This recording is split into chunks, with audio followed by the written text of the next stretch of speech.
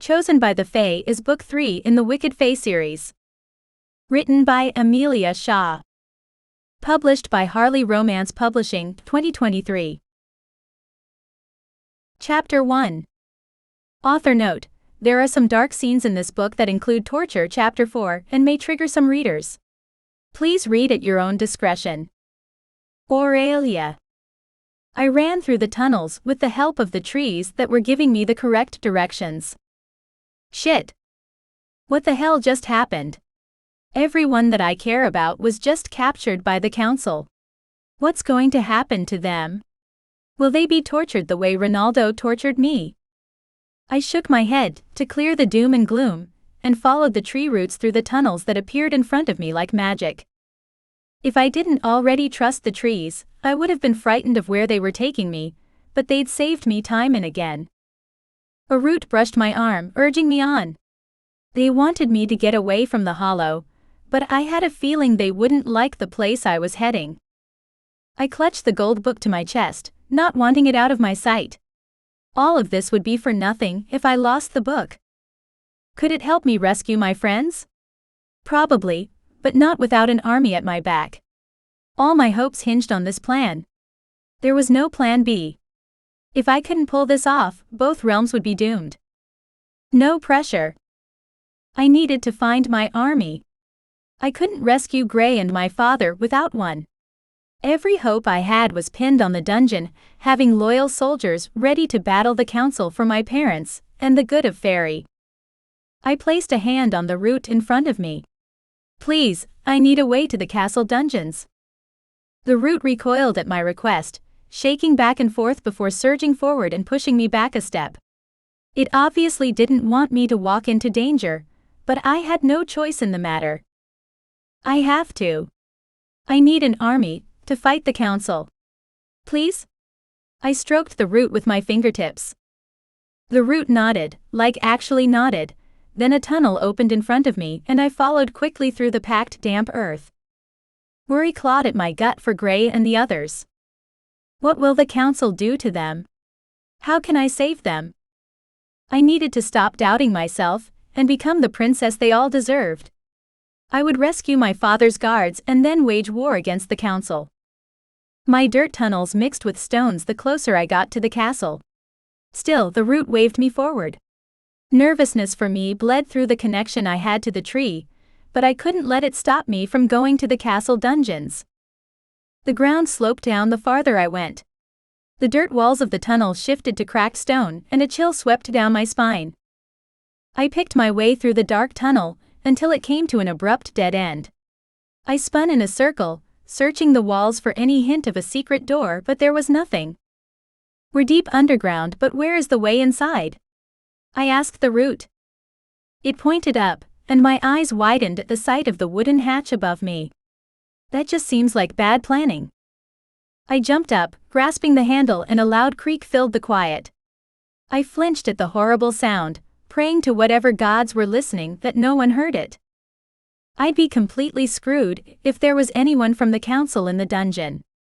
The hatch swung down, and the root tentatively wrapped around my body. It pulsed with fear for me, but lifted me into hatch anyway. Crates were stacked in front of me as I pulled myself the rest of the way out and stroked the root, giving it a trickle of power in thanks for saving me. Reaching into the darkness once more, I pulled the hatch closed. The ghastly creaking didn't sound this time, and I thanked the fates for small mercies. The silence in the dungeon was eerie. Not even the sound of shuffling rodents' feet scratching through the walls could be heard. Where is everyone? Surely, there can't be prisoners here. It was just way too quiet. I crept through the crates stacked high, hiding my presence, and searched the cells anyway. The stench of rotting food hit me like a ton of bricks, and I nearly gagged. There had been prisoners here, but they were gone. Where did they take them? Had my father's enemies been released? The torches on the walls emitted an eerie glow in the darkened dungeon, throwing shadows along the walls and floor. One cell sat open like the occupant had left in a hurry, not even bothering to close it as they ran for freedom. Is that what happened here? Did the council free them all to wreak havoc on the realm, or was it something worse? I jumped when a thump sounded somewhere above me. My heart raced and panic clawed at me as stomping footsteps raced down the stairs. Who is in my father's castle, and why would they come down here? I hurried back to the hatch and hid behind the stacked crates, holding my breath so that I didn't make the slightest sound. The metal door to the dungeon squeaked open and angry voices filled the space. Where is she? Ronaldo's voice boomed around me, and I flinched back against the wall. We've searched everywhere for the princess, a male voice replied. A crack filled the air and a man groaned. The princess is in the realm. She's the only person who could have brought the mongrel through. I want her found. Now. Ronaldo roared and another slap rang out. What are they doing here? Are they just looking for me? Or is it something else? My lord, Malcolm whispered, and I flinched. What the hell is he doing here? He was banished, just like the others. What is it? Ronaldo barked. The princess grew up here. She was always adept at slipping away from her guards. Finding her here will be next to impossible. The princess lost her memories. She can't be that difficult to find, Ronaldo growled. Do we know for sure that she hasn't regained them somehow? We don't know how she lost her memories in the first place. Malcolm's voice softened at the end of that sentence. Why are you even here? You're supposed to be in the human realm, enacting our plan. I needed to see for myself that the Shifter King was captured. It's a pain in the ass that he thinks my betrothed is his mate, Malcolm said, and something hit the wall. You could destroy the entire plan, idiot. I'm the person who knew her best as a child. I know of many of her hiding places. I'll find the princess, Malcolm said. Did I stutter when I ordered you back to the human realm? Your role there is the most important right now. I will destroy you if you mess this up. Go. Now. Ronaldo's voice rang out with all the authority of the pompous bastard he was. What are they planning with the humans? Are they really working together with the human government to enslave us? The words of the shifter that was rescued from the seemingly human jail came back to me. He didn't even know how they made him shift. There was something chemical used. Humans used chemicals, not Fae. But why were the humans doing this to us? The metal door to the dungeon crashed closed before two pairs of feet stormed back up to the main castle. Ronaldo's ego knew no bounds. He didn't even bother to search the dungeon for me. He really thought his lackeys would find me, and he didn't need to lift a finger. Malcolm was correct that he would have been able to find me. He knew about many of the secret passages, just as I did. If Ronaldo had allowed him to search, hiding from them would have been much harder. Silence once again rang through the stinking space. I slumped against the wall. They didn't give me anything new, just that Malcolm had an important role working with the human government on something. That didn't sound good for us at all. I crept out between the crates and went back to searching the cells. I placed the book in the waistband of my jeans and opened the first cell. None of them were even locked, it seemed. Father would lose his mind if he found his prisoners all gone. There was a metal tin on the stone floor that held some sort of gruel or something that was well past its expiration date. I plugged my nose against the stench and searched the 10 by 10 cell but found nothing that led me to who had been there. I moved to the next cell but there was nothing. There was no tin there with food to suggest that someone had been there. On swift feet, I searched each individual cell but only 3 had any signs that someone had occupied them. What had the council done with the soldiers who refused to bow to them? Had they all defected to serve the council? Why would they? Nothing made any sense. Had my father's army ever even been there, or had this been a fool's mission from the start? At the opposite end of the dungeon, on the wall sat a torch. It looked exactly like the others but was special as well. The gold sconce was unassuming. The flames flickered and danced, casting light on the wall. I pulled down on the torch and stone ground against stone as the wall opened in front of me. Dust swirled in the air in front of me as the gears ground and opened the door wider. The musty smell in the passage tickled my nose and I held back a sneeze. With a flick of my fingers, a cool breeze blew the dust out of the passage and away from me. Very few knew the locations of the hidden passages in the castle, but I had found them all as a child, much to Fenric's displeasure. A pang of guilt prickled in my chest. Fenric and the others were in danger, and now I was stuck in Fairy with no way out, and the army I had expected to be on my side was nowhere in sight. The only thing I could do was hide and hope for a miracle. I slipped inside the secret passage and blew out a relieved breath when the door swung shut behind me without anyone hearing me. My eyes adjusted to the darkness in the passage as I crept down the small hall. I remembered them being so much bigger when I was a child. The walls were too close, and I panted as fear ate its way through my gut. They were closing in on me, too small now that I was an adult. I took a deep breath through my nose and blew it out several times. It's just a small space. It can't hurt you. The tunnels beneath the trees were small too. You got this. No, I really didn't have this. How long was I going to have to hide in the hidden passages until I could figure out a plan? I couldn't be seen or heard inside the castle, or someone would catch on to what I was doing. The castle was ancient and things creaked and groaned all too often for my taste. Especially when I played with Fenric as a child. Things were far more dire for me in my current situation though. Fenric wouldn't be the one to find me, and the punishment would be far more severe. The council has called for my head on multiple occasions. If they got their hands on me, it would mean my death. Chapter 2. Gray. The new realm order has already begun, Ronaldo said smugly. And you four will be the first of the slaves. This idiot had absolutely lost his mind. I was on my knees in front of the sadistic fuck, with my hands held behind my back. You realize you're going to doom us all, I said.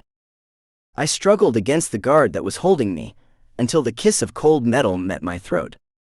Stop fighting, or you won't live long enough to be a slave. With the High Counselor's permission, I'll slit your throat, the guard at my back whispered.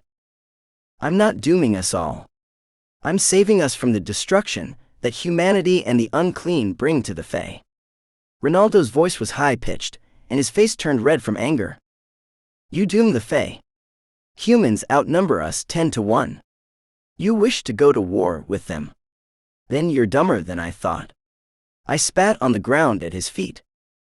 Just because he forced me to my knees didn't mean I had any respect for him. He never earned that. He was the reason we were dumped in the mortal world.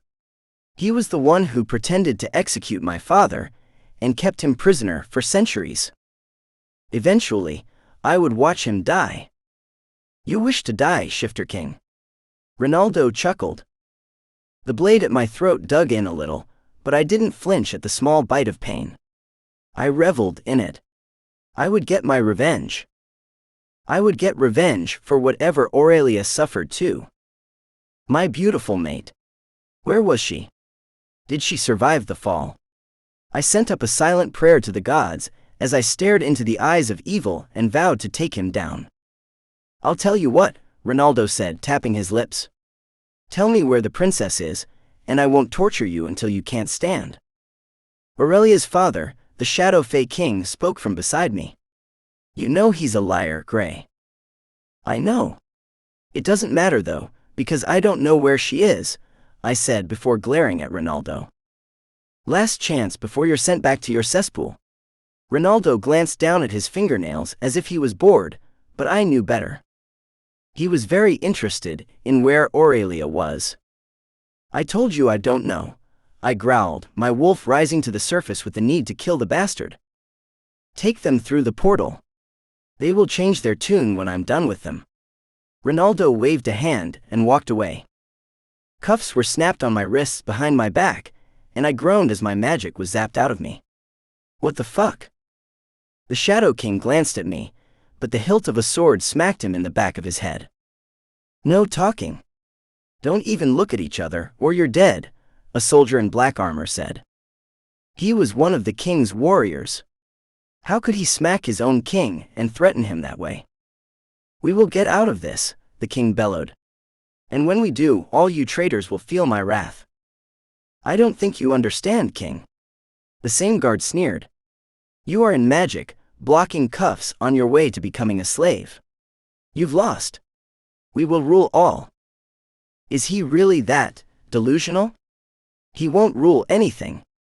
He's a guard. A grunt meant to be cannon fodder.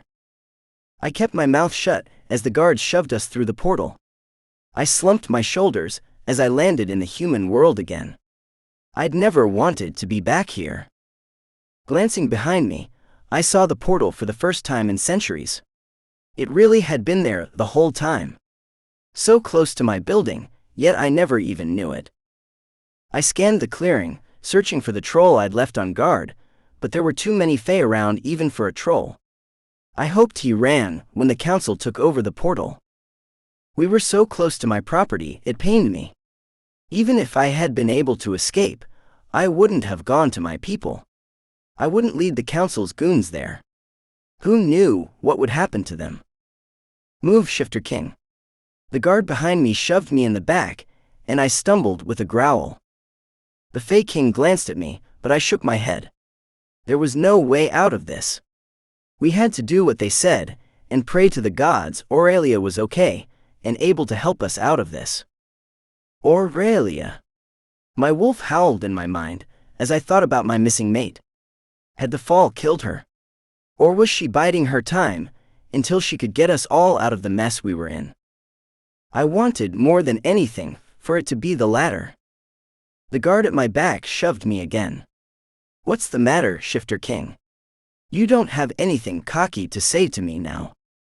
It does no good for me to make threats now. I shrugged. You won't win this war. The guard laughed as he pushed me again. Look around. We already have. And you call me cocky? I smirked. I glanced at Fenric on my other side, but quickly turned away. His eyes were haunted. He didn't think Aurelia made it. I could tell that from the look in his eyes. I refused to believe she was gone. The trees and fairy helped her before. I had to believe they would have helped her this time too. She's alive, I whispered to Fenric. She has to be. My wolf would have felt it if she died, even if she wasn't officially mated to me yet. She was mine, and I would feel it if she was gone. We were forced to march through the forest to the main road. Please don't let any of my people drive past us. They will try to save us, and there are just too many Fae soldiers. A black van with no windows sat idling on the side of the road as we broke through the tree line. That was fucking ominous. There was no license plate on the back of the van, and nothing I could see that would identify where it had come from. One of the guards opened the back door, which revealed 2 rows of bench seats inside the completely gutted van.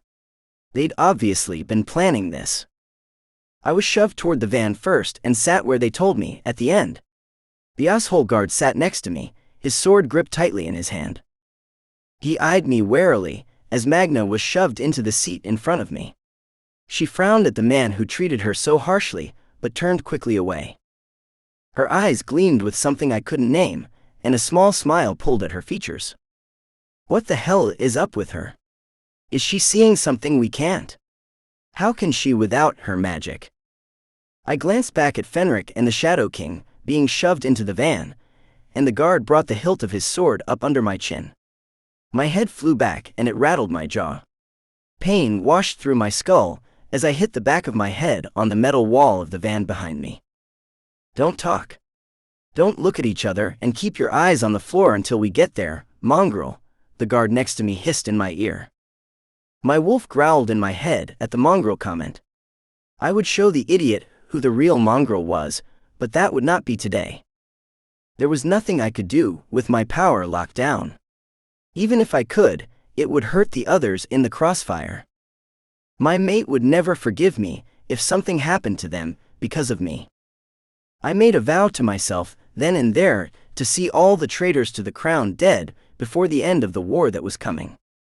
It would be my mission in life, to watch the motherfuckers burn. They wanted to hurt my people. They would go through me. The van made a U-turn, and I pitched to the side into the guard next to me. He shoved me off him, and I nearly toppled to the floor. I growled at the guard, my wolf riding me hard. He couldn't come out. I couldn't shift with the cuffs on, but the guard gulped at whatever horrors he saw in my eyes. He saw his death, and it would be mine. "Gray, easy," Magna mumbled and got a slap to her face. She turned to the guard and smiled at him even as a red handprint formed on her cheek. That guard had just earned his death as well. Magna was not someone to be trifled with, and the evil grin on her face was testament enough to her power as a seer. "What are you planning, Magna? What have you seen?" She glanced at me like she knew what I was thinking, and shook her head imperceptibly. "Right. We can't tip our hand." The country roads were bumpy, and with our hands tied behind our backs, there was no way to keep ourselves steady. Fenric grunted, as his guard punched him in the gut for daring to touch him. It was a mess, and a great excuse for the guards to punish us. We bumped over the roads, until we came to the highway. The road evened out, but I couldn't see where we were with the partition between us and the driver. They'd made sure we were completely clueless. Where the fuck were they taking us? The van slowed to a stop, and I trained my ears on the voice in the front of the van. "Are these the criminals we were told the counselor was bringing in?" A rough voice asked. "It's the High Counselor, idiot. You will be punished just like the beasts if you don't show proper respect," another deep voice drawled. "Beasts? That's what we all were to the council. Beasts that deserved nothing more than to be slaves. I would end them all if I could right now." "Yes, sir, the High Counselor said you had prisoners coming." "I'll alert the warden." "You know where to go," a rough voice said. Were we at a human prison, manned by the Fae? How the hell did Ronaldo start working so closely with the humans that they were giving him use of their facilities for those who had committed no crimes? The van started moving again on another bumpy gravel road, and I groaned as a buzzer sounded too loudly in my ears. I was startled when the clang of metal hitting metal sounded. That had to have been the gate. We were locked in, and if Ronaldo had anything to say about it, we were never getting out. The van stopped and the doors opened, letting the too bright sun filter into the cramped space. I was yanked by my arm out of the van, and stared up at the intimidating building before me, with bars on the windows. It was exactly as I feared. They'd brought us to a maximum security human prison. Was there even any way to get us out? "Where are you, Aurelia? I hope you have a plan to get us out of here." Chapter 3. Aurelia. Memories hit me like a sledgehammer to my chest as I picked through the secret passageways in the main castle. I had such a happy childhood until it all went wrong. Until Malcolm abducted me and set me on this path. One day he would die for those crimes against me, but for now I needed to find someone, anyone, still loyal to my father. The passage curved up, and I followed it to a small door. I needed to get into the actual castle, if I was to find anyone. I pressed my hand against the wall and pushed. Metal scraped against stone as the door opened into a child's bedroom. "Well shit," I whispered. They'd kept it exactly the way I left it. "Why?" I crept to the four-poster bed with the bright pink comforter, and ran my hand across the silk. I'd always hated the color pink, but never had the nerve to tell my mom. She would have been so disappointed, and I didn't want her to ever be disappointed. The things you think when you're a kid can be funny. She wouldn't have been disappointed. She would have changed the color for me, I was sure. The dresser still had my silver hairbrush sitting on it, in front of the vanity mirror that was attached to it. I ran my fingers over the white dresser, remembering all the times Mother would reprimand me for not taking better care of my hair, and smiled. It was amazing to have my memories back, and not always be thinking that I was unwanted and thrown out on the streets. I set the brush back on the dresser and it thumped against the wood. I froze. I heard something. A man's voice startled me. I jumped back from the dresser and raced to the door. "You think it's the princess?" Another man asked, excited. Princess, it's okay. We want to help you. The king's looking for you, the other man said while the first one snickered. I rolled my eyes. They have to know I'm not that dumb. I crept back into the passage and closed the door as quietly as I could manage, but the footsteps stopped and a door opened. I swear I heard something in here, the first voice said. It might have been a rodent or something. Rodents can open and close doors now, asshole, the first man scoffed. Come on. We need to find the princess before the High Counselor throws us in that human prison they're locking everyone up in. They locked everyone up in a human prison? What the hell are they doing with the humans? The door closed and footsteps faded down the hall. I breathed a sigh of relief and slumped back against the cold stone wall. Am I looking all over this place for nothing? Maybe I would have better luck finding help in the village. There was little hope of finding survivors in the castle. Why hadn't I just run to the village and asked for someone to sift me back? That would have been equally as dangerous, with Ronaldo having eyes and ears everywhere. I followed the passageways through the castle to the kitchens, and what was normally a bustling kitchen with staff everywhere was cold and silent. He'd even got rid of the kitchen staff. What was his play here? Was he planning to take over the castle, or give it to one of his cronies after he locked my father away? It didn't matter one way or another. I was going to be stuck in this realm until I could find someone to help me, so I needed food. Pots and pans hung from hooks around the marble island that still had a dusting of flour on it, as if they were told to leave in the middle of cooking and they ran away. I crept into the pantry where they kept the fruits and vegetables, and found several small canvas bags that they used to take to market. Grabbing 2 of the bags out of the pantry, I filled one with what I thought I would need in case I didn't get out of that mess soon, and the other I placed the book gently inside. At least that got it out of the back of my pants. I needed that book so I couldn't bear it if I dropped it and lost it. It would mean the end of everything. Gray would be stuck in the human world forever. I couldn't take that. It would break me. She must be here somewhere, someone said, walking into the kitchen. I backed up into the pantry against the far wall, feeling for the lever I knew was there. What if she's not? What if she went back to the human world after the Shifter King and the High Counselor had us wasting our time searching for her? Another voice asked. It's not our job to ask questions. You know what happens when you question him. Finally, I grasped the lever and pulled it. The back wall swung me in a circle and deposited me in the hidden room behind the pantry. It was sort of a secret panic room the kitchen staff would use if the castle was ever under attack. Why hadn't they used it? Or did they? There was a tunnel in there that led to the castle grounds. They could have made a run for it. Did you hear that? The voice said from the other side. Yeah, it sounded like gears grinding from the pantry. Shit.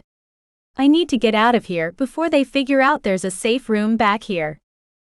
On silent feet, I raced down the passage until I hit a fork. One way would take me out of the castle, but on the opposite side from where the village was, and it would be harder to get to the village without being spotted. The other would take me back through the castle. Neither were great options, but I had a better chance of hiding inside the castle than I did outside. I took the left-hand side and stayed in the castle. There were a few others who would know of the passageways, but not many. Could one of them be hiding too? It was a long shot, but one I needed to take. If someone else was hurt by the council and I could have prevented it, I would never forgive myself. I made it to the library and slipped inside. The space was exactly as I remembered it. Shelves as tall as the ceiling and shorter shelves in neat rows throughout the massive space. I want her found. Ronaldo roared as he slammed open the door. Search for the castle's passageways and find her. I scampered back behind a shelf to hide and waited for them to leave. I couldn't risk going back into the passageway with Ronaldo so close.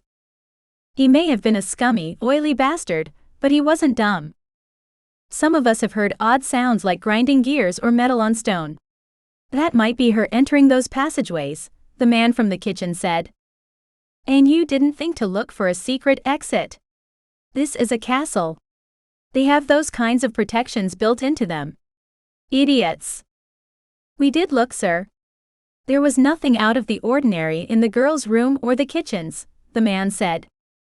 You didn't look hard enough, obviously. They're hidden for a reason. Ronaldo slammed his hand on one of the tables with a loud thwack that vibrated in my ears even from the distance I was from him. This isn't good at all. He could find me here any second. I need to think. How do I get out of this without him finding the passages? Sir, we will find the girl. We will scour the entire castle for passages. Start in the library. There are always passages leading into the library. Ronaldo waved a hand. Shit. Fuck. Shit. I widened my eyes as two men went over to the shelves and started pulling books off. They threw them on the ground when they weren't what they were looking for. I racked my brain for anything that I could do to stop them from finding me once I closed the hidden door, but came up empty. My magic tingled beneath my skin, giving me an idea just as a man turned a corner and spotted me. Shit. Were you spying on us, princess? The man asked loudly. I don't know what you're talking about. I slowly backed through the still open door to the passage. I needed to swing it closed, but the man was still advancing on me. Shadows appeared, writhing on my skin, and I thrust my hand out. The magic shoved him back enough that I slammed the door in his face. My hands pulsed with energy as I laid them on the door, sealing it against everyone but me. I needed to get out of there. Ronaldo would know soon enough that I had been spotted, and they would be combing the entire castle looking for me. I jumped, startled as a deafening boom sounded from the other side. He was destroying the library to get to me. That monster was hurting books so that he could capture and torture me again before killing me for the world to see. Another boom rattled the stone walls, and pieces of rock and dust from the ceiling rained down on me. I backed up before turning left and right. Which way should I go? Back the way I came, or further down the passage? More debris rained down on me and I turned to the left. I needed to go further. They would probably be searching the kitchens next, looking for me since they'd spotted me in the library. I sprinted down the passage until I was sure I was in a completely different wing of the castle, and stopped to catch my breath, unused to this much running. I rested my hands on the walls searching for the button I knew to be hidden there. It was the exact same stone as the rest of the wall, and there were no seams or anything to even make someone think it was a possible exit. My heartbeat quickened and my breathing became ragged when an arm wrapped around my middle and a hand covered my mouth. Whoever the man was, he tugged my back to his chest. Do not scream, he whispered. I kicked my leg back, trying to get him to loosen his hold. He grunted but only held me tighter. Stop. He shook me. I opened my mouth to bite him, because there was no way I was going to scream and alert Ronaldo to where I'd escaped to. Fuck you, play dirty. He grunted. The man yanked me back into a different passageway, all while keeping his hand over my mouth. Where was this man taking me? I dug my heels into the ground, but he lifted me easily and dragged me down the dark passage. What the hell do I do now? What does this guy plan to do to me? He wouldn't have cared if I screamed if he was one of Ronaldo's goons, so who is he and what is he doing in the castle? An even better question, will I live long enough to get those answers? Chapter 4. Gray. They led us into the prison with guns at our backs, instead of the swords they had before. Electronic doors buzzed before swinging open for us, and I was shoved roughly inside. What the hell are we doing in a human prison? I asked. The guard at my back shoved me against the wall. I said, no talking, mongrel. I'll show you a fucking mongrel. I bit out. He dug his gun into my temple, but another guard stepped up and pulled it away. The High Counselor wants this one alive. He's got a smart fucking mouth for someone in magic, blocking cuffs. The guard shoved me again, smacking my face into the wall. You can rough him up if he doesn't follow the rules or throw him in the hole, but you're not to kill him," the new guard barked. Each guard grabbed one of my arms and led me further into the prison. There were several levels in the inmate area. "Are you okay?" Fenric whispered so low I almost didn't hear him. I nodded almost imperceptibly, so I didn't piss off the guard who clearly wanted me dead. We needed to use this opportunity to figure out what was happening with the supernaturals and find a way to escape. The guard shoved me to the left as the others were escorted elsewhere. I stopped digging in my heels as two men grabbed my arms and pulled me forward. I yanked my arm free of one of the guards. We couldn't let them separate us. That would be the worst case scenario in this place. How would we get out if we weren't together? I spun around on the other guard and kicked him in the gut. The guard bent over with a groan, but the other guard recovered first and tackled me to the ground. My head hit the concrete, bounced off, and stars twinkled behind my eyes. "Where are you taking him?" Fenric bellowed. The guard leading him sneered. "You should worry about your own life, traitor." As soon as the other guard recovered, they pulled me to my feet. I shook my head to clear it and continued my struggle. The guard who stopped the other from killing me only minutes ago squeezed my arm, and I glared back in defiance. Wait. Did he just shake his head at me? It was so minute, I almost think I imagined it. "Where are you taking me?" I struggled to get free again, even though it was futile.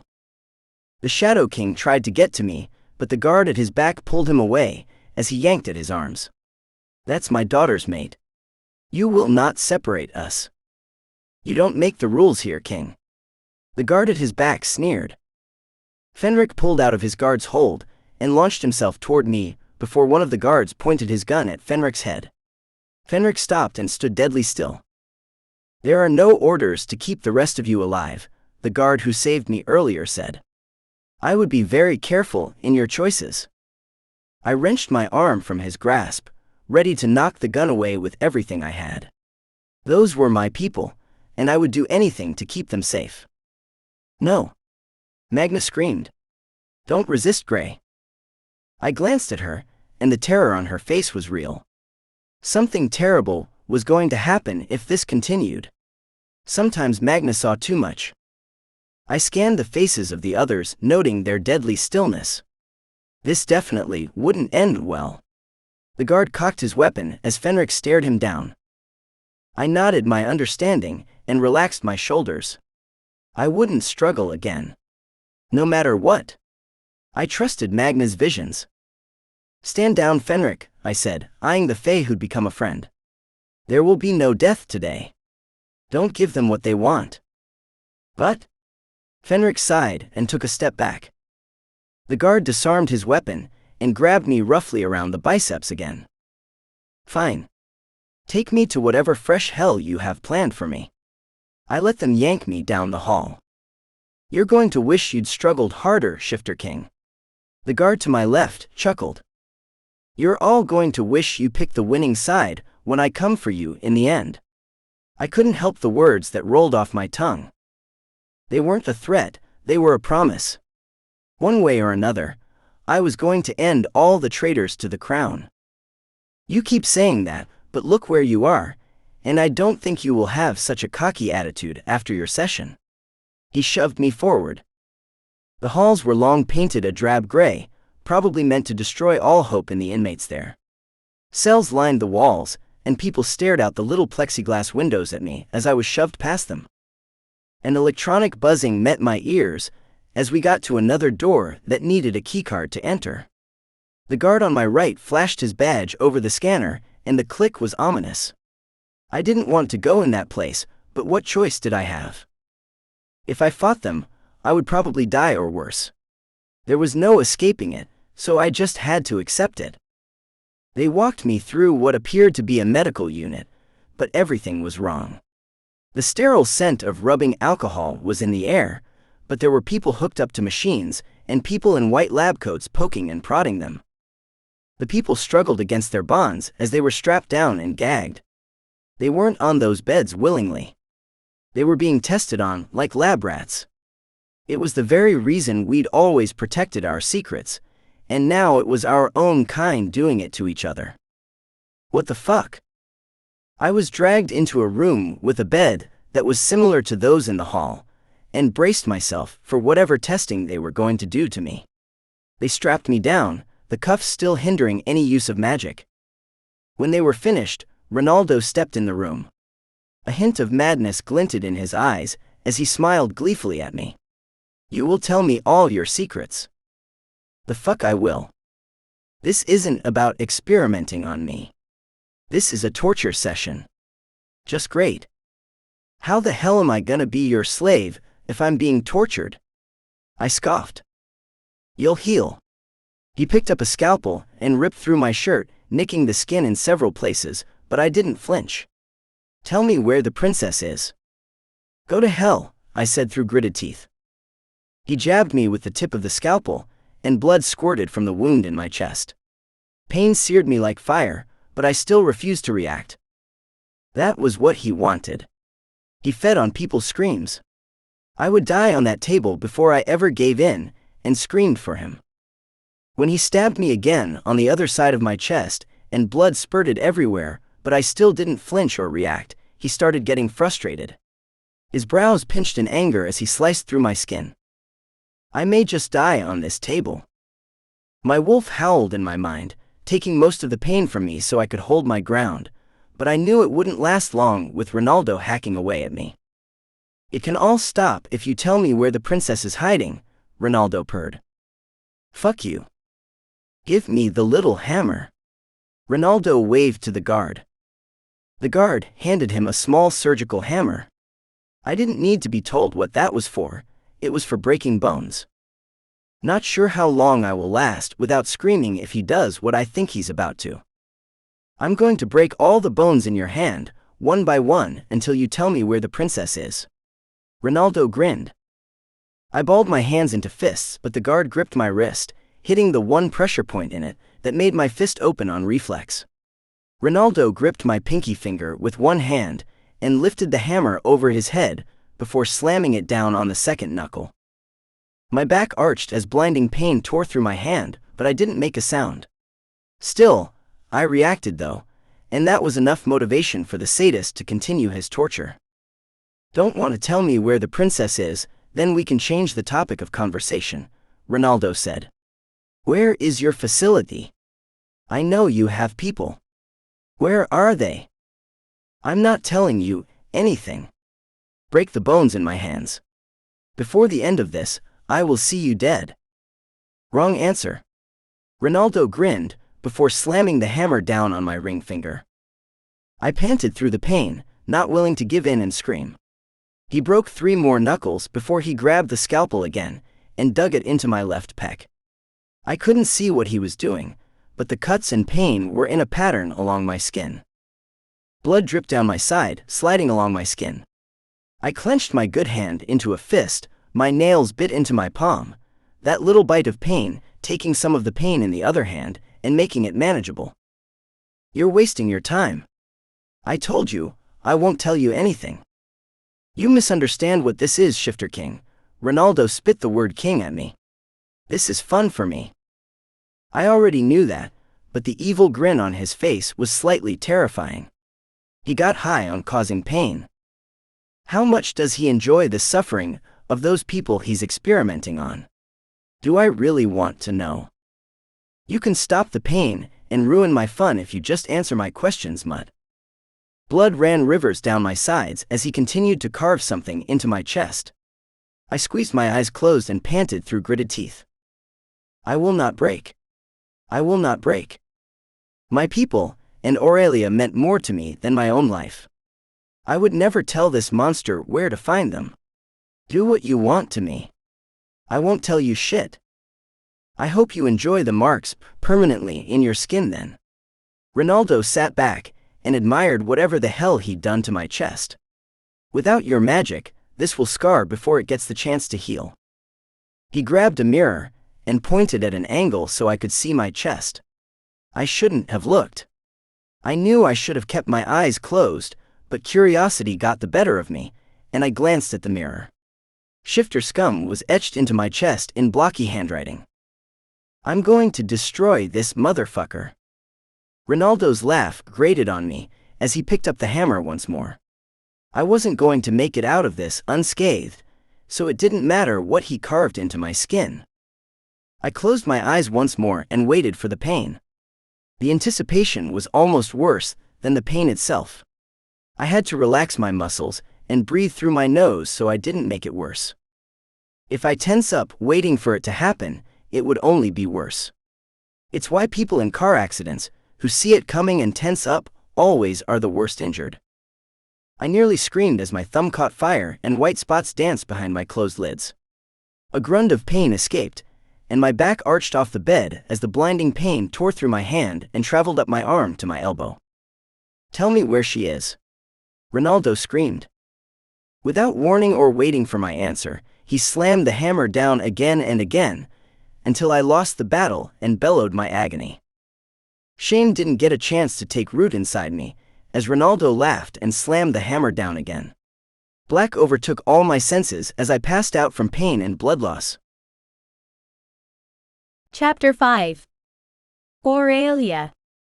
My scream was muffled by his hand, as he took me through a passage into a dark room. Could I have been wrong about him not being a part of the council's guards? I thrashed against him, and the kiss of metal armor met my skin. If he wasn't with the council, why was he wearing armor? My father's army was rounded up by the council and their minions. How likely was it that this man who was abducting me was able to escape the council on his own? But then why did he keep me quiet and take me to a dark room? Shut up, princess, his gravelly voice whispered next to my ear. I'm going to remove my hand. If you scream, we are both completely fucked. There was my answer. He either pretended to join the council to find me himself, or he was able to hide without them catching him. I didn't have any choice but to listen to him when he put it like that. Screaming was a terrible idea when the council had men all over the castle searching for me, but still, could I trust a stranger in the middle of the lion's den?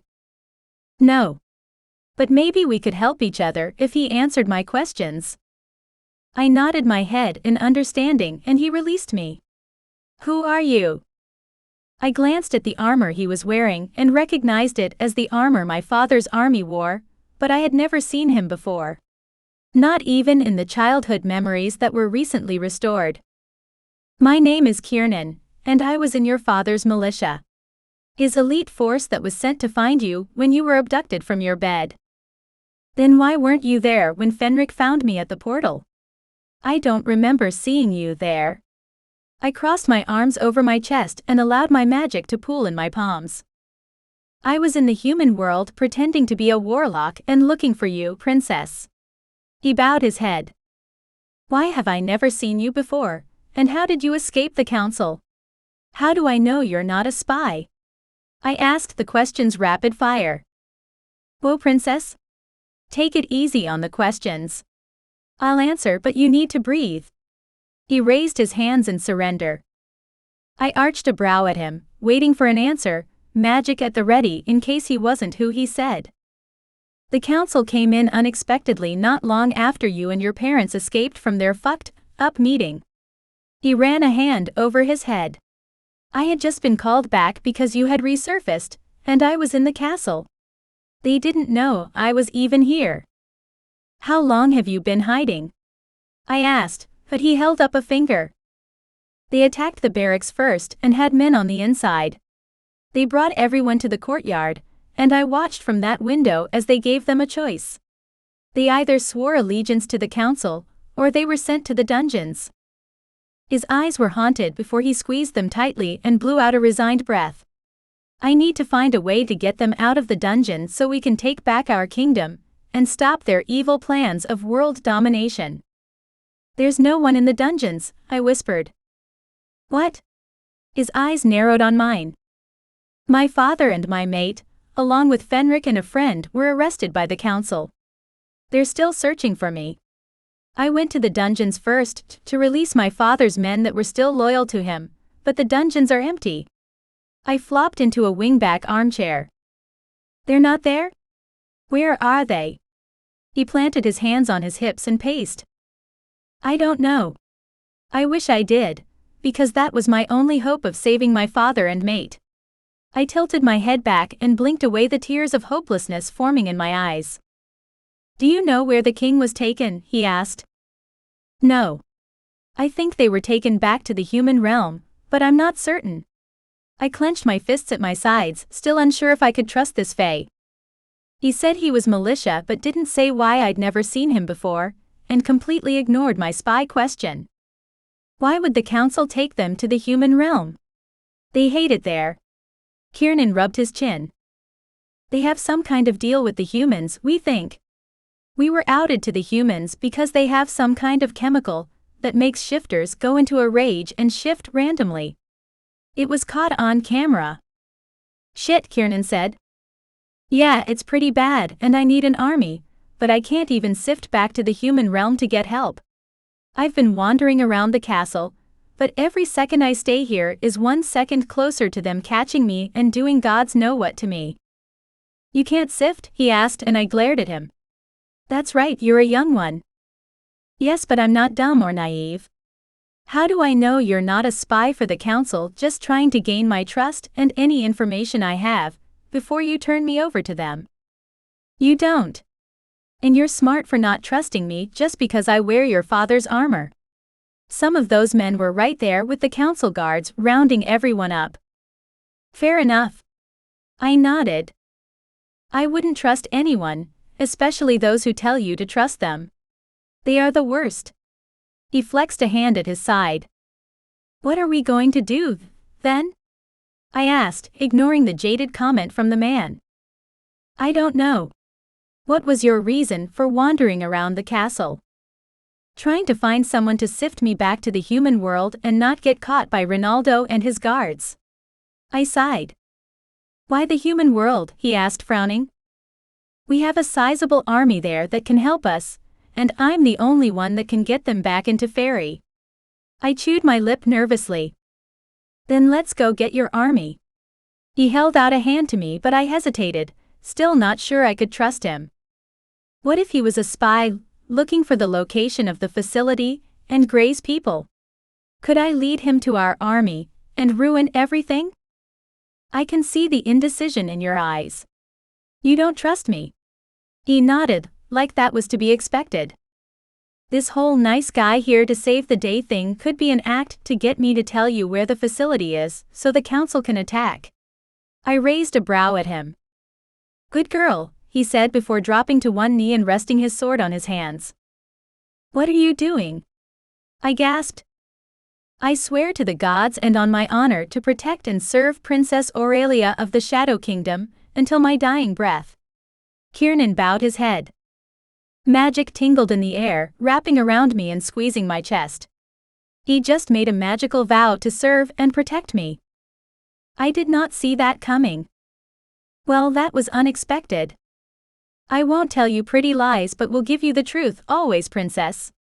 I won't tell you that you can trust me, but prove myself the best way that I can. With my vow. What about your vow to my father? I asked wide-eyed. It's because of my vow to your father that I made this vow to you. He would want someone to be on your side while he can't be here. He was still kneeling on the ground, and I had a feeling he would remain there until I told him to move. Okay, you proved your point. You can get up now. I waved a hand for him to move. If people bowing to you makes you uncomfortable, you are going to have a very hard time being the princess you were born to be, Kiernan said with a chuckle as he got to his feet once more. I get that, but the whole vow to protect and serve me was what made me slightly uncomfortable. I stood from the chair. Fair enough. I blew out a relieved breath and my shoulders slumped. What are we going to do now? I have a guard from my father's militia sworn to me, and we are still behind enemy lines. Would you be comfortable taking me to this army of yours now? Kiernan asked. It's not so much of an army in the traditional sense, but they will fight for Gray, and to get back into Fairy. I adjusted the bags on my shoulder. The book heated through the canvas, comforting me that it was still in my possession. I needed it more than almost anything. There was something in it that could help us with the council. There had to be. I just needed time to find it. Can they fight in a battle or are they civilians? He asked. They are basically mercenaries. It was the only way I could describe the people at Gray's building. They got in a ring to decide disputes. It was a bit barbaric, but I hadn't seen one since Layla tried to drag me into a fight. Mercenaries? He scoffed. Why would a princess work with a group of criminals? I didn't always know I was a princess. I planted my hands on my hips, glaring at him. He didn't have the right to judge me, or the people at the syndicate. They may not have liked me all that much in the beginning, but they would do what they needed when the time came. Right, sorry, princess. I forgot. He bowed his head. It's fine. Just don't judge them. They've been looked down on by the Fae their entire lives, and won't take kindly to it from you when we go back there without Gray. Understood. Now how do we get to this place? He asked. We will need to sift. That was going to be the hard part of all of this. I needed to trust him enough to put the image in his mind. That's going to be a problem. The castle is warded against sifting in or out. Kiernan ran a hand down his face. Fuck. I practically yelled. Kiernan flinched and scanned the room for any threats. Shit. I forgot we were being hunted. Good job, Aurelia. I know a place in the woods that we can sift from without anyone seeing us. Yeah, the problem with that is getting there without being seen, I huffed. I guess you don't know all the passages in this place then, do you, princess? Kiernan grinned. He turned to the passageway he'd dragged me through only moments ago, and we hurried through the tunnels to a part of the castle I'd never been to. There are passages that lead to the barracks? I asked in a whisper. In case of emergency, we can get to the king faster. A few of the king's most trusted soldiers knew of them. That's actually pretty smart. I nodded. We crept along silently, until light filtered in below a door that I'd never seen before. Kiernan tapped on something and stone ground against metal. I flinched at the loud sound and held my breath until the door swung completely open. We were in the woods. The tall trees towered over us as we rushed from the passage. There were shrubs and tall grass dotting the area, and when I spun around, I found we'd just walked out of a small cabin. Kiernan grabbed my hand and I gave him the image in my mind. We spun through time and space before my feet landed on soft grass right outside the wards. Let me do the talking. They can be temperamental, I said and crossed the wards. Stop, someone yelled and guns were immediately pointed at my face. I put my hands up in the air. It's me. Gray's in trouble and we need your help. A man I'd never seen before stepped forward. Gray's not here. Now I'm in charge. Make one false move and I'll shoot, princess or not. Who is that? Has the council taken over here too? We are royally screwed if they did. I just walked to my own death. Chapter 6. Gray. What happened? Fenric yelled. I blinked my eyes open, barely able to see the blurry outline of the Fey Guardian who had quickly become a friend. Watch it, traitor, the guard carrying me snapped and dropped me on the cold concrete. I gasped as pain burned my back. The joints popped as I crashed to the floor.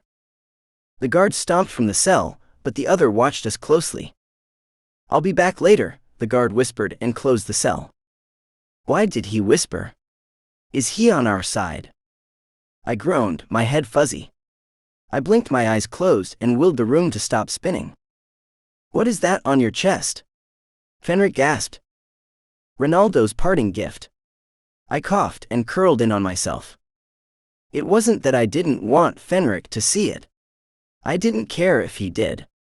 But I needed to protect myself, and my body instinctively curled so my wounds weren't on display. I can't heal you with the cuffs on, Fenric said, regret filling his tone. It's okay, I can't shift to heal either. I shook my head and winced when pain sliced through it. Did they kick my ass once I passed out? Why does my head hurt so badly? I don't remember Ronaldo punching me in the head. They did a number on you and wanted you to suffer. How are we going to mix with the rest of the population when you can't even stand? Fenric sighed. Maybe that's the point. He wants to torture me and then starve me because I can't move. I moaned as I tried and failed to sit up. That guard whispered he would be back. He's the same one who stopped the guy from shooting you. Do you think he meant he would come back to help? Fenric asked thoughtfully. We can't trust anyone here, Fenric. They are all from the council. They are the enemy, I said, gritting my teeth against the throbbing pain in my hand. But he didn't seem to want you dead. His expression when the guard dumped you on the ground was murderous for a second before it went completely blank. My oversensitive hearing picked up boots stomping down the hall outside our cell, and I shushed Fenric before the door opened again. That same guard came through and closed the door behind him. He crouched in front of me with wide eyes. I can't fully heal you, or they will know someone on staff helped you. Why are you helping? I gritted out. Dan sent me. He knew something major was going on when you all took so long to come back to the syndicate. He placed a hand over mine, and green healing magic spread through me, popping my bones back into place. I nearly screamed at the pain, but locked my jaw so I couldn't open my mouth and alert anyone. What are you doing?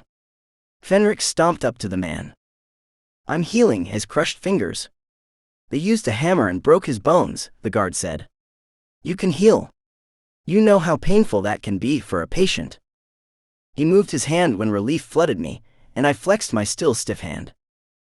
How are you able to heal? I asked. I'm half Fey. It was the only way I could be a guard in here. The man moved his hand over my chest. So, basically the half-Fey children they abandoned to a cold new reality are welcomed back as long as they do their dirty work. Got it. I shook my head. Ronaldo was a piece of shit. I would be dealing with him soon. Just as soon as I got out of this hellhole. Basically, but it's good for us, because now I can get word to Dan about where you are, and they can get a team here. The guard pulled his hand from my chest with a look of apology. I get it. Your life is on the line if they find out you healed me. I'll survive. Thank you. I dipped my head to the man and sat up.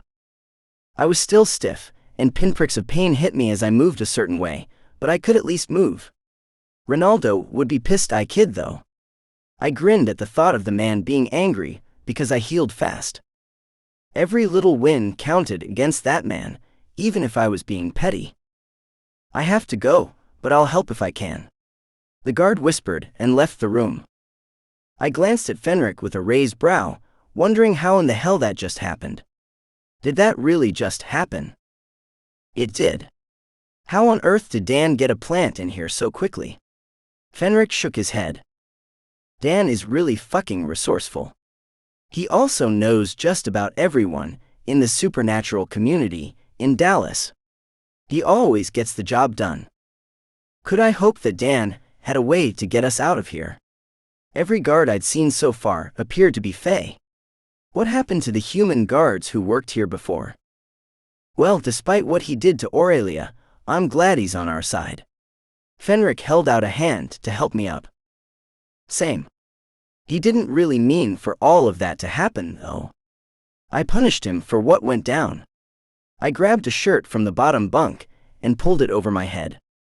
The marks weren't entirely healed, and I didn't want everyone to see that I'd been marked. I flexed my hand and winced when it was still a bit sore. The guard had been right.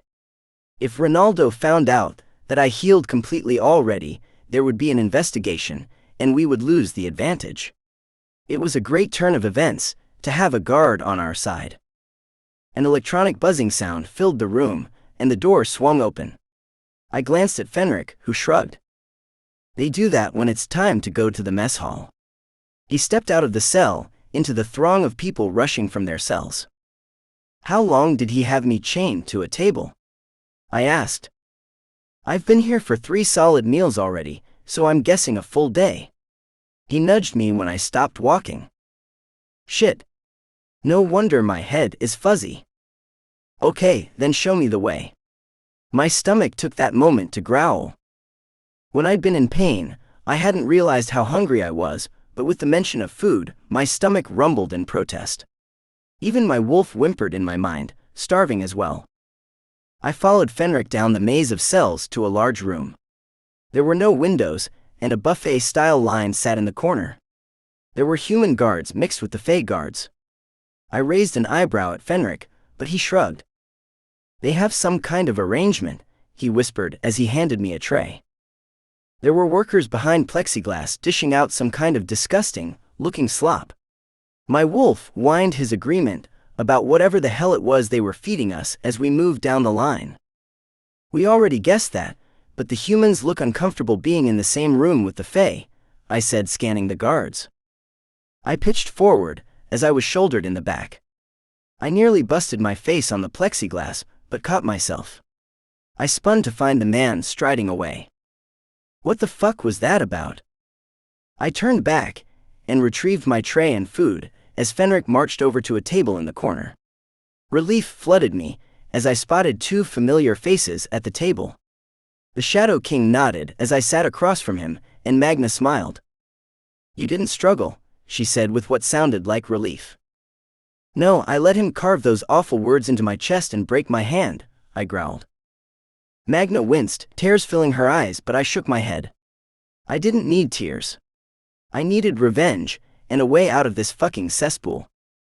Sorry, I said after a moment. Sometimes I forget that you see too much. I set my tray down on the table, and picked up the fork to take a bite of whatever the gruel was, when I noticed the separation of the guards. The human guards were clearly confused about what was happening, and why. They whispered to each other, probably unaware that the Fey guards could hear them. The humans are scared and confused, I whispered, leaning into the others.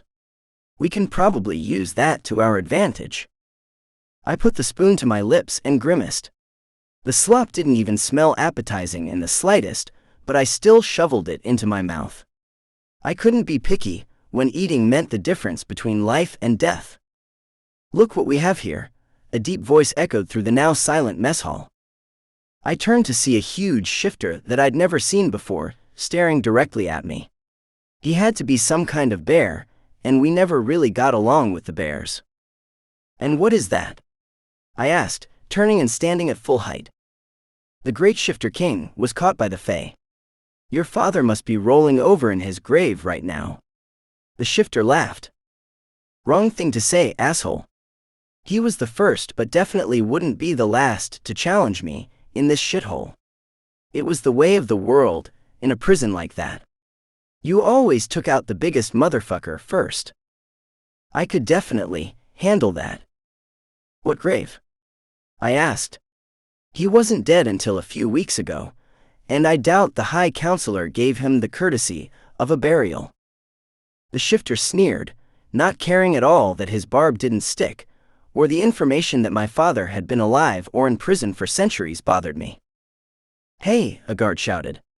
Do we have a problem here? I lifted a brow at the shifter in question. I don't know. I don't have a problem, but he clearly does. The shifter's face turned red as he took a threatening step forward. You have a big mouth. Someone should do something about that. The shifter balled his fist, and I felt more than heard the chairs screeching across the tile behind me. I waved Fenric and the Shadow King off, not wanting them to get into trouble with me, as I stared down the bully in front of me. You gonna do something about it? I taunted, and the shifter swung a meaty fist at my head. I ducked and the shifter spun around. I kicked out a leg and sent him to the ground in a heap. He hit his head on a nearby table and bumped into a warlock, who growled. My movements were stiff as the warlock turned on me with a glare. I wasn't the one who bumped into him, but apparently everyone had a chip on his shoulder in this place. Chaos ensued just as the warlock punched me in the face, turning everything black. Chapter 7. Aurelia. You're not in charge. Where's Dan? I yelled as they surrounded us with guns drawn. I didn't recognize a single one of them, but I hadn't met everyone in the syndicate. I glared at the man in front of me. Was he part of the council? Could they have broken Gray's wards and taken over the place? No. I felt Gray's wards as we stepped over them. This was something different. Idiots on a power trip, maybe? Either way, this was bad. How was I going to get their help if they locked us in a cell?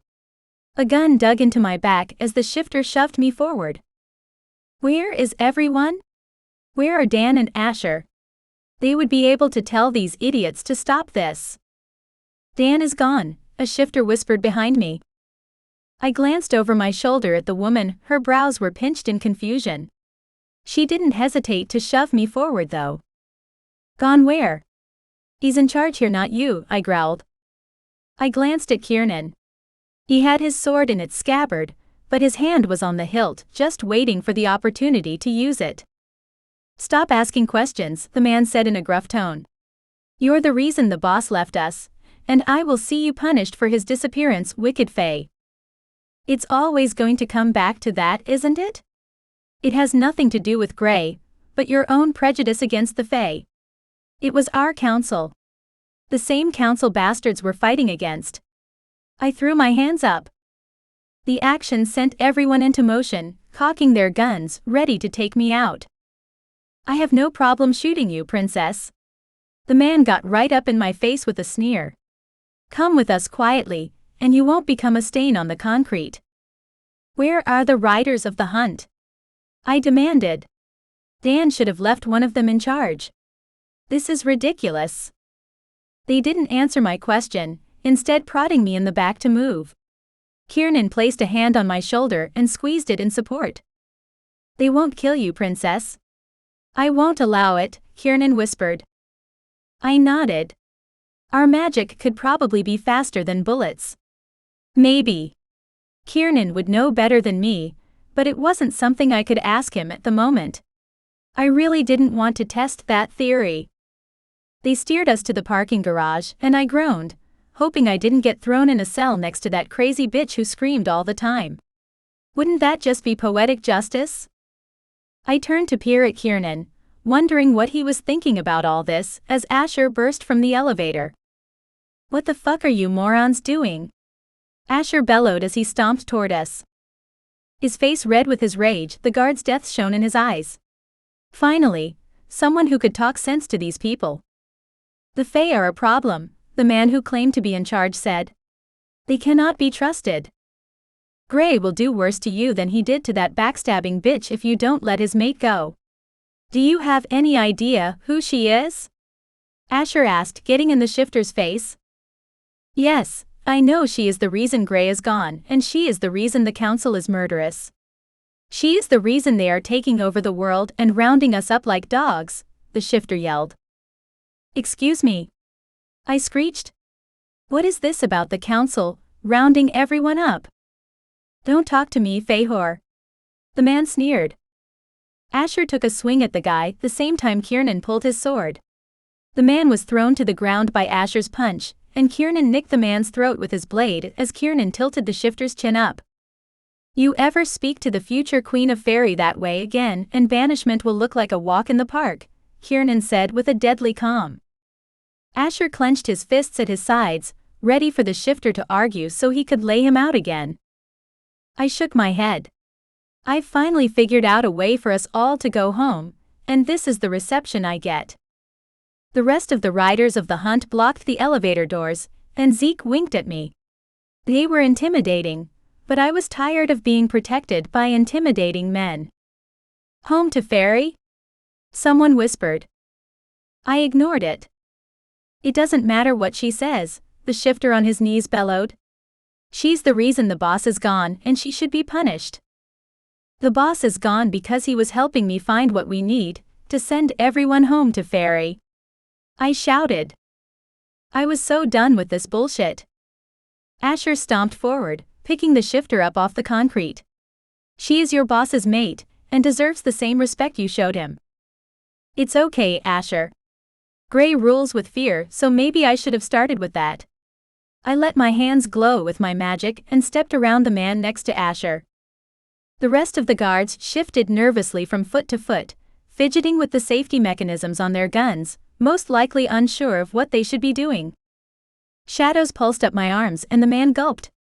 His pulse fluttered erratically, fear thick in his eyes. I'm in charge while Dan is gone.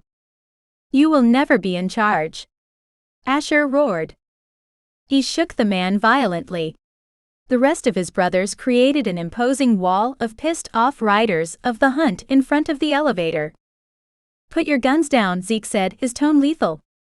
What could the riders of the hunt have done that scared everyone so much? Ever since they helped Gray rescue me from Malcolm, they had been nothing but kind and respectful to me. Seeing the murderous side of them was different, and I was glad they were on my side. The group surrounding us glanced between each other and the man who was leading them, and then finally holstered their weapons. Now move. Asher dropped the man to the concrete and shoved past several of the guards circling me. The guards scattered, and I glanced up at Asher's murderous expression.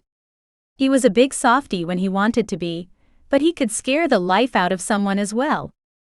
Asher, it's fine. I sighed, letting the magic drop. Come on, princess. We need to know what's happening. Your mother is beside herself with worry. Asher wrapped an arm around my shoulders. What about him? Someone shouted behind me. He could be a spy. He's with me. He saved me and swore a magical vow. No one touch him. I spun on the group still surrounding Kiernan. You heard the princess, now move. Asher took a threatening step toward the group, and they all backed away from Kiernan, hands up in surrender. That's a neat trick. Kiernan smirked. These idiots piss me off. I don't usually throw my weight around like that, but with Gray and Dan both gone, it's getting a bit ridiculous around here. Asher shook his head as he led me to the elevators. Zeke nodded his head as he stepped out of the way. Glad to see you're safe, princess. We were worried about you. I was worried there for a bit myself. I chuckled. Kiernan jogged up next to me. Did you say the queen is here? Yes, she's here and more than a little worried about her family disappearing, Ash said, shooting me a pointed look. Later. I don't want everyone to hear this. I glanced around the parking garage warily. I stepped inside the elevator, and the riders along with Kiernan all followed me inside. Asher hit the button for the top floor, and we rode up in silence. I blew out a breath when we got to the top floor and grinned. This place felt like home. I was so glad to be back here. I rushed down the hall to Gray's office, and forgot for a second that he wasn't there when the office smelled like him. I spun around in a circle, just breathing it in for a second, before seeing Asher with a look of amusement. Did you miss this place? Ash asked, chuckling. I shrugged. I did. It's 1,000 times better than hiding in the dusty passageways of the castle and running from Ronaldo's guards. Fair enough. Ash bowed his head to me. How long has Dan been gone? I asked. I sat down in Gray's chair behind his desk, glancing between the riders of the hunt. They were all huge, imposing figures, though I'd only got to know Asher and Zeke. He's been gone a couple days. We aren't sure what he's plotting. Asher ran a hand down his face. Gray and my father, along with Fenric and Magna, have been captured by the council. I dropped the bomb no one wanted to hear. Fuck, Ash cursed. Yeah, my thoughts exactly. We need to find them, because I have no idea how long they will let them live. I chewed my lip nervously. Do you know where they've taken him? Ash asked. His body was coiled tightly, and he kept clenching and unclenching his fists at his sides. I never asked how they knew each other, or what kind of relationship the hunters had with my mate. There was never time. No. I'm guessing somewhere in the human realm, because they dragged them to the portal after they were captured. It was the only thing that made sense, but at the same time it didn't make sense. Why drag them to the portal instead of the council chambers? Zeke sat at the conference table and pulled out his laptop, searching for any clue as to what was going on and where Gray might have been taken. I think we need to talk to the shifter again. What jail was he in? I asked. There had been something very wrong with the place they had kept him. He should have been able to use his strength to get away, but he couldn't. I want a sample of whatever they dosed him with, Zeke said, never looking from his laptop. What good will that do? I drummed my fingers on the desk. If we know what it is, we may be able to find a way to counter it. The shifter said it was chemical and felt like bottled rage. That's a terrifying combination when working with shifters. Zeke continued tapping on the keys. Asher sat in the chair next to him with a huff. We need to work on one thing at a time. Agreed. Kiernan, I pointed to the Fae. Is there anything you remember from your time in the castle? I heard many conversations about the human government, but you already seem to know that they are working together, Kiernan said. It's the only thing that makes sense. They used a chemical on the shifter, so he would shift into his wolf on camera. I shook my head. That stunt caused a lot of civil unrest. Plus there were Fae guards in the human jail. Ash pointed out. We don't know how deep this alliance goes though. Were those guards just planted there, or did the human government allow them to be brought in? How much do the people in the prisons know about what's happening there? Those are all very good questions that we do not have the answers to. Ash slammed his fist on the table. We need to get them, and soon. Every day that Gray is in their clutches could be his last. I laid my forehead on the desk and blew out a breath. The fates can't take him yet. He's mine, and if I lose him, it will break me beyond repair. Chapter 8. Gray. I screamed as something hit me in the back, and electricity burned beneath my skin. My body twitched uncontrollably as I flopped on the ground like a fish. Fuck. That hurt. Hands gripped my arms, hauling me to my feet, but my knees buckled, and I would have crashed to the ground again if the guards weren't holding me up. Picking fights in here is a very bad idea, the guard who helped me before whispered. I didn't pick that fight. He attacked me. I tried to shrug him off, but I was still sore from the torture session. It doesn't matter. That's not what the guards saw. You're going in the hole, he said so everyone heard. That is not the place I want to be. I glanced over my shoulder at the others' worried faces and winked, letting them know it would be okay. At least for now, I wasn't going to get another torture session. Let this be a lesson, new people.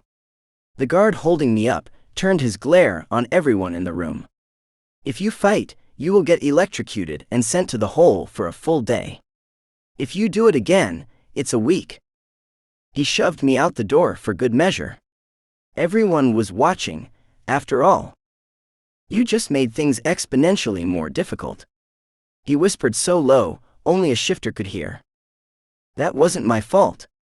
I don't go around picking fights, I said. He yanked on my arm to get me to move faster as he dragged me through the halls. Cells lined each wall, but there was no one inside them. Everyone was in the mess hall, eating garbage and probably gossiping about the fight. Some of the guards seem uncomfortable. I changed the subject. The humans are scared of us. They know they aren't strong enough to take us down without those batons. It's why they were given those when witches and shifters were brought in. He was sharing information, but I had a feeling he would keep up the act no matter what went down. Even though he'd healed me, I couldn't trust the guy. If it came down to getting us out of here or his life, he would choose his life, and I couldn't fault him for that. He led me to a heavy metal door that had an ominous feel to it. I reared back, not liking the looks of this at all. He swiped his badge across the scanner, and that electric buzzing echoed through the hall as the door slid open. I understood now why they called it the hole. There were no lights in the 2x2 cell. No windows let any light in either. I was going to be sitting in the dark for an entire day, completely alone. Just fucking great. If this happens again, it's a week, Gray. You need to be careful in here, he whispered before closing the door and blocking out all light.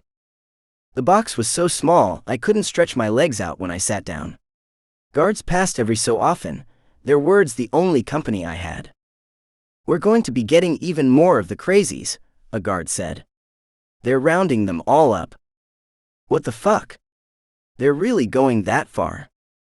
I had thought the country was founded because of persecution, and now they were doing this just because they were scared. "Not all of them are going to prison," another voice said. "They have special intake facilities to see if they're a threat to humanity." I call bullshit. I doubt anyone comes out of those facilities alive. They are just saying that so they can have an excuse to test on my people. I need to get out of here. My people are in fucking danger, and I'm stuck in this fucking box. Do you really think they'll let any of them go? You're an idiot if you do, the first guard scoffed.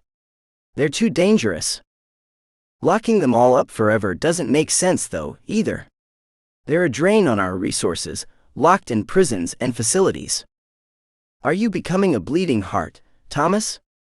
You saw that brawl in there. If they didn't have those cuffs on, it would have been a lot worse. I'm not a bleeding heart, Thomas grunted. The hall went quiet after that, and I had no clue how long I'd been curled up on the floor of the tiny cell when more voices filtered in. "I don't know why we have to listen to that guy," a new voice hit me from the hall. "He's gotten in with some high-profile people, including the Department of Justice," someone responded. "So he can just take over." I had friends that were laid off so his freaks could come in and run the place. I would watch your tone, man. I get it. I do, but there's something seriously off about that guy. He has his own room in the medical unit, and people have heard screams coming from it, the new voice warned. You think he's torturing people? That's not even legal, the second voice huffed. Are they people, though? Do they get the same human rights we do when they aren't even human? No, you're right. They aren't human, so the laws don't apply to them. That's why they can all be rounded up and dealt with. No activists will care that animals are being treated like animals. I shifted in my position on the floor and clenched my hand into a fist. These assholes really wanted to be gutted by a wolf's claws. They were fucking begging for it. I couldn't do that, though. If I killed a human guard, the punishment would be far more severe than a day in the hole. I doubt Ronaldo would let the humans sentence me to death, though. He wanted my death for himself. That's a pretty fucked up view, man. The first guard chuckled. You saw the video of the guy who turned into a raging wolf. That's the shit we're dealing with in here. I do not get paid enough to have to worry about getting nailed by a fucking wolf. The President of the United States said Homeland Security is handling it, the first man said. Yeah, handling it means they become our problem. Those assholes were seriously pissing me off. They had no care for the fact that despite us not being human, we were still intelligent people with families and innocent children. I tuned out after that, before I ended up raging in the tiny cell and got stuck in there longer. I must have fallen asleep at some point, because I blinked my eyes open to the harsh LED lighting coming through the open door. Learned your lesson, mutt. Ronaldo's wheezing voice was like claws on a chalkboard. I kept my mouth shut as I stood. My bones creaked and I cracked my neck. Sleeping sitting up when I couldn't shift was murder on my back. I stared down the counselor, waiting for him to tell me why he was releasing me from the hole rather than a guard. He didn't disappoint. You have one last chance to tell me where the princess is hiding, or I will use other means to find her. Ronaldo glared at me. I'm not telling you shit. I crossed my arms over my chest. I couldn't tell him, even if I wanted to. I have no idea where she is, or if she's even alive. Don't even think that way. She has to be alive. I would feel it if she died. Fine. I warned you. Ronaldo waved a hand to the guard behind him. Take him back to his cell. The guard grabbed my arm roughly, squeezing it hard. He wasn't the same one who'd been helping me, but he wasn't one of the scared humans either. He was Fey, and if there was any indication by his attitude, he bought right into Ronaldo's bullshit. The guard shoved me when he could, pushing me into the wall and just all around manhandling me. It was to be expected that when we got back to my cell, he shoved me against the bars. You're filth, and we will eradicate you from the realms. We have already started the process. He shoved my face between the bars. Fenric stood with his hands balled into fists, but I shook my head as much as I was able. We didn't need anyone else ending up in the hole. We needed to get the fuck out of here. The guard finally swiped the keycard over the scanner, and the door slowly swung open. He shoved my back hard, and I stumbled into the cell moments before he slammed it closed behind me. You'll get yours, shifter scum, the guard called over his shoulder as he strolled away. You make friends everywhere you go, don't you? Fenric shook his head. It's part of my charm, I guess. I chuckled. Where did they take you? Fenric asked. The hole, just like he said. It's a tiny cell that's pitch black and boring as all hell, but I got some information from stupid human guards who didn't realize I could hear them through the steel door. What is it? He asked warily. They are rounding all of us up and throwing away the keys. I huffed and dropped down on the cot. Genocide. I didn't even think the council was that evil. Fenric sat with his elbows on his knees. Look who runs the council. The guy who took pleasure in carving shifter scum on my body. Of course they're that evil. I fell back on the cot, thankful that I could stretch out my legs finally. You're right, Fenric started to say more, but I shushed him. The sound of several pairs of footsteps making their way toward us reached my ears, and I stood abruptly. There had only been one time that I had to be escorted by more than one guard, and that was when they took me to Ronaldo's house of horrors. This wasn't good at all. Was Ronaldo making good on his threat from earlier? Two guards stepped to the cell and sneered at Fenric through the bars. You're coming with us, traitor. The hell he is. I stepped in front of Fenric, but knew it was futile. Don't get yourself in even more trouble, shifter scum. You want to go back to the hole, the guard on the right said. He swiped his badge over the scanner and stepped inside with one of those electrified batons the human guards had. He flicked it on, and the buzz of electricity met my ears. Where are you taking him? I asked, throwing my hands up in surrender. The High Counselor wants to have a chat with him. Fuck no. Take me instead. I took a step forward, but the man thrust the baton at me, and I had to hop back. Boss's orders, we bring in the traitor. Now you can get out of my way, or you can have electricity flood your system before I kick the shit out of you. It's okay, Gray.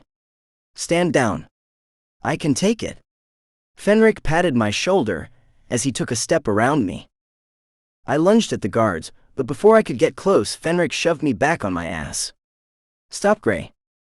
He better come back from this. I roared. I'm already planning each of your bloody deaths. If he doesn't come back, I'll torture you slowly when I get out of here. The guards didn't even spare me a glance as they took a resigned Fenric from the cell and marched him down the hall. Hopelessness ate my insides as the door closed behind them, locking me in with no way to help my friend. Please let him come back. Chapter 9. Aurelia. The TV in the corner of the room blared with the carnage that was Dallas. Humans were terrified of the knowledge that supernaturals existed, and were acting out everywhere. It wasn't just locally, it was on a global scale. One picture after another of people being beaten by gangs of humans who thought they were supernaturals flashed across the screen. The death toll was rising, and people were being accused without proof of being magical. It's a bloodbath, I whispered. It's like the Salem witch trials all over again. Don't people ever learn? No, Princess, Ash said softly. They let their fear of the unknown rule them, while some use it to their advantage to seek vengeance on those they feel wronged them. He's right, Zeke said, never looking up from his screen as his fingers flew across the keyboard. There are reports of people being beaten who had not a single drop of magical blood. They were pointed out by jealous fools who wanted what they had. Or the hatred in their heart made them so angry that they would lash in any way they could to do the most damage. I sighed. Why did people have to be so cruel? Why couldn't they stop this hatred of the unknown? They were supposed to be getting past all the bigotry and hatred, but every time something came along that they didn't understand, they lashed out. The scene changed on the TV to a bunch of people throwing bottles at storefronts. My eyes widened as I realized they were outside a potion shop on the witch side of Dallas. What the hell are they doing? I whispered, my eyes glued to the screen. Asher ran a hand down his face. It's been like this for a couple days now, princess. They've been looting and rioting. But why?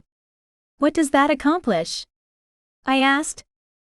Absolutely nothing, Zeke groaned beside Ash. They are tearing their own neighborhoods apart out of fear or just because they can. Humans make no sense, Ash grumbled. A witch just got mugged and beat nearly to death.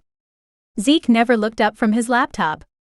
Instead of taking her to the hospital, they're holding her in one of those special facilities to be tested. That is so much bullshit. I leaned forward. Did the people who hurt her at least get arrested? Zeke glanced at me over the screen and shook his head. The police said she started it and let them all go. How can they do this? These are people we're talking about, not monsters. Innocents are being treated like criminals out of fear, and the real monsters can do stuff like this and get away with it. My hands tingled with my magic, and I clenched them into fists. I couldn't let my anger get the better of me and trigger my magic. I was better than that, and the guys didn't deserve the hassle of cleaning it up. Look at that sign, Kiernan said with a shake of his head. Animals belong in cages. Complete bullshit when they are the ones acting like animals. I peered at the sign and growled. Why did people have to be like that? This was all the council's doing, and I made a promise to end their oppressive rule. This is what the council wanted from the beginning. It will be easier to round up the supernaturals with the humans' fear thick in the air, I said. I knew how Ronaldo thought. He was the worst of all supernaturals for the way he was planning this. What do we do? Kiernan asked. How do we stop this? We don't, Dan's voice sounded from the office door, startling me. Where have you been? I jumped from my chair. Dan had black circles under his eyes and his dark hair was sticking up at odd angles. He limped into the room and took a seat next to Ash. They're rounding up our people. Innocents with kids and families are disappearing into thin air. He ran a hand down his face. The government called for those actions, I said. I know, but 2 days ago I got a tip that an influential shifter family was on the chopping block. Something about a political rival, accusing them of being supernatural. They were going to be raided, and this is the only safe place for us in the realm now. Nowhere else is safe? I asked in horror. I glanced back at the TV screen, watching the people riot and loot once again. They didn't care that they were hurting others. They were hurting other humans to get back at supernaturals, and for what? What was the purpose of any of the senseless violence? Shifter side is completely deserted. They're all gone, and I don't know if it's because someone tipped them off, or if everyone left when the raid started happening. Dan tilted his head back and huffed out a breath of frustration. What about the witches? This has to be fucking terrible for them, I said, running a hand through my hair. The witches have been hiding. Their side of town looks abandoned, but only because it's like a no man's land now. Someone informed them where to find the communities of supernaturals, and that's where they went first. Shit. Malcolm. He's lived here long enough to know where the communities are, and who the big players are. He would have tipped them off. I shook my head. Malcolm. Kiernan turned sharply to me. Your betrothed. I held up my hand to ward off that particular conversation. Don't start with that. I will never marry that creep. Kiernan nodded and turned back to the TV, thankfully ending that subject. I didn't want to ever speak of it again. I had my mate. Yes, I believe Malcolm tipped them off on quite a bit, but we are extracting as many as we can when we get a tip telling us who might be next, Dan said. It just takes a lot of manpower. Is that why you left those idiots in charge? I asked with a raised brow. Dan flinched. Sorry about that, Aurelia. They know better now than to do anything like that to you again. I told them I would let the trolls have them for punching bags if I ever heard such disrespect again. Gray would have lost his mind and done something similar to what happened to Layla. I shuddered. About Gray, Dan said slowly. Do you know where he is? I gasped, jumping from my chair. I do. I have a man inside the maximum security prison, and he has eyes on Gray and your father. I flopped back in my chair, slumping in my seat. They were in prison here in the human realm, and no doubt it was a similar setup as the jail they broke the shifter out of. How are we going to get them out? I don't know yet, but at least we know they're alive, Princess. Dan patted my hand. There was a time I would have recoiled and probably slapped him for having the nerve to touch me after what he'd done, but that had passed with all the help he'd given me since.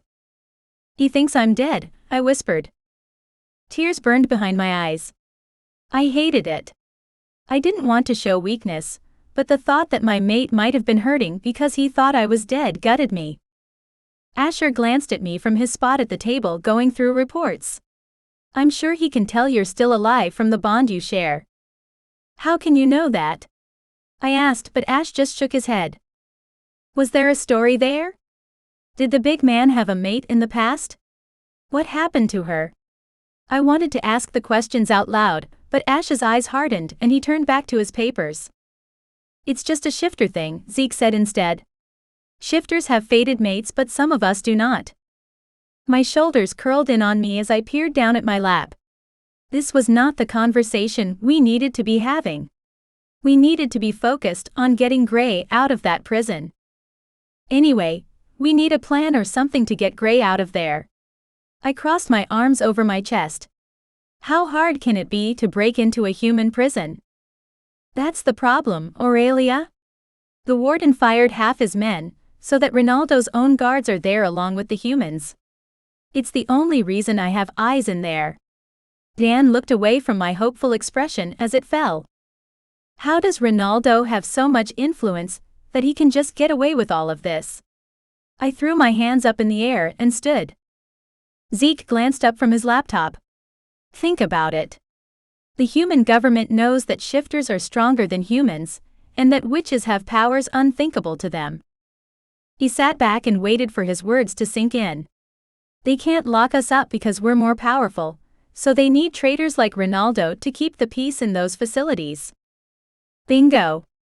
It wasn't about Ronaldo's influence, it was about the human government's need to have security for the humans, and this is what they came up with. Zeke rubbed his eyes with his thumb and forefinger. You're the smart one, aren't you? I grinned. Ash scoffed. If he's the smart one, then I'm the sexy one. Right, Zeke coughed a laugh. I rolled my eyes, but Ash's comment hit its mark, and I chuckled. I still didn't understand how anyone could be scared of the giant teddy bears that were Asher and Zeke. I bet the human guards aren't happy about losing their jobs, and it's adding fuel to the fire. I pointed to the TV, where a sign talked about supernaturals taking over the world and making humans slaves. That is definitely Ronaldo's plan, but I don't get how he's going to pull it off. Zeke glanced at the screen before turning back to whatever research he was conducting. He doesn't just want the humans as slaves though. He wants everyone to be slaves to the council, and too many Fae are jumping on his bandwagon. If we don't do something, we're going to lose this war and possibly everything we love. I sighed. We need to come up with a plan to stop him. No matter what, he can't be allowed to enslave everyone in the realms. Dan leaned forward on his elbows. You didn't see what I saw in Fairy when he captured Gray and the others. He took over my father's entire castle. If the knights didn't swear an oath, they said they were imprisoned, but when I went to the dungeons, no one was there. They were empty. I covered my face with my hands. Ash slammed his hands down on the table, startling me. We're looking at this the wrong way. We need to tackle this one problem at a time. I gasped when I glanced at the TV, seeing what had Ash riled. They had a little girl no more than 8 years old crying for her mother, as they shoved her in the back of a cop car for no crime, other than being born a shifter. That's barbaric. She's just a child. I jumped from my chair, clenching my fists angrily at my sides. Until we can figure out how to stop this, we need to figure out how we can protect the innocent. They don't deserve to be locked in cells and tested. They don't understand what's happening her. Ash turned angry eyes on Zeke. I'm on it. I can hack in and make sure we get access to who they are going for next. Zeke tapped away at his computer. I hoped he could do what he said, and we could get the supernaturals to safety, because my heart broke for that little girl that reminded me so much of myself. Chapter 10. Gray. Where the fuck is Fenric? It's been too long. Why isn't he back yet? I had nothing to do but pace the empty cell and wait for any news on what had happened to my friend. If Ronaldo killed him, he would suffer my wrath. My shoulders slumped in defeat. I couldn't do anything to the counselor while locked in cell with those damn cuffs on my wrists. I couldn't plan any kind of escape until I knew Fenric was safe. He would be getting out of this with us. There was no other option. I tugged at the ends of my unwashed hair as I continued to pace. Who else had Ronaldo been torturing? Were the King and Magna okay? What lengths would Ronaldo go to in order to get his hands on my mate and my facility? They may have been the only ones who could help us stop Ronaldo and his reign of terror. Slow, methodical footsteps sounded coming down the cell block, and I tensed. There was only one man this time, so it couldn't have been them bringing Fenric back from his torture session with Ronaldo. The same guard from before stopped just outside my cell and stared at me with a raised brow. Time to go to the mess hall, he said. My stomach rumbled as if on cue, and I grimaced. How long had it been since I'd eaten anything? I couldn't even remember. I didn't get a chance the last time we were there. Not that I would call what they'd served in the mess hall food. He swiped his badge, and the buzzing of the door being opened screeched through the cell. Reluctantly, I followed, and he grabbed my arm roughly, pulling me into his side. I don't have to tell you again what will happen if you start more fights, right? His gaze flicked up to the security camera at the end of the hall, and back to me with a warning scowl. I told you I didn't pick that fight. I have no intention of going back to the hole. I played along, yanking at my arm in his grip. I also said last time that it didn't matter who started it. You will be sent back to the hole, and if your rumbling stomach is any indication on how starving you are, you won't last the week sentence. He yanked on my arm again. Understood. He wasn't wrong. There was no way I would survive another day without food. I wasn't stupid. I had no intention of dying in that place. Are you trying to fight me now? He sneered. He was really good at pretending he hated my guts and everything I stood for. No. I thought you were taking me to the mess hall, traitor. I threw the last word in for effect. I had called every other Fey guard some version of that, so it would be suspicious if I didn't call him the same. He yanked me back so we were nose to nose, my back was to the camera, and he slipped something into my pocket. I stiffened, but kept my glare firmly in place for the cameras. I would watch who you call a traitor in this place, Shifter King. He spat out the words. Everyone in this place will get what they deserve before the end of this. Everyone, I said as both a promise and a threat. He was helping as much as he was able to, so he wouldn't face my wrath. But every other Fey and human in this place keeping us chained because we were different, would. He pushed my back, shoving me down the hall. His mission was complete, but I didn't dare take note of what was in my pocket until I was back in my cell. It could get us both in serious trouble. None of the other inmates had an escort through the prison, and I narrowed my eyes on the guard. He shrugged. You're a flight risk and a troublemaker. We have been told to have eyes on you constantly when you're outside your cell. That made sense. Ronaldo knew me better than I thought, because I would escape at the first opportunity. What he hadn't realized was that I had a man on the inside, and as long as it was safe to do so, the guard was going to help us escape. Fair enough. I strolled through the doors to the mess hall, and got in line for whatever it was they passed off as food in this place.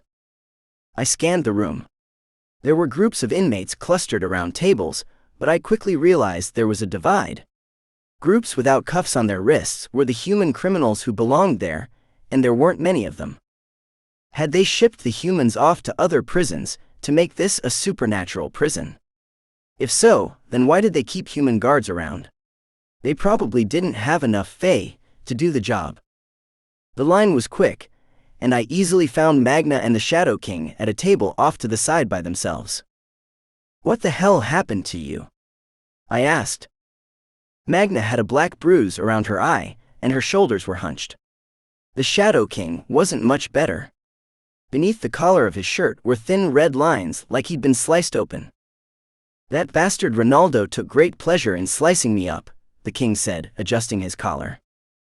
I dropped my tray to the table with a loud clatter and growled low in my throat. That bastard was going to pay for what he was doing to us. "Where's Fenric?" the king asked, searching the mess hall. "Probably the same place you both were. It was maybe an hour after they released me from the hole that he was taken to Ronaldo, and I haven't seen him since." I ran a hand down my face and plopped down on the bench seat across from them. "He's making his way through all of us then." The king sighed. "What questions did he ask?" "He asked me where the passageways in the castle led, and where is Aurelia. One of his guards said he spotted her in the library, but they can't find her. He also asked about the facility's location." The king picked his fork up and grimaced at his plate. My heart leapt with the news that someone had seen her. Could she really be alive? Was she running from the council? "They think they saw her?" I asked, not daring to hope, but also my heart was lighter. My wolf perked up his ears and whimpered, wanting his mate back with him. He wasn't the only one, but we had to get out of this place to find her. "Yes, but that's not entirely good either. If they saw her, that means she's stuck in Fairy. She can't sift yet." The king took a bite of the gruel.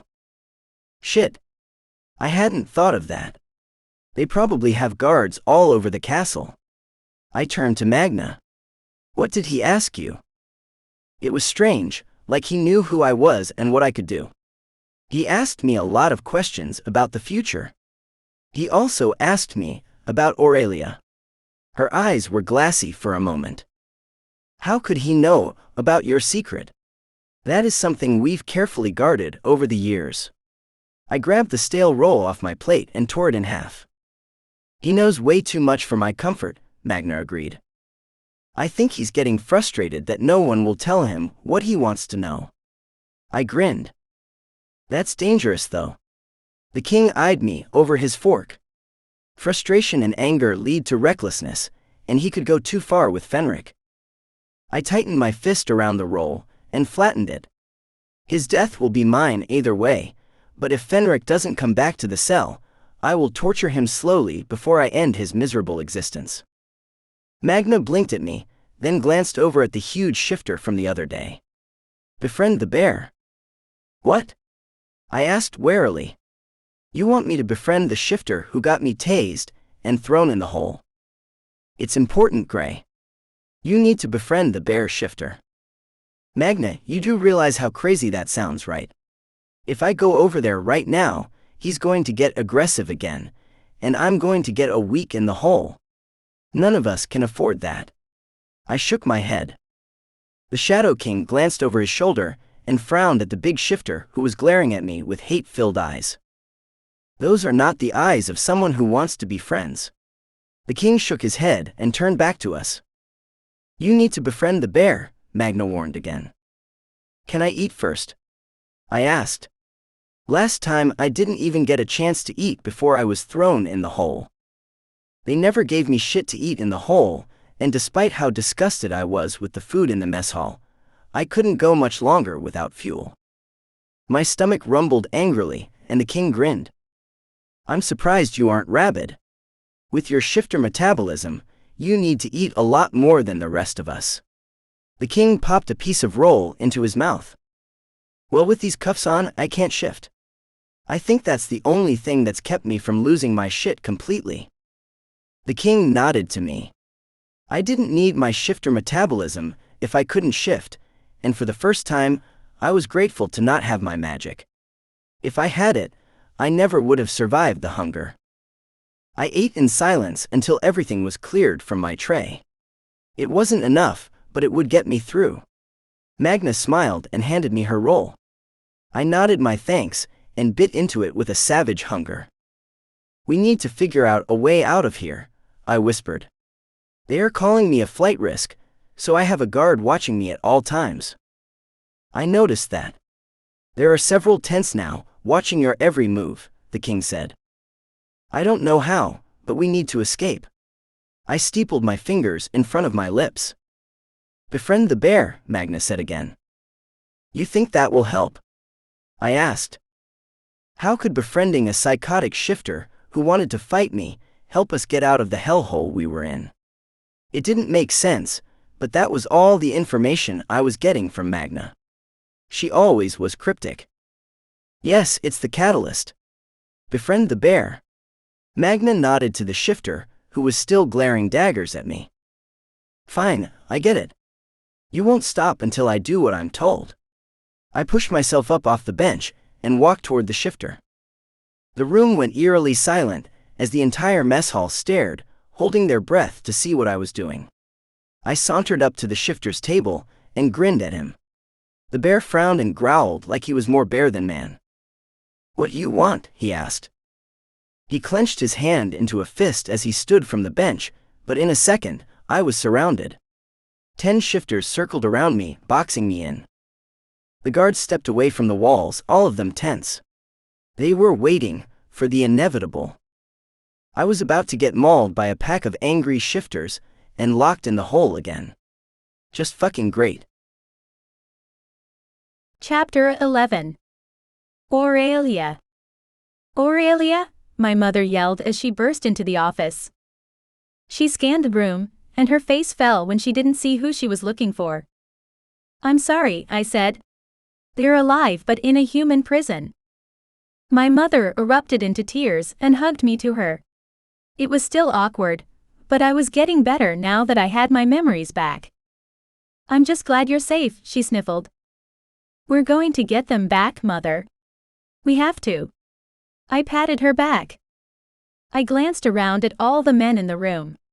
They were the best shot we had at planning a prison break in a maximum security facility. They would have my back every step of the way, and I was grateful for that.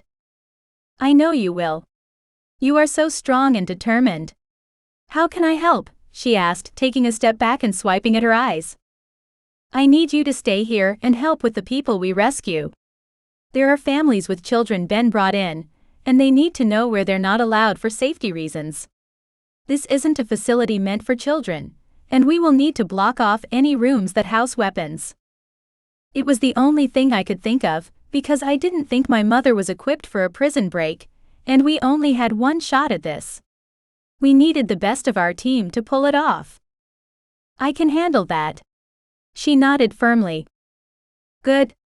I was afraid she was going to argue about going on the rescue mission with us, and I would have to get one of the guys to back me up, or lock her away somewhere. If it was me, and they were telling me I couldn't go, they would have to lock me up to keep me away. I turned back to the group with a determined frown. Okay, where were we? Zeke turned turquoise eyes on me. I think I can get into the mainframe, but the supernaturals there aren't listed. I'm looking at the government's lists too, but Gray and Fenric aren't on that list either. It's like they never existed. How can Ronaldo get away with this? He can just lock them in a prison without a trace. It shouldn't be allowed. I flopped into the chair. How the hell were we supposed to get them out, if we didn't know where to look? Ash scrubbed a hand down his face. He has friends in some very high places if he can pull that off. There are laws against this sort of thing. He could be doing anything he wants to them there because according to the rest of the world, they aren't even there. I slammed my fist on the desk. My shadow magic rose up and swirled angrily around my arms. It was coming easier to me lately. It also got out of control, like now when I didn't call it, but emotions were high. Zeke glared at his laptop screen. They don't see us as human, so their laws don't apply to us. Oh? I asked with a grin. If their laws don't apply to us, they can't detain us. I would say that as well, Asher said, though I could hear the but coming. But if the council has declared themselves our governing body, we would have to abide by the council's rule and they can detain us. Why'd you have to burst my bubble so fast? I pouted. I thought I had found a loophole to their idiotic reasoning. But of course, the council had named themselves our government as soon as they overtook my father's castle and taken out Nicholas. Sorry, Princess, Ash chuckled. It's what makes the most sense. I know it makes sense, but I was getting all sorts of ideas. There have to be some people reacting differently to this, right? Are any civil rights attorneys standing up for us? I asked, turning to Zeke.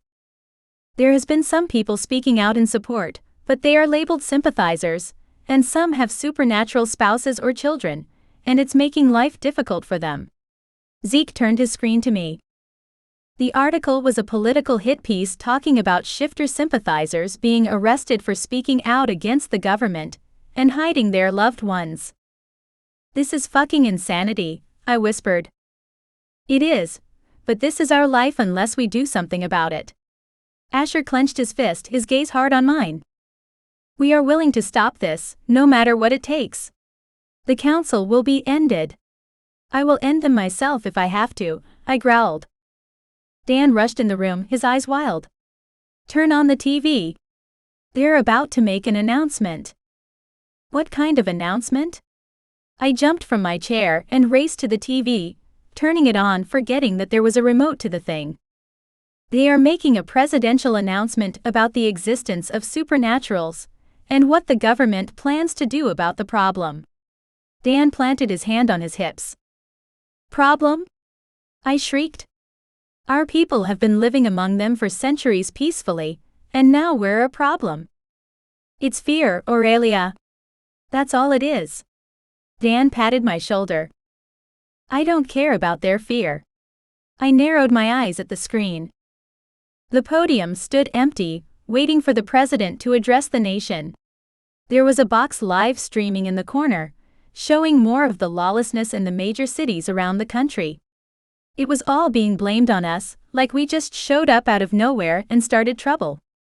The looting and rioting isn't us. It's the human reaction to us. How is that our fault?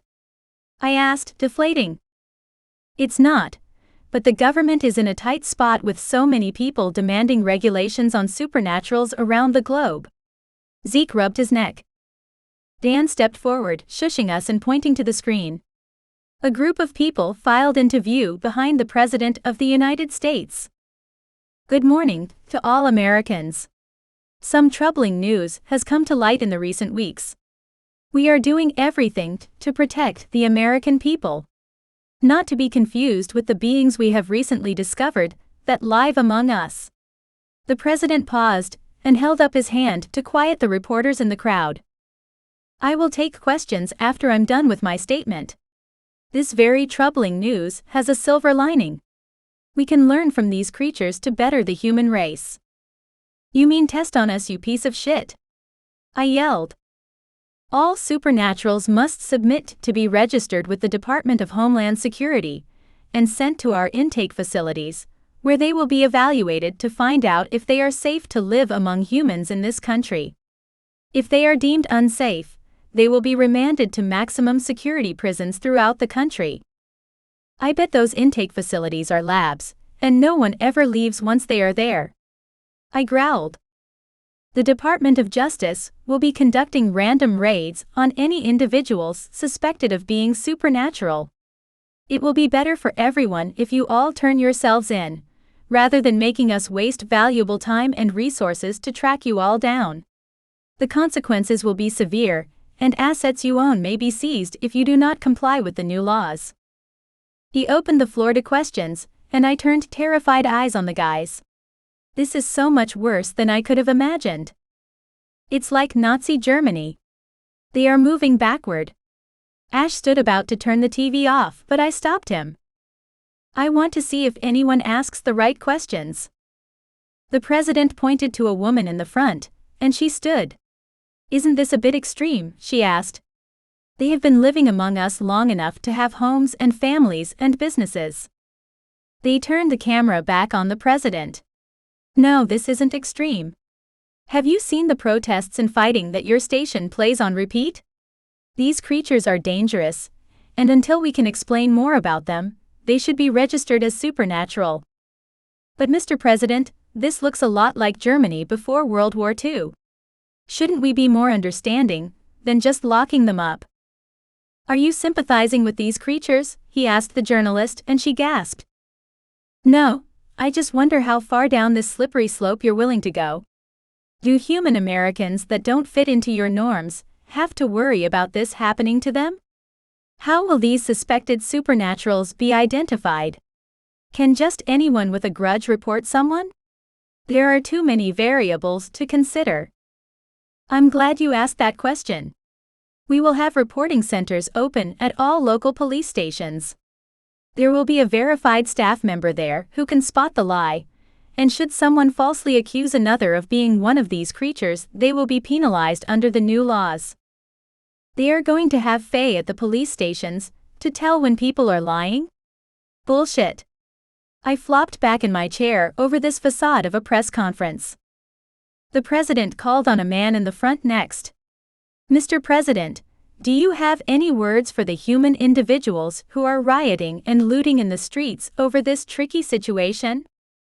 I want my fellow Americans to know that the conduct that we have seen in our cities over the last few days is unacceptable.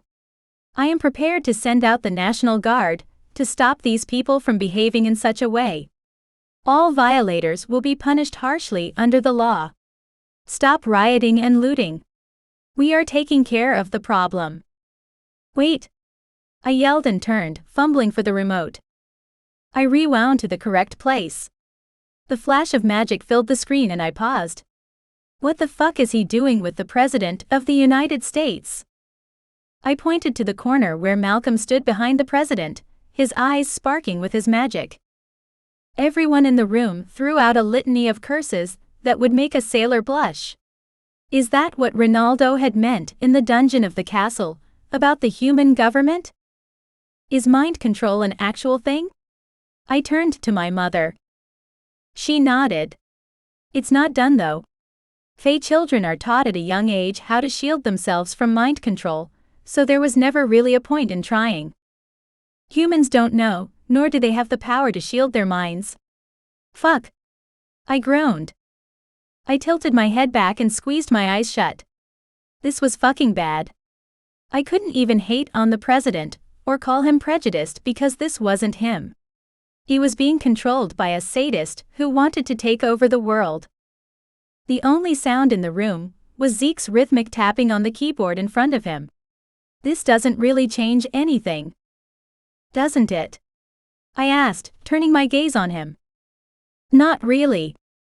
We still need to get Gray and the others out and stop the council's crazy. Zeke shrugged. Dan leaned down on the table, locking eyes with me. I think we are looking at this all wrong. What do you mean? I asked. Knowing this might not be the president's agenda, but the agenda of the council, all we would have to do to stop the registration of supernaturals is to cut off the council's influence. Dan's eyes were wide. I don't know. What if we cut off their influence and to save face, the president continues or decides on a worse plan? I chewed my lip nervously. What if instead of testing on us, they decide genocide is the better option? It was a very real concern, considering the human population was much bigger than ours. How could we expect to fight against armies of billions and win? Chapter 12. Gray. I crouched into a fighting stance and spun around, eyeing the shifters around me. I didn't recognize any of them, and I couldn't really just from the back of their heads. The bear shifter growled and took a menacing step forward, and the others closed ranks around me, boxing me in. What the hell is going on here? Are they protecting me from the bear?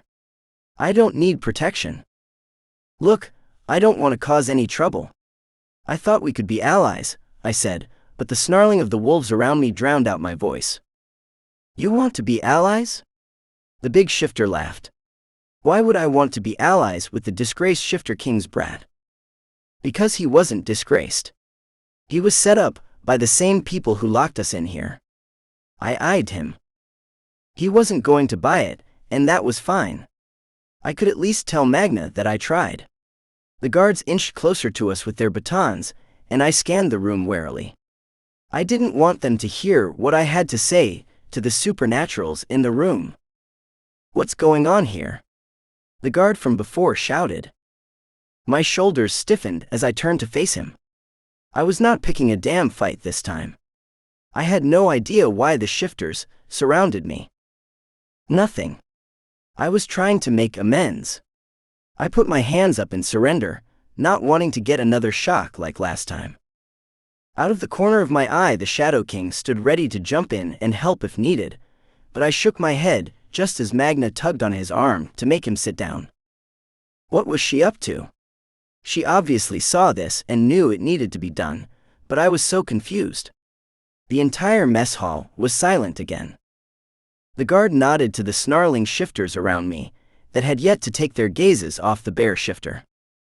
Stand down. You don't want to go to the hole. Trust me. I barked at the shifters. The 10 shifters all whimpered and their shoulders slumped. They stepped back from the bear with their necks bared to me. They really were trying to protect me when I walked up to the bear. See? I waved a hand at the gathered group. No problems here. The bear sat back in his seat and crossed his arms over his chest. The guard raised an eyebrow at the bear, and he shook his head. We were just having a chat. The guard took a step back and waved a hand for the other guards to step back against the wall. The shifters around me shuffled their feet, their heads still down and necks bared. What the hell were you all doing causing a scene like that? I asked. The biggest one, who stood directly in front of me, turned, and I recognized him as someone from the syndicate. Sorry, boss. After I saw you get tased the other day, I couldn't let it happen again. I know you of all people will have a plan to get us out of here. The shifter's eyes shone with his wolf. I'm working on it, I mumbled. I hated having all their hopes resting on my shoulders, but I would figure something out. We would not be there long. I would make sure of it. You have a plan? The bear shifter sat forward with his elbows on the table in front of him. He didn't seem like much of a team player. When I'd seen him in the mess hall, he was sitting on his own, glaring at anyone who dared come close. I said, I'm working on it. You will all know when it's time to go. I spun on my heel and stomped back to Magna and the Shadow King. I glared at Magna, but there was no heat in it. I couldn't stay mad at the woman. She'd been too helpful over the years. Was that so hard? She grinned. Considering I thought I was about to get tased again if I couldn't defuse the situation. Yes, I said. Gray, we need all the help we can get for when the time comes, she whispered. Apparently the shifters who protected me had followed me, because they filled in the seats at the table around me. You are the most powerful shifter in this place, Shifter King. That's why Brutus attacked you. His bear was threatened. The shifter I'd recognized from the syndicate ducked his head. The one next to me stared at me with hopeful eyes. We request protection. Some of the warlocks have been raging on us, saying it's our fault this happened, and there are many more of them here. They don't fight fair and attack in groups while the guards aren't looking. If you're requesting protection, why try to protect me? I asked. That doesn't even make any sense. I ran a hand through my hair and stared at Magna and the Shadow King, who were doing their best not to burst into laughter at my discomfort as several other shifters came up behind me offering their rolls and whatever else they had, requesting protection. Shit. This was stupid. Why couldn't they just stick to packs, instead of pinning all their hopes on me? The shifter from the syndicate huffed. You're our best chance of escaping and waging war on the Fae. I told them all this because you have the syndicate, and your army there is loyal to you. These shifters will be loyal as well. We just have to figure out a way out of here first. I'm working on it, I said for what felt like the 1000th time. If only I could work on it a little faster. My tray was full again, and instead of arguing, I accepted their loyalty and promised them whatever protection I could give. Shifters weren't to blame for outing supernaturals to the humans. The Fae Council was, and I would be letting the warlocks in the prison know that immediately. We weren't enemies, but we did have a common enemy, and I would use that knowledge to get the warlocks off the shifters' backs. Where are these warlocks? I asked the shifter next to me. He nodded to a table in the opposite corner of the mess hall. Shit. That wasn't good. If the guards saw me walking over there after the scene I just made, I could end up in the hole again, but the supernaturals in this place needed to stick together, not bully each other. I stood from my seat, and several guards around the walls tensed as I walked around the room to the warlock table. The man in the middle of the table smirked at me as I leaned over. You've been harassing my shifters. Why? I asked with a growl. A shifter is the reason we're in this place in the first place, the warlock said. It could have easily been a witch or warlock that was caught. The council selected the wolf, specifically for the most dramatic effect. Think about it. Why are the Fae in this building holding us prisoner? I asked. The warlock arched a brow and scratched his chin. Maybe this was the first time he'd listened to sense about this, and not his own raging at being sent to prison for what he was. My people broke the shifter out of jail, and he told me that he smelled something chemical before he lost control. I know that the Fae are working with the humans to make us all their slaves. I've spoken to the High Counselor myself.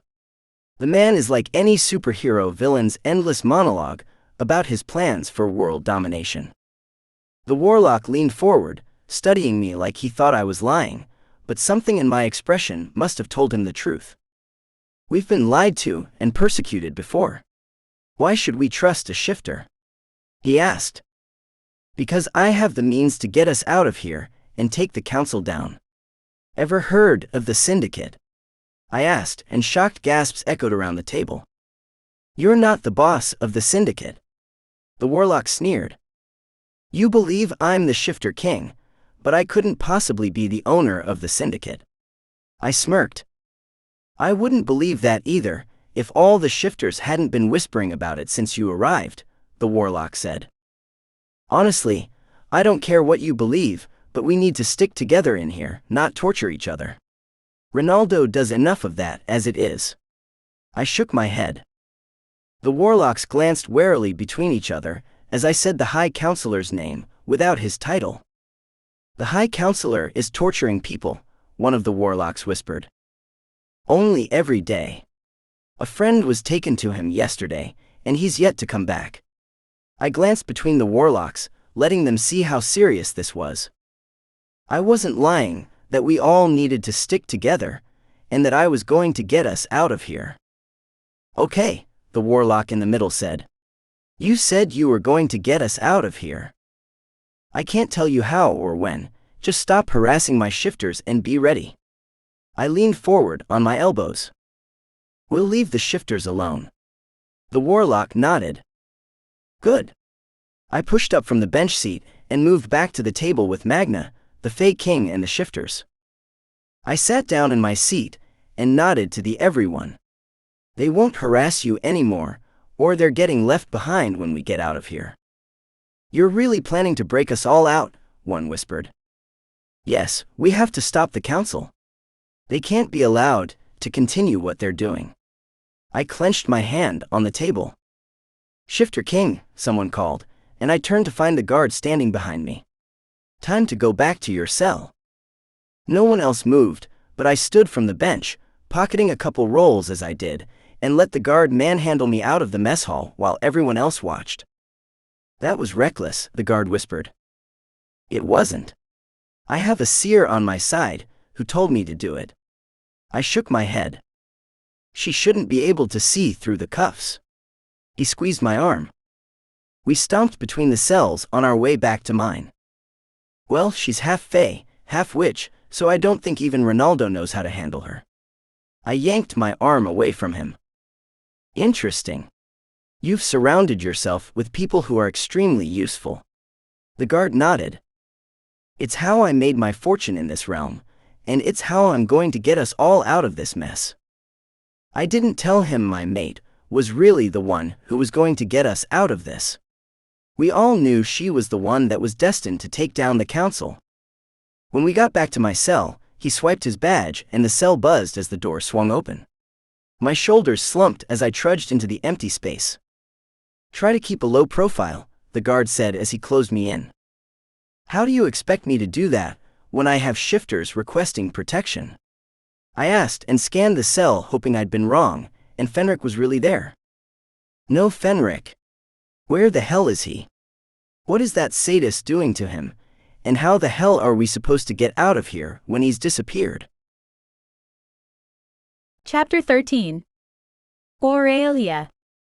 We need to call a meeting, I said to Dan and the guys. Why? Dan asked. We need to lock down the building.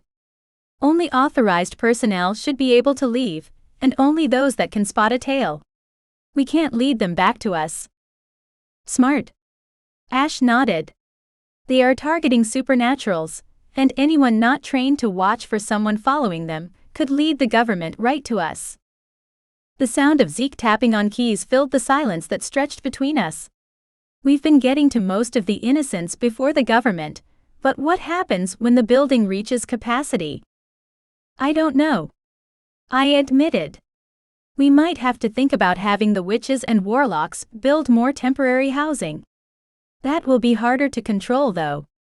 I leaned back in the chair. Every day I missed Gray more, and prayed to whatever gods that were listening that he was okay. I needed to get him out, but I had to secure the building and the people we were helping first, or he would have nothing to come back to. Okay, Dan said. I'll call a mandatory meeting, but we have teams out in the field, so not everyone will be there. That's fine. This doesn't apply to the extraction teams. I nodded. Dan rushed from the room to call the meeting with all the residents quickly filling the space. It was getting seriously crowded, but we were beating the council more often than not when it came to hiding people the government was raiding. I think I got something? Zeke shouted. What is it? I asked. I jumped from my seat and rounded the table to peer over his shoulder. Schematics. They'd been deleted from the prison server recently, but I was able to recover them.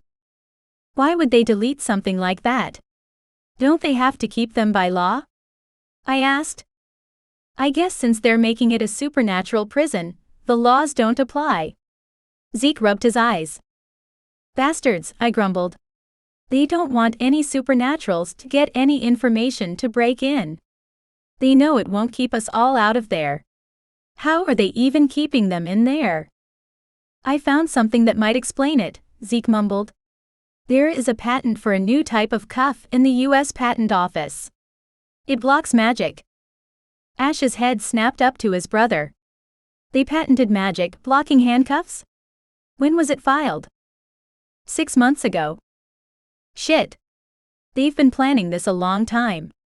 Ash clenched his hands into fists on the table. I deflated and sat heavily back in my chair. How are we going to do this when they've been planning for so long? Because we have the one thing they couldn't control. Ash grinned at me. And what's that? I asked, hoping he didn't say what I thought he was going to say. You, Aurelia. You're the one thing that they couldn't control, no matter how hard they tried. They literally had you kidnapped as a child, so you wouldn't be able to stop their plans. So while yes, they have been planning this longer than any of us would have guessed, you are the one thing that can stop them. I was afraid you were going to say that. No pressure, I sighed. Dan ran into the room panting. Everyone is gathered for the meeting. That was fast. I nodded to Zeke and Ash. We all filed into the elevator down the hall. Is there a way to change the wards to keep everyone in? The only one who can make changes to the wards is Gray, Dan said, hanging his head. Well, at least we can use that. They have to be escorted into the wards by someone who's authorized to be here in order to get in, so if they leave without permission, they won't be able to return. I leaned back against the wall of the elevator. The elevator dinged when we got to the first floor. I rolled my shoulders back and followed Dan into the last room I had ever wanted to enter again, but it was where they held meetings as well as fights. I blew out a nervous breath and followed Dan to the center of the room. The bleachers were full of stunned supernaturals. There were even people standing along the walls, glancing around nervously, clutching children to their chests. Thank you all for coming on short notice. Dan yelled over the whispering crowd. We have an announcement to make. Dan nodded to me. I exhaled deeply and took a step forward. Many of you know the dire situation in which we find ourselves. Many of you were extracted from your homes before the government could arrest you and take you to their testing facilities or lock you in a prison cell. People nodded, but started fidgeting like they were uncomfortable. It was an uncomfortable topic. From now until we stop the council and return home to Ferry, the facility is on lockdown. I understand this may be concerning to some. We will still be sending extraction teams to retrieve supernaturals before the government can get to them, but only those teams are allowed to leave. The whispers turned to grumbling, and a few called out that it was bullshit. Dan and the guys stepped up on either side of me with their arms crossed over their chests. Anyone who doesn't like it is free to leave and never return. You can take your chances with the testing facilities and the human government. Dan barked. The crowd silenced. Zeke pointed at a man in slacks and a button-down shirt. Are you trained to watch for a tail? The man frowned and shook his head. No. If you left and came back, you could lead the council or the human government to everyone here, yourself included. This is for your safety, as well as everyone here. Dan cut in. This has never been a civilian facility. We have highly trained operatives that we send out into the world on various jobs. They are experts at making sure they aren't being followed. No one leaves except for authorized personnel. If you leave without permission, you will not be able to return. Ash gripped my shoulder. And if you think this is a joke and leave anyway and lead someone to our wards, retribution will be swift and brutal. Do not put the lives of innocents on the line because you think you're better than the rest of us. I will not be lenient if we are found. I glanced at Ash with a frown. That was a little overboard, but the crowd didn't argue, and I was thankful for that as we stomped from the room and back to the elevator. Do you think they'll listen? I asked when the doors closed behind us. Most of them will, but I noticed a few cocky assholes in the crowd who will probably try to leave to test us. They'll be handled. Ash crossed his arms over his chest and glared at the wall. They will just be one less person to worry about, Aurelia, Dan said. You can't save everyone, I agreed. I'm just worried they'll lead the government right to us. We wandered into the office, and the TV was blaring with the news we almost constantly had on now. It was pretty morbid. I shouldn't have watched it so much, but I needed to know what was happening. Are supernaturals finding a place to hide? The newscaster asked. 3 sting operations to capture these creatures came up completely empty yesterday here in Dallas. I grinned and glanced between the guys. Their smiles were smug. They're noticing that it's not just a fluke. The Department of Justice put out a statement early this morning warning that anyone caught aiding supernaturals will be brought up on charges of aiding and abetting a felon and placed in prison. They would have to catch us first. Ash chuckled. I sat in the chair behind the desk and shook my head. They would put us in prison or a facility either way. Charge me with the crime of saving innocents. Maybe we should think about that as an opportunity to break into the prison. Are we looking at this the wrong way? Zeke mumbled. What do you mean? I asked. Was he suggesting we get arrested and hope that they send us to the correct place? I'm looking at these schematics, and I can't find a way in except through the front door. Zeke scrubbed a hand over his face. We don't even know that they would take us to the correct facility if we got arrested. Ash said what I was thinking. It's too risky, I agreed. This whole mission is too risky, but we're still doing it. Zeke argued. How do we do that and ensure we're going to the right place though? We can't. We have no idea how they choose who goes where, and we only have one shot at this. I tilted my head back and squeezed my eyes shut. We can't. I say if there's only one way in, we blow the door open and go in guns blazing. Ash flopped in his seat. You always were the blow shit up and ask questions later kind, Zeke huffed. Do you have a better idea? Ash threw a wadded up piece of paper at him. And not the one where we all get arrested and possibly split up to be tested on and caged. Zeke hung his head. No. But if we just go and blow shit up, we're going to need a large team to evacuate at multiple entry points, and there's only one way in and out. Dan sat forward. We have specialized teams for things just like this. The team that got the shifter out of jail was quick and efficient. What about your guy on the inside? Will he be able to help? I asked. We hadn't heard much from the half-fey man, other than letting us know that Gray was fine. He'd been locked in solitary for a day because of a fight with a shifter, but other than that, they were all okay. He might, but that's not something I can ask over the phone or via text. He's too careful to let them figure anything out, but they could trace the call to me. Not to mention he's searched randomly, including his phone. The Fae don't trust him. Because he's a half-breed. I snarled. Exactly. They weren't exactly kind when they found out a half-fae was already a guard in that prison when they took over, but let him stay. Figure out how you can get word to him and pick the teams. We'll come up with a better plan, then blow shit up and ask questions later. I cocked a brow at Ash, but he just chuckled. It's a solid plan, Ash defended himself with a scoff. And if we take out a few fae fucks in the process, I'm not gonna be mad. He wasn't wrong there. I didn't care what we did, as long as it got us to Gray and the others. Every day they sat in there was a day too long as far as I was concerned. We needed to get them out, or I was afraid what Ronaldo and the other Fae might do to them. I would kill them all and laugh while doing it if anything happened to Gray and my friends. Chapter 14. Gray. I shot up from the cot when the electronic buzzing of the door sounded in my cell. 2 guards threw Fenrich's unconscious body on the concrete floor. He was a mess of bruises and bloody cuts all over his chest, the word traitor etched in his skin and still bleeding. Fuck. What did he do to you? I raced to him. Blood was flowing out of his wounds, far too quickly for my liking. It didn't appear to be stopping. I howled in anguish when all I could find in the cell was my wadded-up shirt. Gray? What is it? The shifter in the cell next to ours asked as more howls filled the cell block. They fucking tortured him, and the bleeding isn't stopping. I need something to stop the flow, but all I have is my shirt, I growled. I held my shirt to the worst of his wounds, but it quickly soaked in too much blood.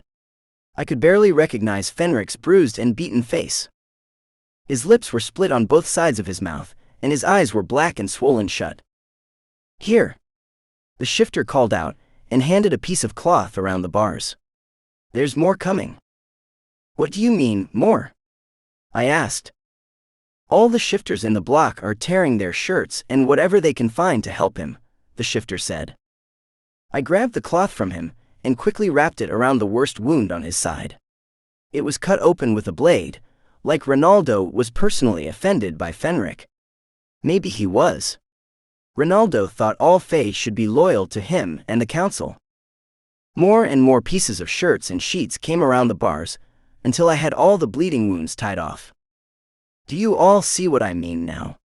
None of us in this place are safe from whatever whims Ronaldo has. He can torture or kill us at any time, and there is nothing we can do to stop it. I yelled for the entire cell block to hear. We have to get out of here, someone whispered. We have to fight back. Yes, but we have to be smart about it. We can't just fight back without a plan. I wanted them all to know that we were getting out, but not to go crazy and get themselves thrown in the hole or tortured in here. We had to play along for now. I sat with my arms around my knees as I watched Fenric's steady breathing. At least he was breathing normally now, and the flow of blood was slowing. Blood death, Fenric muttered in his sleep. Shit. What the fuck was he dreaming about, that those words would come out in his sleep? It was a little too ominous for my liking. A whimper from the cell next to mine met my ears. Is he awake? Did he hear something when he was being tortured? No, he's still out cold. I don't know why he said that. It could be a trauma response to the torture. We won't know until he wakes up. I checked his wounds again and redressed them, but they seemed to be healing. Fenric was Fey, so at least his healing abilities were working better for him than mine had. Days. Fenric groaned. I couldn't tell if he was waking up or still dreaming because his eyes were still swollen shut. He gripped my arm to pull me closer to him. Fenric? Holy shit. Are you okay? I didn't know what I was thinking. Of course, he wasn't okay. He looked like he was put through a meat grinder. Gray murdered, he mumbled. No, I'm right here. I clutched his hand. It was about the only place on his body that wasn't beaten or bloody. What's going on? The other shifter asked. I think he's waking up, but he's not coherent. He said something about me being murdered. 3 days. Fenric groaned. He cracked an eye open, but his pupil was blown wide. Did he have a concussion? Probably. What about 3 days? I asked. Confused. Death blood, he said, then passed back out. I don't know if I'm understanding him correctly, but whatever he's saying doesn't sound like it's going to end well for us. Whimpers and growls from the other shifters in the cell block filled the air, and I couldn't exactly blame them. I rested my head back against the wall, my arms propped up on my knees as I waited for Fenric to wake the fuck up. A hand nudged me, and my eyes shot open. I must have dozed off, because Fenric was blinking his eyes at me. The swelling had lessened enough for him to see. I shot to my feet and gently pulled him into a sitting position, but he still winced. What happened? I asked. You were mumbling about 3 days and death and blood. Fuck. Fenric shouted and jumped to his feet, but stumbled and nearly crashed back to the floor. Gods, Fenric, take it easy. You lost a ton of blood. I steadied him and sat him down on the cot. You don't understand. We have to get out of here. Everyone is going to die. He turned to me wide-eyed. Are you sure you don't have a concussion? I asked. I overheard some of the guards talking about moving people to the testing facilities. They were saying they couldn't wait until this place was rubble. Fenric gripped my arm. Are you sure? You may have heard wrong. You were pretty beat up when they dropped you in here. I sat next to him. I know what I heard, Gray. They left me in there for dead, thinking I wouldn't make it, so there was no point being quiet around me. They planned for me to die in front of you. He ran a hand through his hair and winced. Fucking hell. Tell me everything, I growled. The plan was never to make us their slaves, but to test on anyone that could be useful to their plans and eradicate the rest. He hung his head. Test us for what? What are they trying to do? I never thought the facilities were for the Fae, but for the humans. I thought that was part of the agreement. The council hands over some of their slaves to the humans for testing, and they could do what they wanted. What am I missing? I leaned forward with my elbows on my knees. The council has been using human technology to create bioweapons to use against all who oppose them.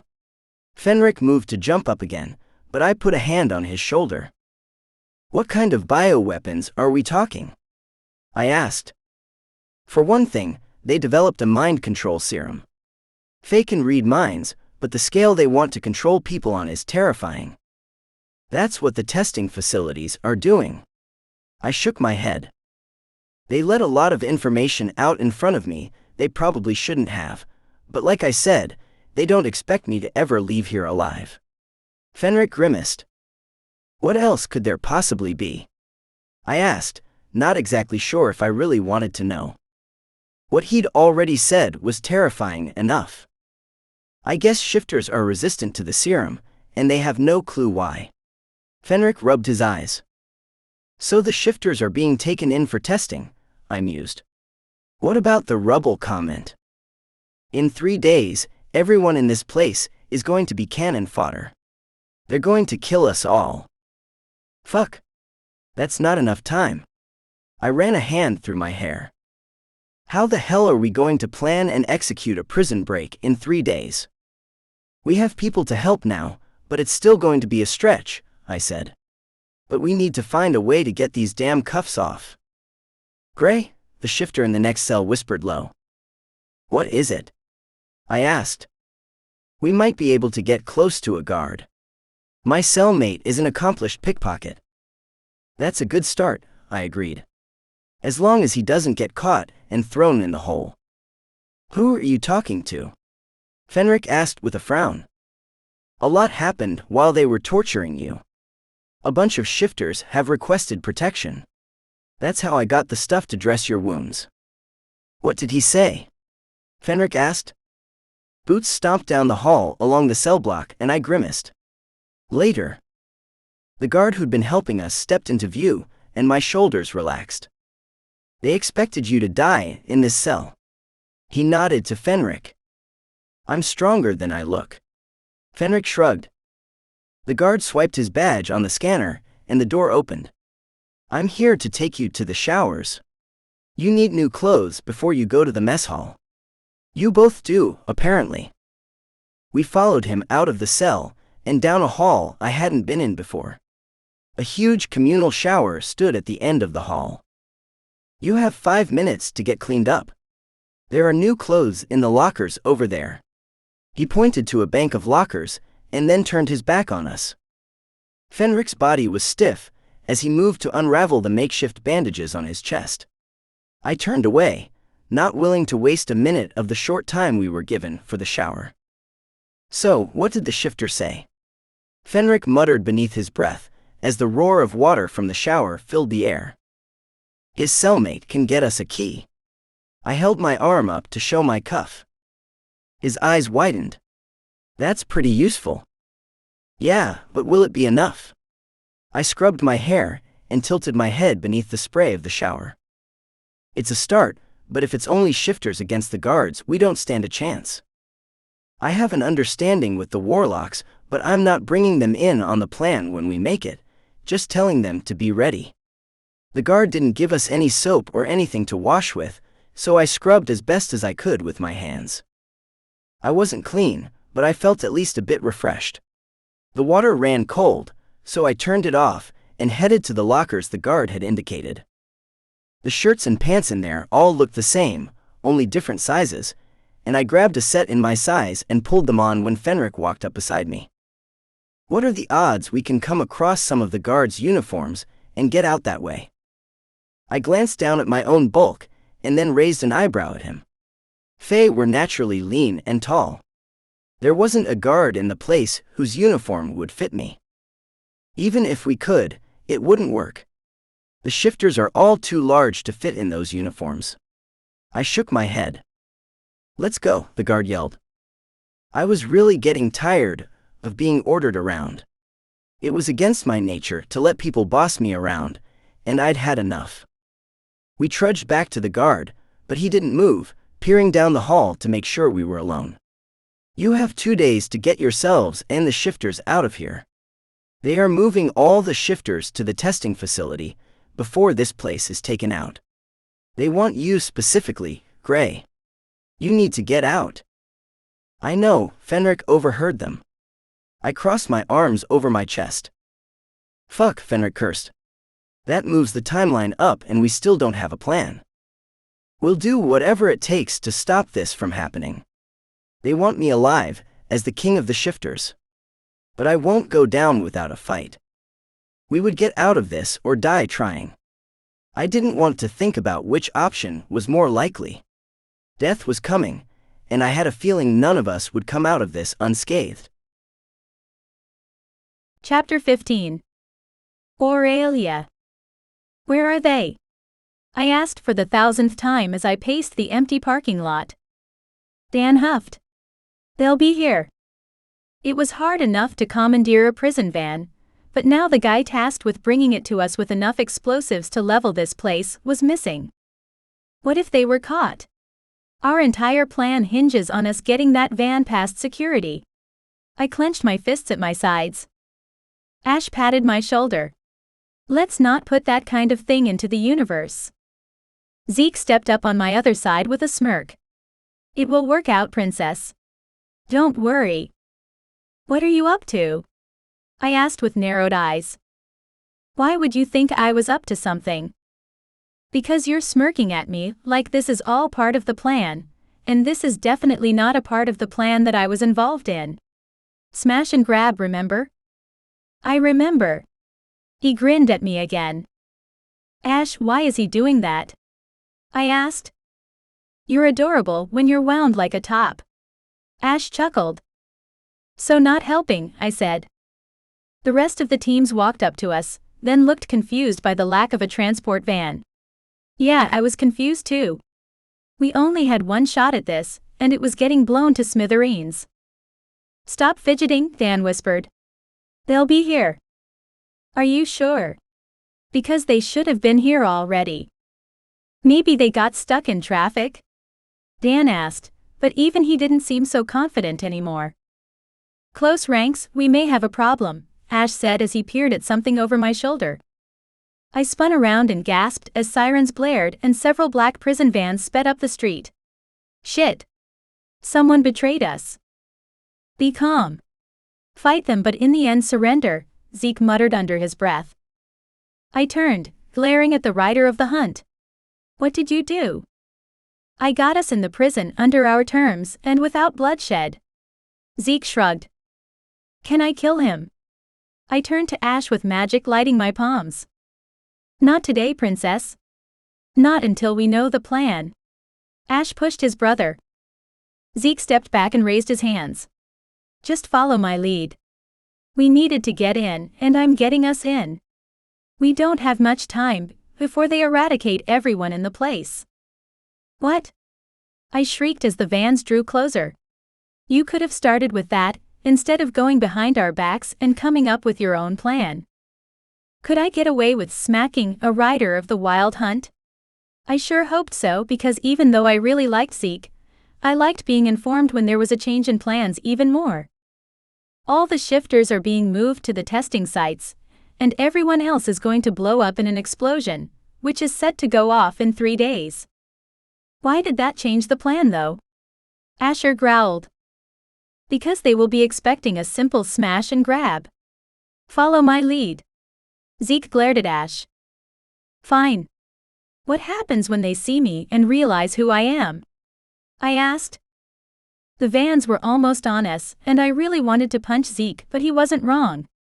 They would probably be expecting someone to try to break in. You will most likely be taken to the medical unit. Use that to your advantage, Zeke mumbled. The vans surrounded us, and my magic thrummed beneath my skin. Shadows pulsed with excitement at the thrill of the fight. Guards flooded out of the vans like a swarm of ants with guns raised. I flicked my wrist and magic and shadows mixed and blasted through several guards. I didn't care about Zeke's bullshit plan. I wasn't going to make it easy on them. Princess behind you! Ash shouted. I spun on my heel and blasted the group of guards raising their guns at me. They flew back into one of the vans with a thud. They just keep coming, I growled. Arms wrapped around me from behind, and I flipped the man over my shoulder and flicked my wrist, sending him skidding to the others where his head smacked into a hubcap. "Take her alive," one of the guards yelled, pointing at me. "Shit," I said, spinning to Zeke with a glare. "There are too many of them." 3 guards rushed me, but Ash and Zeke got to them first, leveling them with a powerful blast of magic. The ground rumbled beneath my feet, and everyone but me stumbled to the side. My magic buzzed beneath my skin angrily. Was I doing that? The ground beneath one of the vans split in a wide chasm and it crashed inside, exploding in a fiery ball of flames. "Aurelia, tone it down," Ash yelled. "You're taking out ours along with theirs." I heaved in a breath and did my best to control the magic pulsing from me, but it wouldn't stop. The strength was overwhelming that came out to protect me from the threats. "I'm trying," I screamed, as another chasm opened beneath 2 guards who were racing toward me. It swallowed them up and closed over their heads. But still more guards flooded the once empty parking lot. Where were they all coming from? It didn't make any sense, until I scanned the area and glanced at the man who ordered them to take me. He had a phone in his hand, and was talking to someone. "Take him out," I said, pointing. "He's calling for backup." I took deep, controlled breaths, and finally the ground stopped shaking. Several of my team went after the leader. I spun around as a grunt sounded behind me. Dan stood there with a gun in his hand and a guard knocked out on the ground. "Keep your eyes open, princess. The cowards keep trying to sneak up behind you," Dan said and fired the gun in his hand. He had my back, which would have surprised me before, but he was loyal to Gray and that made him loyal to me as well. "Enough. You're surrounded. Surrender now," the lead guard bellowed. It went against everything inside me to surrender. I glanced at Zeke warily. He better know what he's doing. I nodded imperceptibly to Zeke and Dan, and they ordered everyone to stand down. "If I get tortured again, I'm going to kick your ass." "Trust me," Zeke whispered as we were swarmed. 3 guards grabbed my arms, clamping cuffs on my wrists behind my back. The leader sauntered up to me with a grin. "I'm going to be rewarded for bringing you in." He ran his index finger down my cheek, and I snapped my teeth at him as Ash and Dan struggled against the guards that were holding them. "Don't fucking touch her," Ash bellowed. His power glowed in his eyes as he raged against the guards. "You don't have the power here, criminal. Your cuffs block your magic." The man grinned. "Please don't evil villain monologue," I groaned. "You're feisty. Maybe the High Counselor will let me play with you." The leader's eyes glittered with lust. All the guys struggled against their bonds, trying to get to me or tear him to shreds. I wasn't sure which was more likely, but probably the latter. I shook my head, accepting my fate. I would see Ronaldo in this prison, and he'd probably torture me again before he killed me, but at least the others would get Gray and everyone else out before the whole damn place blew. I stared Zeke down as the leader yanked on my arm to move me to one of the transport vans. His plan had better be a good one, or he was in some serious shit. Anger pulsed within me, and shadows curled around my fingers lazily just so I knew it was there. "Wait. I have my magic?" I snapped my gaze back to Zeke and he shook his head, eyes wide as he stared at my fingers. "How did I have my magic? Those cuffs were supposed to block it. Do they just not work on me? Either way, I needed to hide it, or they would find another way to block my magic." I banished the shadows quickly before anyone saw, and raised my brows at Zeke. Was this part of the amazing plan he didn't tell us about, or was this another way I was different from everyone else? The back door to the van opened to 2 bench seats, one on each side. There were no windows. The van had practically been gutted. The guard yanked me up into the van in front of him, and pushed me forward. I fell heavily on the seat at the end closest to the front panel. The leader sat down next to me with a leer, and my skin crawled as he rested a hand on my thigh. There was nothing I could do with my hands behind my back, and he knew it. Asher was shoved in and sat in front of me. He lunged forward to get in the leader's face, but was hit in the back of the head with the butt of the gun in the guard's hands that sat down next to him. You will behave as a prisoner should, or we will not be lenient, the leader barked.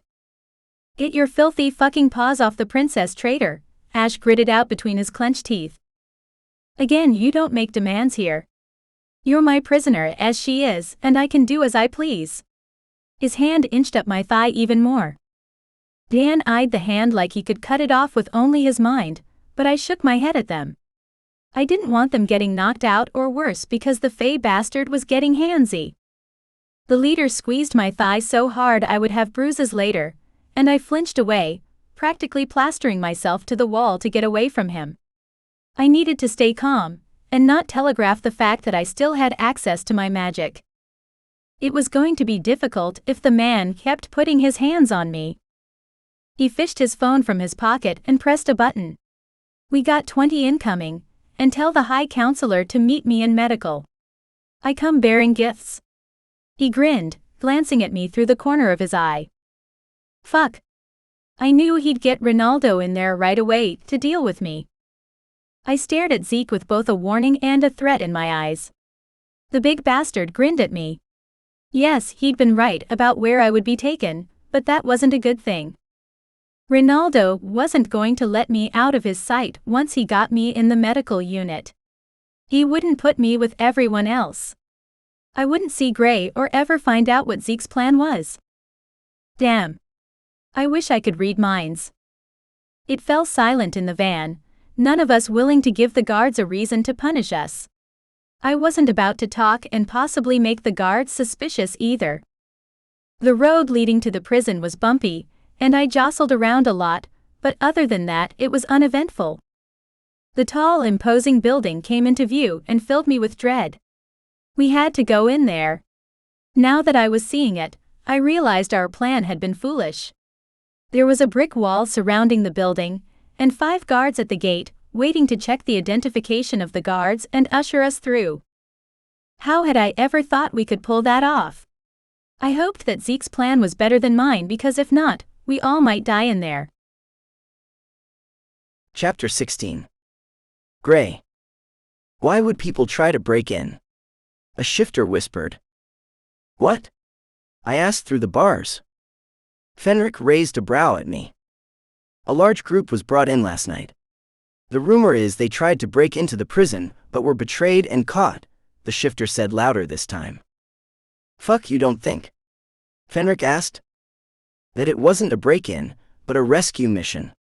Yeah, that's exactly what I think. I covered my face with both hands. Who do you think it was? Fenric asked. My money is on Dan and the syndicate, but I wouldn't put it past the riders of the hunt to do something like that as well. I peeked between my fingers at him. That was monumentally stupid of them to try to break into the prison like that. If it was them, then who is running the syndicate? How many? I asked the shifter. I don't know exactly, just that the group was big. Around 20, I think. If it's who I'm thinking, they probably left the damn place unguarded. Damn it. I jumped to my feet and paced the length of the cell. If this was Dan, then we were in deeper than we thought. Easy, Gray, Fenric said. We already planned to get everyone out, and if it is your guys, at least they are well trained to assist us in escaping. He was right, but it still left me uneasy. They weren't supposed to come after me if I ever got caught. Who could have convinced them to perform an extraction like that? Growling at the end of the cell block caught my attention just before a set of boots stomped down the hall toward us. I spun to the door and waited for the guard that usually helped us with my hands on my hips. It wasn't him. A different guard stood by the door and sneered at us. Where's my usual guard? I asked. Shut up, mutt, the guard barked, opening the door with his badge. I glanced at Fenric, dread pooling in my gut. Did we get him killed? Let's go. I don't want to wait around all day to escort filth to the mess hall, the guard roared. We stalked out of the cell together, shoulder to shoulder, as we followed the asshole guard to the mess hall in tense silence. Who were these new prisoners, and why would the guards take them there if they were just going to level the place in 2 days? I had so many questions, my mind spun and my brain ached. We pushed through the doors to the mess hall and got in line. I scanned the faces of everyone in the room, and my gaze landed on Turquoise eyes. Fuck. Fenric spun in the direction of the riders of the hunt. Well, that answers that question. We grabbed our food and made our way to the table in the back. Magna and the king sat with Asher and Zeke, along with their brothers. What the fuck, Ash? I dropped my tray on the table with a glare. What can I say? It all got fucked up. Ash waved his hands. I would say it all got fucked up if you're sitting across from me in this hell. I shook my head. It didn't all get fucked up, Zeke grumbled. You fucked us all over, Dan said. I'm telling you that it's better this way, Zeke growled. Yeah, better eating fucking gruel and waiting for the hammer to drop on our heads. So much better. Dan clenched a fist around his fork. I glanced between the men that were all glaring at Zeke. What the fuck did he do? He was the reason they were all there, I was sure.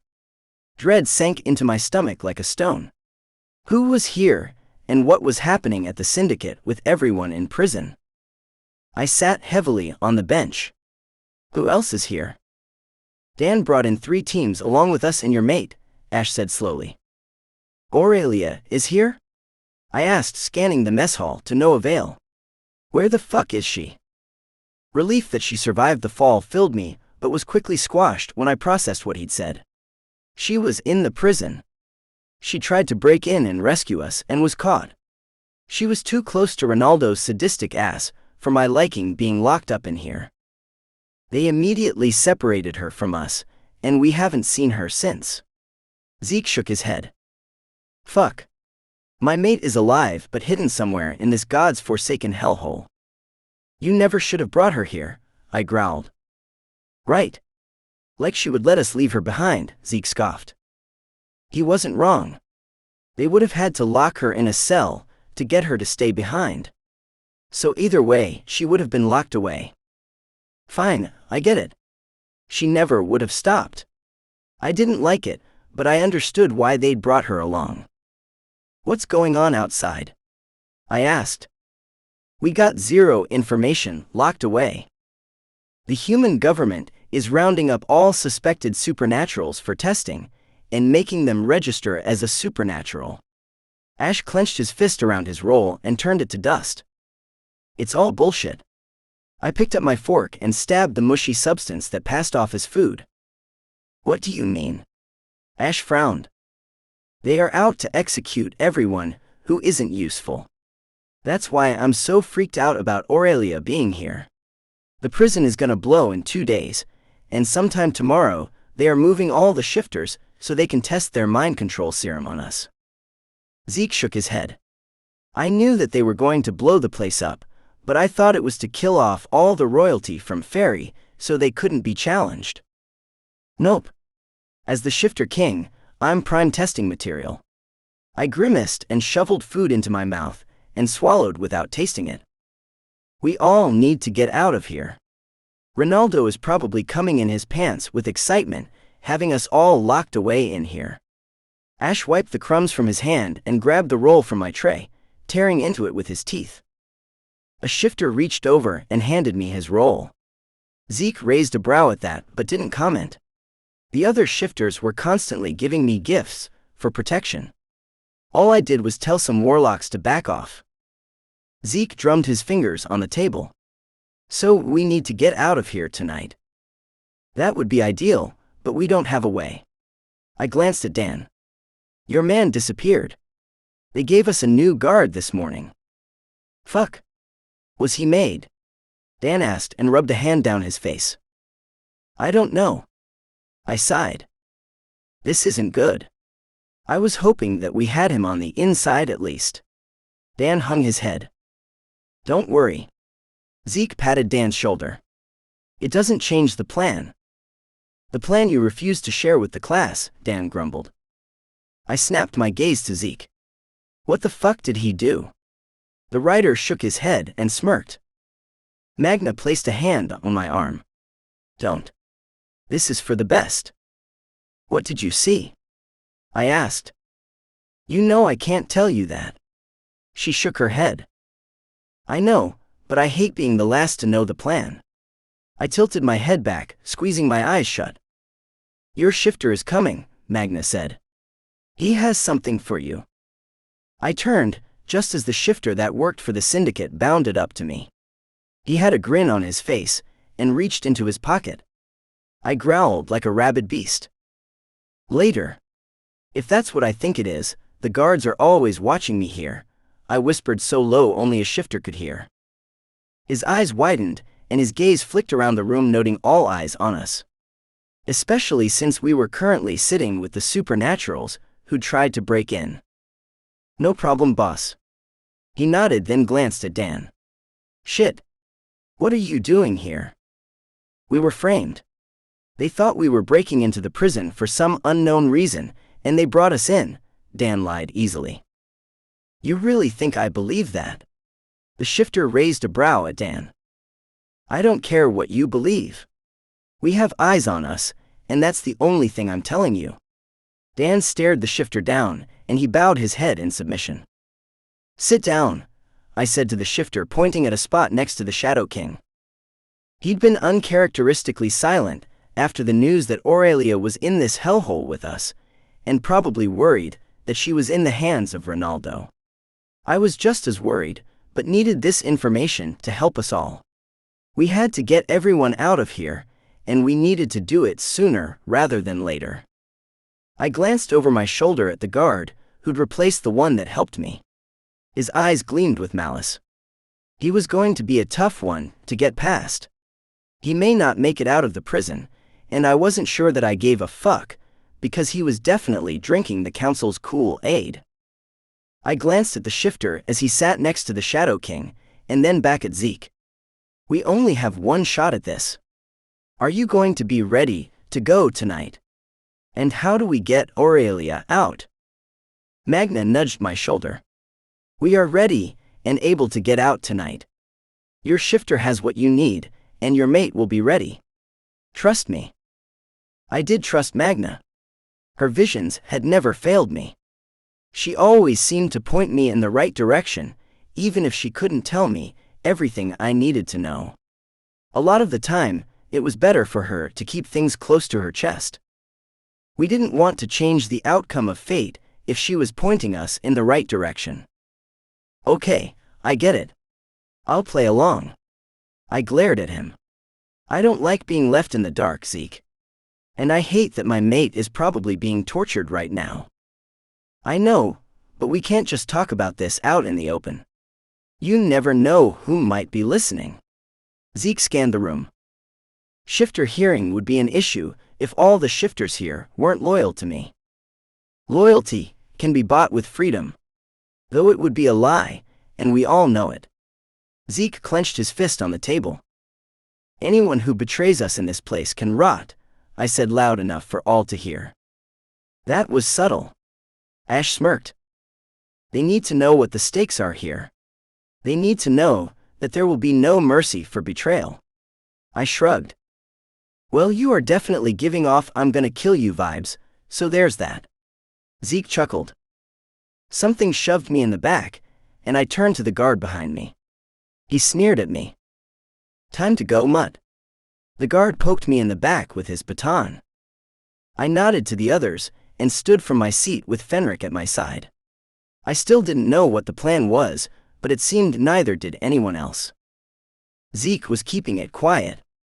I would be ready, though. I didn't have a choice, because if I wasn't ready for anything, then whatever plan Zeke was hatching would end in death. Chapter 17. Aurelia. Stay in here. The leader shoved me into a sterile white operating room. The click of the lock as he closed the door was like a gunshot to my ears. I was going to kill Zeke for this. Damn Ryder was a pain in my ass. The only thing in the room was an operating table, and there were no windows. What the hell did Ronaldo use this room for? Had he been torturing my people?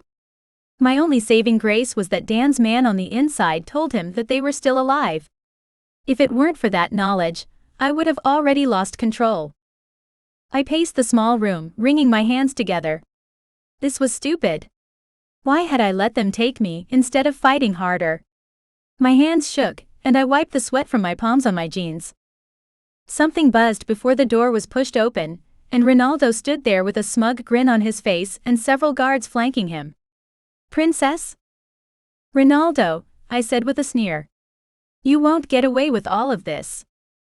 But I already have, Princess. You have no one left, and after tomorrow you will all be dead or under my control.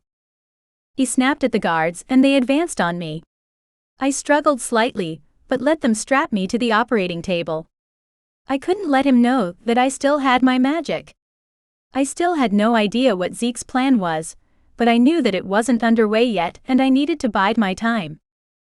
You think you can control me? I scoffed. I will have no problem controlling you, girl. You are nothing but a nuisance. He took a threatening step toward me.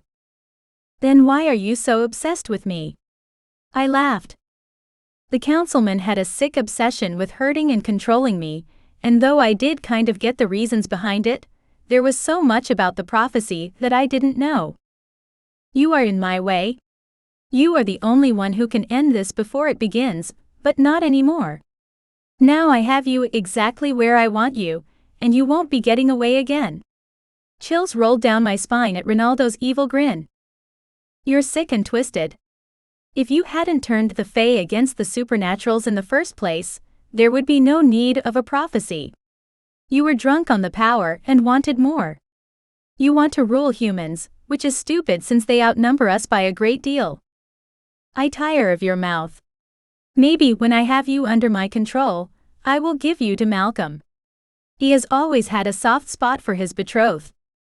Real terror snaked in my chest and my stomach plummeted. He couldn't really control the minds of Fae, right? Fae had shields. They shouldn't be able to be controlled. Ronaldo wheeled a cart in with medical tools and I flinched. Was he going to torture me so I would drop my shields? How long could I hold out against his torture without using my magic? You can't control me, I said through gritted teeth. Ronaldo's sadistic laugh filled the small space as he picked up a syringe and gripped my arm. Magic tingled beneath my skin, but I held it back. I refused to show signs that I had my magic. It would be catastrophic. He pushed the syringe in my arm, and the cool liquid plunged into my veins, leaving an icy chill in its wake. The tingling of foreign magic in my veins started at my arm, and arched up through my body to my head. In just a few seconds you will be completely under my control. Ronaldo grinned. My magic battled with whatever he just injected me with, and I shivered. Whatever the substance was, it was powerful. My back arched as my magic turned molten in my veins, and Ronaldo dropped the grin on his face as my entire body started shaking. What is happening? Ronaldo asked, taking a step forward and leaning over me. She shouldn't be able to fight it off. It should be working already. One of the guards stepped forward. She's powerful. Maybe the magic blocking cuffs only work so she can't use magic outside her own body? I held back a scream as my magic boiled me from the inside. It was excruciating, but whatever drug Ronaldo had used on me was burned up within seconds, and I slumped back down on the operating table with relief. It was short-lived though. Get me more. Ronaldo barked at a guard. Double the dose. She can't fight it off forever. Sir, that much could kill her, the leader that brought me in said. You promised I could play with her once she was under your control. Well, she won't be under my control until we can stop her magic from fighting the serum, will she? Ronaldo yelled. He was really going to do this. My shadows tried desperately to free themselves and protect me from the threats in the room. I held them off as best as I could, unwilling to show my hand just yet. If she dies, she will be of no use either, sir. The leader crossed his arms over his chest. She's good for nothing but to please my men. She's already been sentenced to death for crimes against Fairy. What do I care if the princess dies? Everyone who would care is in a cell, and will be joining her in death soon enough. I gasped at his words. It hadn't been real until I heard it from his lips. He really was out to destroy all supernaturals. He never had a plan to enslave them, but rather destroy them. If you're planning on killing us all, why bother experimenting on us? I asked. The humans believe they're in control, and required testing facilities to learn more about us. They are particularly stupid. The mind control is a failsafe for any who manage to avoid capture and death. Ronaldo shrugged. The other guard rushed back into the room with a tray in his hands. The syringe was even bigger on that tray. Electric blue liquid sloshed in the syringe, and I yanked at my arms trying to get free. My magic had a mind of its own when it came to protecting me from that crazy shit, and it hurt like a bitch. I clenched my fists and tugged on the straps, but they were so tight I wasn't getting anywhere. Ronaldo clamped a hand down on my arm and held me still as he brought the syringe down on my arm. My magic swirled within me and shadows danced behind my eyes as I screamed in pain. My magic heated up and became an inferno in my body, trying to burn away the much larger dose. Convulsions racked my body, and I had no idea how I managed to keep my magic under control. It pulsed inside of me, burning away the toxin, and the convulsions eased, allowing me to slump back on the table in relief. No! Ronaldo roared. He squeezed my arm harder as he raged. I closed my eyes and did my best to calm my magic that was waging war inside me, dying to get out. He pulled the cart full of implements closer to him, and a crazed grin tipped up his lips. He was going to torture me. How are you doing that? Ronaldo growled. That large of a dose would have killed a grown man, and you are a small slip of a girl. Fuck you, I sneered. I didn't care. He could torture me all he wanted. The wounds would heal probably faster than he would expect, and then I would get the fuck out of there at my first opportunity. He grabbed a scalpel and held it up for me to see. I carved the words "shifter scum" into your shifter with this scalpel. It's only fitting that I use it to carve into your pretty flesh as well. The gleam in his eyes would have scared the piss out of a grown-ass man, but I knew what was coming. He'd done this to me before, and I refused to take the bait. It wasn't shocking that the sadist had tortured Gray. Doesn't matter what you do, I'm still going to be your end. I smirked. The traitor screamed so beautifully for me as I practically bled him dry. He wasn't supposed to make it out of here alive. I have your shifter to blame for that. Oh well, there will be plenty of time to torture him at the testing facility. He planned to send Gray to the testing facility. He wasn't going to kill him here like the rest of us? That would destroy Gray more than any torture possibly could. No. I couldn't think like that. We were all getting out of here, and then taking the council down once and for all. The scalpel scraped down my arm as Ronaldo dug it as deep as he could into my skin. Fire burned in my veins as blood trickled down my arm and pooled on the table beneath me. I locked my jaw against a groan of pain. The worst part, though, was the expression of euphoria on the High Counselor's face. He was getting off on torturing me. If that wasn't just sick and twisted, I didn't know what was. Tell me how you keep burning through my influence and this all stops. I'll take you to a cell, where you can heal until the explosion. Fuck off. I gritted out. He slashed at my arm, cutting across the other cut in an X. I squeezed my eyes shut and held back my whimper of agony. My skin burned with pain even as my magic jumped to heal my injuries. It was the only thing I would allow it to do, as I kept it in a strangle hold. This was the exact place Zeke wanted me to go, and I needed to figure out why before they put the plan into action. I just had no idea how to do that with Ronaldo slicing me up. He moved from my arm and the scalpel pressed into my cheek, but not hard enough to break the skin yet. His angry gaze pinned me to the table.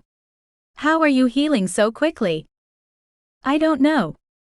Did someone tamper with her cuffs? Ronaldo asked over his shoulder. The leader stepped forward. No, sir. I put those cuffs on her myself and no one has touched her since. I may have to keep you around at the testing facility after all, if your magic is leaking through those cuffs. Ronaldo mused. With all due respect, sir. I don't think that would be wise. Even though subjects are strapped down, they are less secure and she could escape with the shifter. Ronaldo dug the scalpel into my cheek, and this time I did gasp at the pain so close to my eye. Hot blood trickled down my face to my lips, painting a bloody smile, as I gathered some of my blood in my mouth and spit it in Ronaldo's face. You may be right. She's too wild to trust in the facility. She will just have to die with the rest of them. Ronaldo swiped the blood off his face and slashed at my cheek again. He kept slashing at my face and arms until I did let out a scream of agony. My back arched and blood drenched me and the table to which was strapped, but my magic got to work healing the worst of my injuries. I will be back for you, princess. This time I will make sure you die, like you should have in the council chambers you destroyed. Fuck off, Ronaldo. I spit the words at him. He was scum, but he held my life in his hands. How exactly did he plan to make sure I died this time? I wasn't sure, and I really didn't want to find out. Chapter 18. Gray. The electric buzzing of the door woke me, and I jumped to my feet, staring at Dan on the other side. How did you get out? I asked as Fenric and I moved to the door. Zeke is a smart bastard, let me tell you. He somehow planned it down to which cuffs they would put us in. He refused to tell us anything. Our cuffs are useless though. They don't block shit. He held out a hand to me. I reached out and let him grip my wrist, turning it to place a small key in the hole and unlocking them. My wolf lunged to the surface as magic rushed through me in waves. I nearly stumbled. Fenric doubled over at the waist, probably feeling the same relief I had. I walked over to the cell next to mine and handed the shifter the key. Get this to everyone on the cell block. They all need to unlock their cuffs, I said, turning back to Dan. What's the plan? Follow me. Dan took off down the hall that led to the showers, and I shrugged at Fenric before jogging after him. Where are we going? Fenric asked. There's a control panel down this hall that will open all the cells in the prison. I need to get to it before anyone realizes we're out. Dan turned down a second hall. 6 guards stood around in a circle talking in hushed voices when we skidded around the corner. Fenric blasted one with his magic as I rushed one, crouching low and taking him to the ground. Dan? I shouted, but he already had 2 others pinned to the ground with his magic. I gripped the guard's baton and flicked the electricity on and hit him in the neck with it. He grunted before his eyes rolled in the back of his head. I glanced up at the others, but they had already taken care of the other 5 guards. Let's go. Dan wiped his hands on his pants and turned down the hall. Fenric ran a hand down his face. Are we stupid for leaving them alive? Is this going to come back to bite us? It might, but they were just humans. Despite what they are doing to us right now, I don't like killing humans, I said. It won't matter in a minute, Dan called over his shoulder. Why is that? I asked as he skidded to a stop in front of me. Because there are about to be a lot more of us than them. He grinned. The black panel on the wall had a keypad on it, keeping it locked. Dan held a hand over it, and there was a loud pop and sparks flew from the keypad before the panel popped open. What are you doing? I asked with a frown. Getting back up. He flipped a switch and the lights flashed red as a siren sounded. The cells all buzzed and grinding metal filled the hall. Dan whooped, fist pumping the air. We raced back to the cell block to see shifters stumbling out of their cells. Their cuffs no longer bound their animals. Howls of excitement flooded the hall as they jumped all over each other. I grabbed the shifter that worked for me by the scruff of his neck. We aren't out of here yet. There are 6 guards in the back hall. They probably all have cuff keys. I need you to get them. He nodded and grabbed another shifter, taking off in the direction I pointed. The rest of the shifters stopped celebrating and stood at attention, waiting for instructions. I turned to Dan with a raised brow. Do you know where the other supernaturals are being housed? They are all in this block and the next block over, where they had me. He pointed down the hall. Good. I grabbed the shifter that was in the next cell. Do you still have the keys? Yes, he said. Go take the cuffs off the warlocks and others. I'll send help when they get back. The shifter nodded, and several took off to the next cell block to get the others out of their cuffs. Everyone needed full access to their magic. Where are the riders? I asked Dan. They're holding off the guards until we can get everyone out of the cuffs. I jogged down the hall and nearly ran into the shifters that were sent to get more keys. Go help get the warlocks out of cuffs. We raced to the end of the other block and past the warlock who'd been bullying the shifters before I came in. He nodded as he got his cuffs removed. What's the plan? He asked. The plan is to get the hell out of here without dying. I shrugged. I didn't even know what kind of plan Zeke had cooked up in that crazy head of his. That's not much of a plan. You're out of your cell and the cuffs, right? I asked. Fair enough. I stopped next to Ash and Zeke. Okay, liar, how are we doing this? That was harsh, Zeke said. But not untrue. You can tell us the plan now, dipshit. Ash barked. Someone is going to have to blast the doors open. We need Aurelia to get out of the medical unit before we can leave. We're sitting ducks right here. How long do you think we have before they call for backup or try to blow this place early? I asked, scrubbing a hand down my face. Probably only a few minutes, Zeke said. That's not exactly helpful. I sighed. We can hold them off. The warlock clapped me on the shoulder. Magic lit his other palm, and I grinned. It felt good to have all our powers back. I scanned the group of men all gathered around. We could do this. We could get out of here, but what were we going to do once we did? What was the state of the syndicate when you left? Overcrowded but fine. Why? Zeke asked. We will need somewhere for everyone to go. That's what we've been doing this whole time. Gathering anyone who is outed as supernatural and giving them space at the building. We'll figure that out once we get there. Let's go then. I jogged off to the other end of the cell block, to the heavy metal door locking us all in. Dan raced up with a badge in his hand and swiped it on the keypad. The alarm continued to blare in my oversensitive ears, and the panel on the door flashed red. Fuck, it's not working. Dan grunted. Can you override it? I asked, turning to Zeke. He was the resident hacker. I'd never seen a system he couldn't break into. He had to be able to do something. Zeke rushed to the panel on the door and typed a few things in, but shook his head. The override isn't working. Fuck. I slammed my hand on the door. Can you get around it? What if you just blow the electronics inside like before? I could try that, but I'm not sure if it will open or stay closed permanently. Dan leaned his forehead against the door. He placed his palm on the scanner, and magic lit his hand in a green glow. There was a pop of electricity, and then nothing. The door didn't move. I shoved Dan out of the way and pushed the door, but it was too heavy for me to move on my own. Ash, Zeke, help me push this, I demanded. The two riders and several others lined up on each side of me, and we pushed the door. It creaked and groaned beneath our weight and force before finally sliding open. The supernaturals around us cheered as they flooded out of the main cell block to the front of the prison.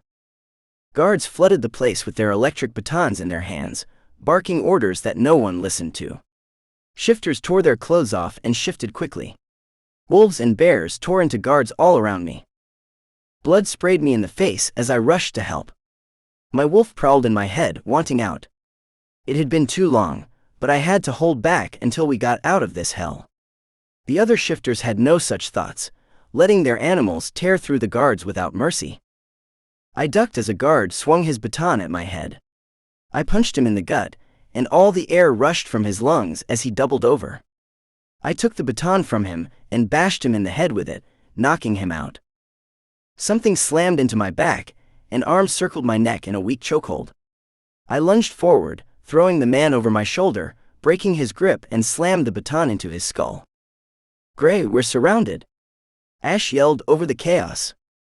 He was also covered in blood that I was sure wasn't his. The shifters weren't taking prisoners. Shit. I spun around. 8 guards were circling the 2 of us. Ash glared at the one standing in front of the rest. "You want his death, brother." Ash clapped me on the shoulder and pointed at the man. "Why is that?" I asked with a grin. "He put his hands on your mate." The grin slipped from my face. "He did what now?" "I'll make it slow and painful then." I took a threatening step toward him, with the baton twirling at my side. "Yeah, that was me, and once the High Counselor figures out how to control her, he's going to give her to me to play with." The man's eyes glowed with lust for my mate. My wolf beat at the cage I had him locked in, trying to take control. "I'm definitely going to kill you now." With a hand motion, the entire group descended on us at once. We were overwhelmed, and everyone else was in the middle of their own fights. If something didn't change quickly, we were royally screwed. Chapter 19. Aurelia. I paced the small operating room when the lights flashed red, and an alarm blared in my ears. The door to the room swung open, hitting the wall behind it. "What the hell are they doing?" I whispered to myself as I took tentative steps toward the door. Chaos reigned outside as people in white lab coats scattered like ants. They raced for the doors I'd been brought through, before muttering about getting locked in with the animals if they didn't hurry. Of course they think we are animals. Do they want to see what kind of animals we really can be? My magic formed a ball in my hand. I threw my magic at cabinet, and it engulfed in flames. Several shrieks filled the room, and I rushed to the other tables, removing restraints from a man tied to a bed. He quickly got up, but he stumbled to the side. I steadied him, but I needed to help the others before smoke filled the room. "Go." "I'll help," the man said and steadied himself on the bed. "Okay." I nodded to the man and raced to the other beds. Some were better off than others, but at least after a few seconds they could walk. "Get to the main prison. I have something else I need to do." I spun back to the hell that the room I'd been tortured in was down, and rushed through the medical unit, searching for the serum he'd used on me. If I could destroy it, they wouldn't be able to use it on others. I had no idea if it was the only supply, but it would hurt the council either way. I glanced through the doors on both sides of the hallway, finding offices with computers. My magic swept through the room, frying every device in the office before moving on. Small pops of electricity followed in my wake. Maybe I should have thought this through better. I'm going to have to come back this way. I raced to the end of the hall, and threw open the double doors using my magic. There was obviously a reason they didn't have that connected to the prison's evacuation system. I stepped inside the room and growled low in my throat. It was a lab, but there were people hooked to tubes and machines that were keeping them alive. What the fuck was I to do? I couldn't just leave them. "Fuck!" I shouted. "What is it?" A man's voice asked behind me, and I spun, ready to throw magic until I recognized the man I helped before. "I can't get them out of here. I don't even know if they're alive." I shook my head. I was an ER doctor before they started rounding us up. The man stepped forward. There were 2 beds with people strapped to them, and he got to work checking their vitals and muttered to himself. "Neither of them has any brain activity. I don't even know why they are keeping them alive." "What the fuck?" I asked. "Why would they keep them alive without brain function?" "The experiments they're doing here are pretty terrible. Maybe they want to be able to control something that doesn't have a free will to interfere." "That's fucking terrifying. I think I would rather be dead than have my body used like a walking zombie." I shivered. "They're gone. Light this place up before the fire spread and trap us back here." The man took a step back. Magic flooded my system, and I had to look at it as doing them a kindness as I let it fly at the shelf on the wall. There were vials of electric blue liquid there that had to be the same as the serum Ronaldo injected me with. I could only hope that those were the only doses, and the computer files I'd destroyed weren't backed up somewhere. The glass vials exploded into vapor that filled the air, and I coughed. Get out of here. You might not be strong enough to fight it. What about you? He asked, worried. I'll be fine. I've fought it off before. Go. I waved at him to hurry, and with one last unsure glance he raced away. 3 more shelves were stocked with the blue liquid, and I torched them all along with a couple of computers that dotted the room. A single tear tracked down my cheek as the machines keeping hearts beating popped with electricity and died. Ronaldo and his council were monsters testing on people, and I would make them pay for it. I raced from the room as an explosion rattled the ground beneath my feet, and made my way to the next room where there were shelves and shelves of the stuff. I let my magic go wild, glass shattering and raining down on the floor. Vapor hissed up into the ceiling and the vents in the walls. Shit. I hope that doesn't affect the others' escape. A ball of fire flew at me from my place in the doorway. I hurled myself to the side as the wall exploded. I rolled back to my feet and sprinted down the hall. I think that's enough destruction for today. That should spread to the other rooms on its own. I don't need to add to the danger. Were chemicals used in that room? That was a bit more of an explosion than I was ready to handle.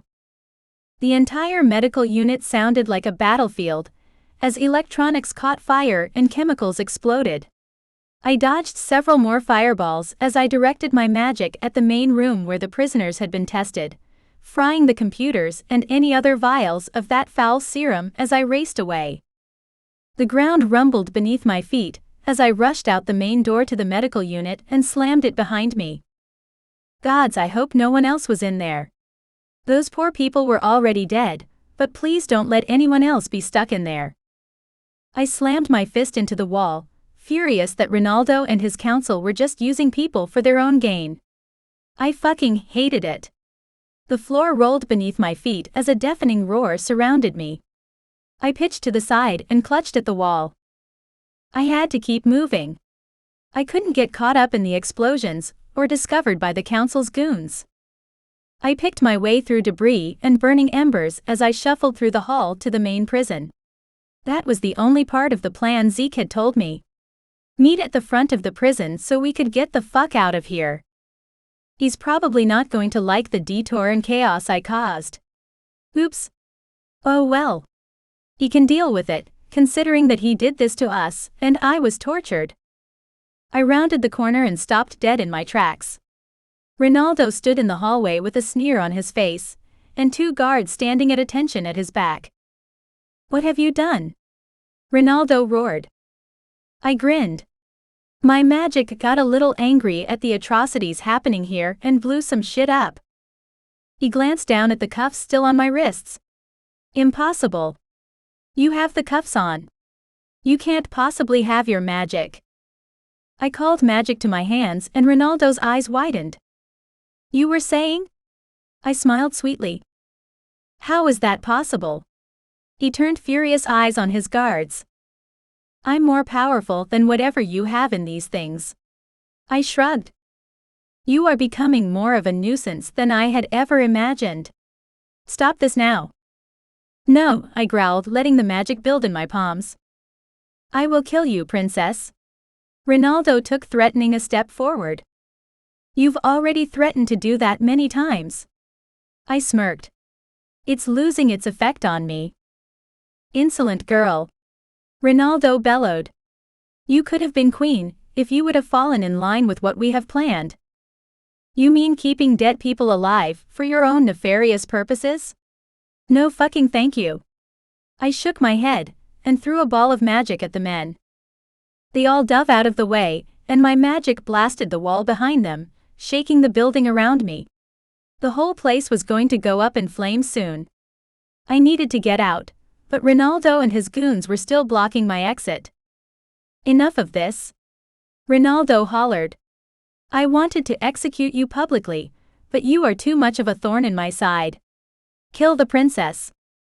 The men with Ronaldo drew their guns, pointing them at my chest. Did he really think those were going to hurt me? Human weapons. I smirked. You are too cocky for your own good, I said. No, princess, you are. Do you think mind control is the only weapon I have been working on? Ronaldo chuckled. That would have been very short-sighted of me, wouldn't it? What are you talking about? I asked. I worried my lip at his smug expression and the flames licking up the walls all around us. I needed to get out of here, preferably without bullet holes in my chest. After we get rid of the supernaturals, the humans will clearly be next. I couldn't have them possessing better weapons than us, Ronaldo scoffed. I eyed the guns warily. What the fuck was in them? I didn't want to know. You made bullets that will kill us? I gasped. He was using human technology and mixing it with magic. It was a dangerous combination that would end disastrously if someone didn't stop him. We have many weapons now. More than you could ever imagine, but you won't live to see us use them on your rebellious friends. Rebellious? You're trying to eradicate them, after exiling them for centuries. Why even come here and start this when you had Fairy to yourself? I threw my hands up. Because of you. Your birth signaled the end of that era, and we had to find a way to keep what we had. I took a step back when he moved closer, not about to let him get his hands on me. The guards at his side cocked their weapons. Shit. What was I going to do now? I could use my magic, but what would the bullets in those guns do? Was Ronaldo correct that they would kill me? Would they do something to my magic? I glanced around the hall again warily. Thick black smoke rose into the air and flames danced along the walls. The ground rumbled with another explosion, and I stumbled to the side. The guns followed me as I went. Kill her now, before the entire place comes down on our heads. Ronaldo commanded. I was out of time. Ronaldo was about to have me killed, and there wasn't anything I could do to stop it. Chapter 20. Gray. What the fuck? I yelled as an explosion rumbled through the prison. Had they decided to blow it up early? We were still surrounded by guards. They wouldn't purposely blow up their own people, would they? Of course they would. Ronaldo only cared about himself. Several guards stopped advancing and glanced between each other, probably wondering the same thing. The leader screamed, "Get them! The High Counselor wants the shifter alive." The others still had wary expressions. They shuffled their feet and glanced at the door longingly. They were the smart ones, but they were torn between their duty and saving their own lives. The other guards fled the room, having the right idea. Some of the other supernaturals looked to me for guidance. With the guards fleeing their fights, they were free to run, and I didn't blame them if they did. "Go," I said, waving them off. I was outnumbered with just Ash and me up against 8 of these assholes, but I didn't want anyone dying for me. "No, stay and finish this," the leader hollered as several men stepped toward the door. "Is pleasing that jackass worth your life?" I asked. "This place is about to blow." The men all took a step back, except for the leader of the group. He stepped forward. "You're all cowards. I'll be rewarded when I bring you to the High Counselor." Wrong answer. Why do the bad guys always say stupid shit like that? I asked, glancing at Ash. I think it's in the evil villain rulebook that say they have to be morons. Ash rolled his shoulders back. Probably. I smirked. Who are you calling a moron, Mutt? At least I was smart enough to choose the winning side. The leader grinned. The men who had shown up with him were slowly backing toward the door, because his attention was firmly on me. They were the smart ones. I would be getting the hell out of here the second I had my mate in my arms. You really think this looks like winning? I waved my hand at the chaos around us. Ash chuckled. I mean, it looks like someone is winning, but not you. He held up his baton threateningly. I dropped into a fighting stance, now that it was a fair fight. My wolf howled in my head, desperate to be free. We needed to find Aurelia and get the hell out of here. The man lunged with his baton, nearly catching me in the shoulder. I jumped back and crouched even lower. "Is that all you've got?" I taunted. I wasn't about to let him put one over on me. My wolf was seeing red. He wanted this idiot's blood. Magic built in the man's palm as he lunged for me again. I dodged the ball of magic, and it hit the wall with an ominous crack. It wasn't enough to do a ton of damage, but with the explosions racking the prison, it was enough to be a concern. "You're weak," I said. His eyes flashed and glowed with hatred, but before he could throw more magic, he was swept off his feet on a gust of air. I glanced at Ash and grinned. "You call me weak, but you can't even fight fair." He swung again wildly, and I ducked below the baton and wrapped my arms around him, tackling him to the ground. I gripped his wrist that held the baton and smashed it against the floor until he let it go, and it rolled away. My hands shifted to claws as I wrapped them around his neck. They pierced the skin, blood gushing from him as he punched me in the kidney. I grunted in pain but refused to let go. This man touched my mate and threatened to use her as a plaything. I was not going to stand for it. I promised many of the assholes in the place death, and his would be the first. The man's skin paled as he clutched at my clawed hands. His blood soaked my skin. I'd nicked his carotid artery, and he would bleed out within seconds. The last thing he saw would be my face. His end. His death. "I told you I would kill you for touching her," I said as the light went out of his eyes. I retracted my claws back to my human hands and sat back on my haunches. One down. I scanned the room for any others who I made that promise to, but didn't find them. The guards were fleeing from the explosion, and in their haste left the doors wide open. A hand was thrust into my view, and I took it, letting Ash pull me up. That was pretty gruesome. "Have you looked around? This whole scenario is pretty fucking gruesome." I wiped my bloody hands on my pants. The roar of another explosion met my ears, and I spun in a circle, scanning the area for my mate, when Dan jogged up to me. "Come on, Gray, we gotta run." Dan tugged at my arm to move. "Where is Aurelia?" "I don't see her anywhere," I growled. My wolf paced in my mind as I searched every face for her, but came up empty. I turned to Zeke with a glare even as Dan tried again to nudge me to the door. "We have to go before guards come back." "I'm sure they will. They're blowing this place up early. The guards aren't coming back." I shook my head. "That's not what this is. They would have just blown it up in one massive explosion. We have to go before they realize that and come back to find the cause." Dan ran a hand through his hair. "I'm not leaving without my mate." I brushed his hand off my shoulder. "Where is she?" "Medical unit," Zeke said. "You all get out of here. Get everyone to the syndicate." "I have to go after Aurelia," I barked the orders. I wouldn't have them all wait for me and die in the process. They needed to run, because even if Dan was right and they didn't blow the place early, something was happening, and I had a sinking suspicion it was coming from the medical unit.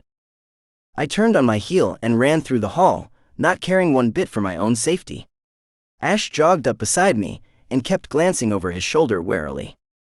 "You got my back?" I asked. Ash nodded. I turned the corner to the medical unit, and flames licked up the walls. What the hell happened here? Is my mate okay? Thick black smoke billowed through the hall. A chemical scent mixed with the smoke, and a racking cough tore through me. Fuck. Did she blow up the lab? Ash and soot covered the floor, and I kept to the middle of the long hall, very aware that the walls were burning, but I didn't care. I needed to find Aurelia and get us all out. I refused to live in a world without her. I would follow her in death as well as life. She'd become everything to me, and I refused to fail her now. I pushed through the main door that led to the unit and stopped in my tracks. Aurelia stood there, magic pooling in her palms, as she faced off against Ronaldo and two guards who both had guns pointed at her chest. Flames grew ever closer to her by the second, and the haze of smoke thickened in the air. I lost control of my wolf as he lunged forward violently, completely taking me off guard. My wolf snarled at the men who turned wary eyes on me. Ronaldo took a step back. "Kill the girl and get me the wolf, alive." The men cocked their guns, taking aim at my mate, but Ash flicked his wrist, sending a gust of wind at them. The men stumbled to the side, and my wolf jumped in front of Aurelia, growling low and menacingly. He wasn't about to let them get away. He could end this madness once and for all, if he could just get to Ronaldo. My wolf stalked forward on silent paws, ready to rip their throats out for threatening his mate. One of the men raised his gun to shoot me when Ronaldo hissed, "No, you fool. I need him alive." Ronaldo's plans for domination really were more important to him than anyone doing his dirty work. My wolf lunged at the man, taking his wrist between sharp teeth and sinking them into his arm. The man cried out as blood sprayed from his wrist. He dropped the gun on the floor, and I pushed it toward Ash with my paw. "Careful," Aurelia said. "Their bullets can kill us." "Shit," Ash cursed and flicked the safety on. I shook my head, digging my fangs into the man's arm, and he screamed in agony again before passing out from the pain. I dropped him to the floor and snarled my rage at the other man. He was still holding the gun, but his terrified expression told me he wouldn't be testing me the way the other guy had. I crawled back on his hands to put distance between us as magic shot above my head, aimed for Aurelia. She ducked it easily and dove out of the way, sending her own blast of magic at Ronaldo. My wolf howled a battle cry once again, jumping in front of Aurelia as Ash sent another gust of wind at Ronaldo. "You're all fools. You think you can beat me, but I've already won." "Look around you," Aurelia scoffed. "Your prisoners are escaping, and your Frankenstein lab is going up in flames. You haven't won anything." "She did blow up his lab. My mate is a badass." "Frankenstein lab?" Ash asked. "They had people with no brain function, hooked up to machines. I think he was trying to create some kind of undead army. It was creepy as fuck." Aurelia shivered. I nudged Aurelia with my hip and crouched down on the floor. I snarled at Ronaldo as he lifted a hand to shoot magic at us, but Ash blasted him with another gust of air and sent him flying into the wall. "Get on his back, princess. We need to go." Ash held his hand out, pinning Ronaldo to the wall. "I can finish this now," Aurelia argued. "If I kill him, we can end this. This place is about to blow sky high after what you did with your magic. Live to fight another day," Ash gritted out. I nudged Aurelia with my nose. Fire was getting closer, and we had no idea what horrors she may have missed when destroying the place. My instincts were ruling me, telling me we had to get out of there and fast. Aurelia ran her hand over the silky fur on my neck, and I shivered at her touch. My wolf nearly purred, but we couldn't get complacent. We needed to go. "Now, princess," Ash commanded. Aurelia pulled a face but finally climbed on my back and dug her fingers into the soft fur at my neck. I needed to shift with her when we weren't running for our lives. My wolf loved having her soft hands in his fur. As soon as she was safely on my back, my wolf leapt over the man lying unconscious on the floor and past a fuming Ronaldo, who was spitting curses at Ash, who still held him immobile with his magic. We raced from the hall, but it was too late. I skidded to a stop as the building shook violently, and a deafening boom filled the space. I crouched as close to the ground as I could get, and Aurelia lay fully down on my back as an explosion tore through the hall, sending us flying. Flames licked at my fur, and a howl of agony tore from my wolf just before I slammed into the wall. Debris and chunks of drywall rained down on my head, knocking me unconscious. Fuck. I failed my mate, and now we were all going to die. Chapter 21. Aurelia. I blinked, my watery eyes open to more billowing black smoke, and a racking cough exploded from my lungs. Drywall covered my lap, huge chunks of it having fallen on me from the ceiling. Fuck. Where's Gray? I scanned the smoke-filled hall, and found the vague outline of my wolfmate against the wall. I threw the plaster off my lap and crawled over to the wall. Gray was lying on his side, a gash on his wolfy snout. His eyes were closed, but his chest was moving with rattling breaths. I held my hands over his chest, and the green glow of my healing magic rushed from my body into his. Please, please, you have to be okay. I chanted the words over and over again, praying to the gods that he would be fine, but no matter how much magic I poured into him, he wouldn't open his eyes. I sat back on my heels, staring at him through the smoke until a groan met my ears. Fuck, Ash is here. I scanned the room until I found him and rushed over, turning his big body. I almost couldn't move his bulk, but after a couple times, I finally rolled him to his back. He groaned again. Are you okay? That explosion was horrific, I said. Ash blinked up at me. He had a gash on his forehead, and a piece of debris was sticking out of his side. I need a healer, Ash coughed. I need to get that piece of wood out of your side, so I can heal you. I shot him an apologetic smile. This was going to hurt like a bitch, and I needed to be fast before he lost too much blood. I counted down from 3 in my mind before yanking it out and tossing it aside. Quickly I placed my hands over the wound, pouring more healing magic into Ash. He was much better off than Gray. He was at least awake and coherent, but I didn't want to miss anything. Asher patted my hand, his eyes more focused now that the healing magic was washing through him. Where's Gray? He asked, sitting up. I pointed to the large black wolf that was still in a heap and frowned. He won't wake up. How are we going to get him out of here? The heat of the flames around us only grew more intense by the second. Easy there, princess. I'm even stronger than I look. Ash winked at me. I rushed to Gray and felt his pulse again. It was a little stronger, and his breaths weren't rattling the way they had been. It was a good sign, but I was still worried. His injuries were healed, but he wasn't waking up. It will be okay, princess. He will make it through this. Asher clapped me on the shoulder before bending at the knees and hefting Gray's wolf body over his shoulder. We really need to get out of here. I coughed and held my hand over my mouth and nose. You first? Gray would kill me if I didn't have your back, even if I was lugging his heavy ass at the time. You don't have free hands, I do. I can watch all our backs, I argued. Fine, but if you tell Gray I let you watch my back, we are going to have a serious problem. He raised a brow at me.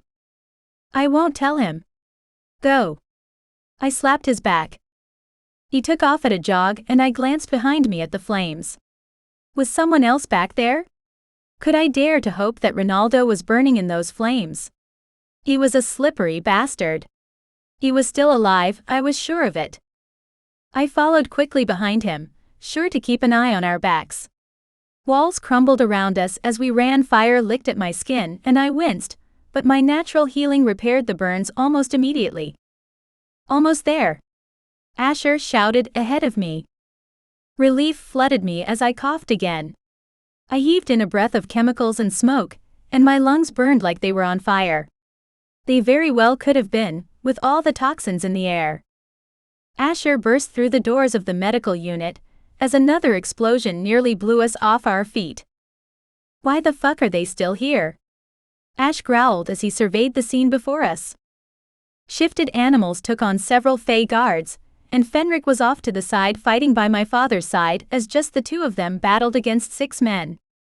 We all need to get out of here before it's too late, I wheezed. The air there was much clearer than in the medical unit, and I took in gulps of fresh air. More guards flooded the space surrounding the group, and my magic pulsed beneath my skin.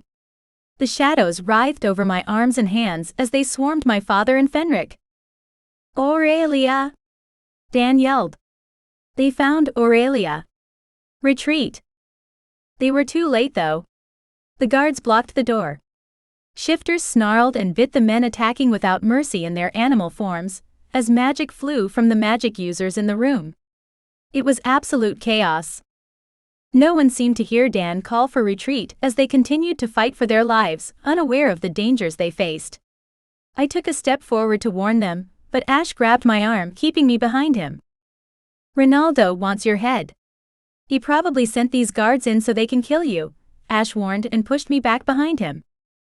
I'm not weak, Asher, I growled. I can take care of myself. And Gray will have my head if something happens to you. Just stay behind me while I get you both out. I can't promise you that. I shook my head. I had friends and family out there fighting for their lives, and if they needed me, I was going to help them, no matter what Asher said. He knew that as well as I did, if the frown on his face was anything to go by. I know, but I had to say it to save my own skin. We hustled out into the mayhem and dodged the guards.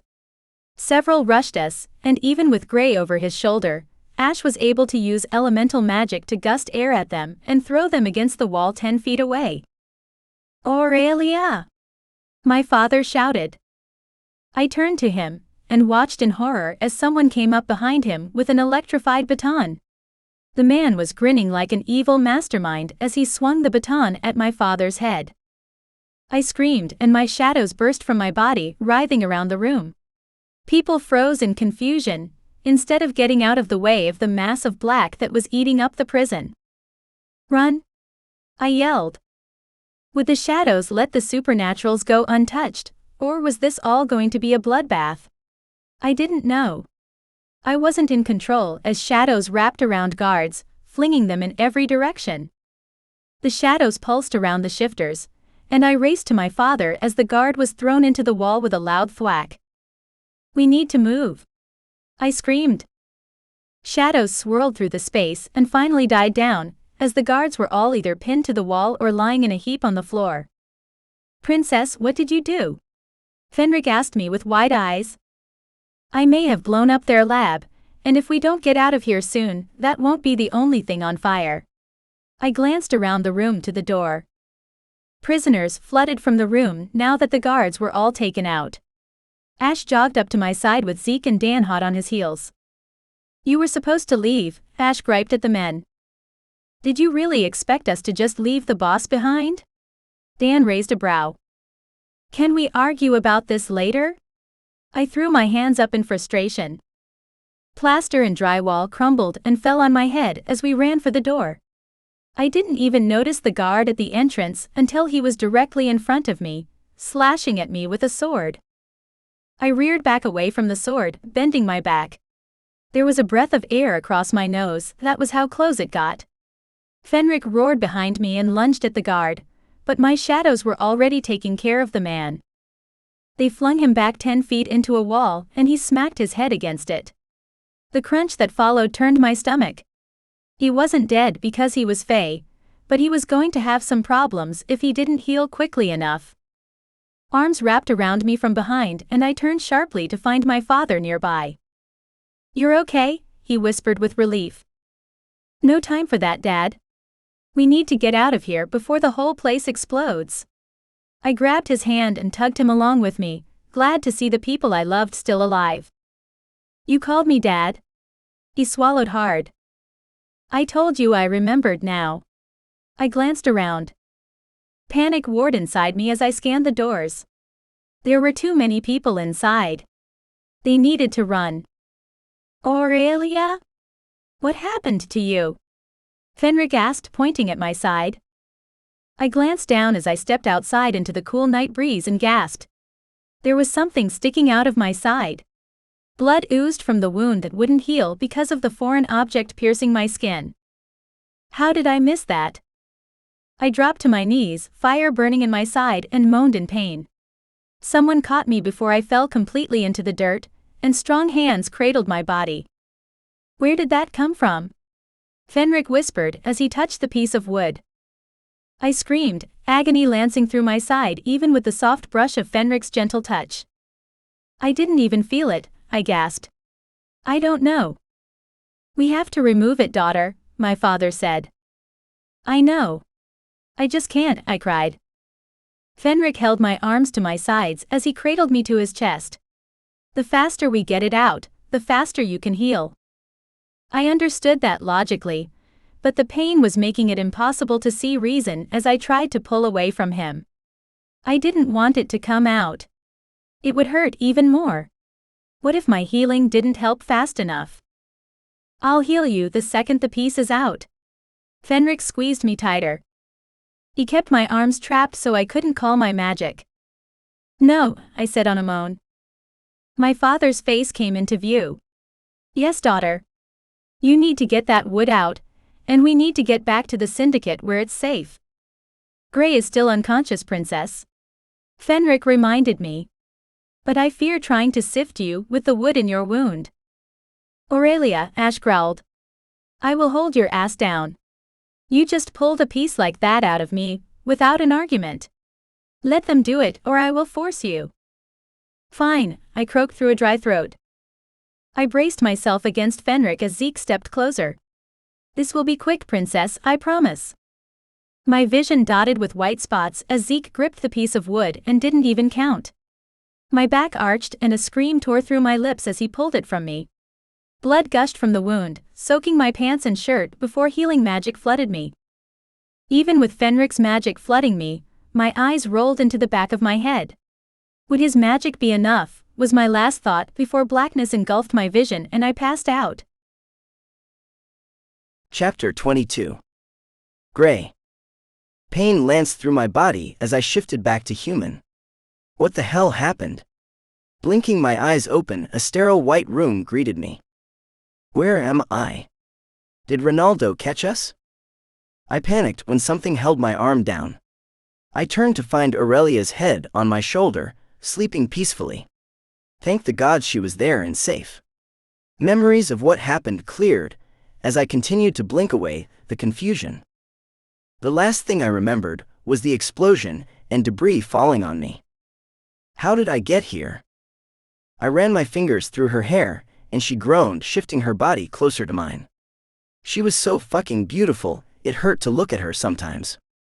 Now that all the pain was gone, my body felt amazing. Better than it had in days, weeks, months even. Gray? Aurelia asked, blinking her eyes open. Hello, mate. I grinned, kissing her forehead. You're okay? She asked, searching my eyes. I'm better than okay now that I have you back in my arms. I thought you were dead. I reached out and pulled her body flush with mine in the bed. I couldn't get you to wake up. I healed you, and you were still unconscious through our escape. She buried her face in the crook of my neck. I'm fine, my love. I kissed her temple. She squeezed me tighter and my wolf howled in my head. I needed to reconnect with my mate. It had been way too long since we were together. I needed to prove to myself she was really here, alive. I pulled her onto my chest and kissed down the side of her neck. Aurelia squirmed in my arms. Gray, what are you doing? You were just unconscious. Need you, I growled. I couldn't get any more words out between kisses than that. My wolf was riding my ass to get closer to her and reconnect on a primal level, the only level he understood. He was all instinct, and that was all that mattered to him. I don't think this is a good idea, she moaned, but her hands fisted in my shirt, pulling me closer. I chuckled, before flipping us over so she was on her back. I pinned her to the bed beneath me and stared into her eyes. I thought you were dead. I gripped her chin between two fingers. I'm right here. She ran her hands up my chest and around my neck and through my hair. She pulled my head down to meet her lips in a claiming kiss. I groaned, and my cock hardened against her thigh. This woman was everything. Just pulling me into a kiss could make me hard as stone for her. I had never felt anything like what I felt for her. Her tongue teased my lips, and I opened immediately to her. Our tongues danced languidly in an exploration of each other. Breaking the kiss, I trailed my lips down her neck. Her fingers tightened in my hair as I kissed lower. I nipped her collarbone and pulled the strap on her tank top to the side. Her nipples pebbled where my chest was pressed to hers. The only thing between us was her tiny sleep shirt. Why do you have clothes on? Chapter 23. Aurelia. I squirmed in Gray's arms. We were back together, and I couldn't help but smile at that, though we still had work to do. We need to go, I groaned into his chest. Not yet. I have you naked in my arms. I need more time. His arms tightened around me. Gray, Ronaldo got away and somehow Malcolm is controlling the human government. We need to make a plan. I wiggled against him. Bad move. His body hardened against me. That's not helping the situation. He grinned. Gray, come on. I slapped his chest. Finally, he let me up, and I raced to the bathroom to get ready for the day. I was excited to visit with my friends who'd been imprisoned. I'd seen them as we escaped, but hadn't been able to talk to anyone. Arms wrapped around me as I turned the shower on. None of that, Gray. We need to call a meeting. Fine, he said and stalked from the bathroom. I hurried through my shower and got dressed. Gray was waiting in the bedroom for me, fully dressed in one of his crisp suits. He looked absolutely delicious and he was all mine. I strutted up to him and went up on my toes for a kiss. Gray leaned down, brushing his lips against mine. If you want us to leave this room, I suggest you not look so sexy when asking for a kiss. Fine, I pouted and turned to leave. Gray gripped my hand and pulled me back into the circle of his arms. He grinned and led me from the room. When we got into the hallway, worried faces looked at us with relief. Aurelia, my father breathed. Dad, I said, smiling. His eyes widened at the word, and a small grin lit his features with happiness. His eyes misted with tears as I hugged him. I thought they were going to kill you in that place. I sniffed. Me? I'm stronger than that. He chuckled and squeezed me closer. Gray's hand was still around my waist. It flexed against my hip, like he was unwilling to let me go. I understood the feeling. I didn't want to let him go either. What would I have done if I thought he was dead? I couldn't say that I wouldn't be behaving the exact same way. We need to call a meeting. We need to figure out a way to stop Ronaldo. He was in the medical unit with us, right? Gray asked, frowning. He was, but I doubt he was killed in the blast. We just couldn't get that lucky. I rolled my neck back on my shoulders. I wish he would have died in that explosion. You're right. Gray nodded. He pulled me along behind him, to the office that had been my home the last few weeks. He sat in his office chair and pulled me down into his lap. Gray, I said, wiggling to stand. Gray's hands tightened around my waist. He wasn't going to let me up, and if I kept wiggling, there would be a bigger problem on his mind. Stop, mate. Let me hold you. He pressed a kiss to my neck. Okay, I sighed and leaned my back against his chest. His arms were bands of steel around me, so it really didn't matter if I agreed or not. He was in control. Dan cleared his throat and turned the volume up on the TV. The explosion was caught on camera, along with a flood of inmates leaving the scene. Magic swirled on the screen and I saw my own image there. Supernaturals that were deemed too dangerous caused an explosion at the maximum security prison outside of Dallas yesterday.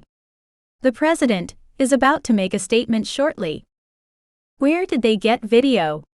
I asked, straightening in Gray's lap. I'm sure they had surveillance cameras all over the prison. They probably took it from there. Gray rested his chin on my shoulder. I stared at the screen as the building burned and people fled. The words at the bottom of the screen caught my attention. Many dangerous supernaturals at large in Dallas after grisly prison break. Death toll is currently unknown. Dangerous, I scoffed. We didn't become dangerous until they made us that way. It's their fault people died. I know, love, but they don't see it that way. Gray kissed the side of my neck. They can't see past their own fear, my dad said. How do we stop this witch hunt? I asked, and everyone shrugged. No one knew what to do. It was going to be up to me. I would have to figure this all out. I glanced down at the desk. The gold book was still sitting where I'd left it when we went on the mission to rescue the supernaturals in prison. Could the book help me with the humans as well as the council? It couldn't hurt to try. I don't know, but we will figure something out. Gray squeezed my hip. Shish, Dan waved a hand at the TV. The president stood in front of the podium to address the nation. I sat forward, hoping that he wouldn't incite more violence against us, but I wasn't hopeful when I glanced behind him and once again found Malcolm standing there. My fellow Americans. It has come to our attention that a tragedy struck just yesterday outside of Dallas. The National Guard has been mobilized to remedy this situation, so that the dangerous supernaturals who've committed this egregious act against humanity are swiftly brought to justice. That's so much bullshit. What was a crime was the horrible things they were doing to people inside that place, I said. Gray shuddered. Had he gotten the same treatment in that place that I did? I glanced at him over my shoulder with concern, but he shook his head. His eyes were haunted. I am calling for anyone with information on the whereabouts of the rogue supernaturals to come forward, so they can be tried for their crimes. A picture of me flashed on the screen and I gasped. What the hell? How did they get a picture of you? Gray asked. This is the mastermind behind the prison break, and she is considered extremely dangerous. Do not approach her. If you see her, call the police immediately. There is a reward for information that leads to her arrest. That was my plan, Zeke grumbled. And it almost got us all killed. I glared at him. And now Aurelia is enemy number 1. Gray tilted his head back and squeezed his eyes shut. Did you see Malcolm behind the president again? I asked, changing the subject. Yeah, Zeke sighed. There has to be a way to stop all this. Wait, Malcolm? Gray asked. We think he's controlling the president, but before we got into the prison we weren't exactly sure how. Now we know that they are testing a mind control serum. They have probably been using it on all the world leaders, but for how long? Zeke tapped away at his keyboard. We're safe here for now though, if they don't know where we are. We just need to bide our time and figure out a way to get to Malcolm. Malcolm is mine, Gray said, growling. It's not about me anymore, Gray. It's about all supernaturals. He needs to be taken out by any means necessary. I shook my head.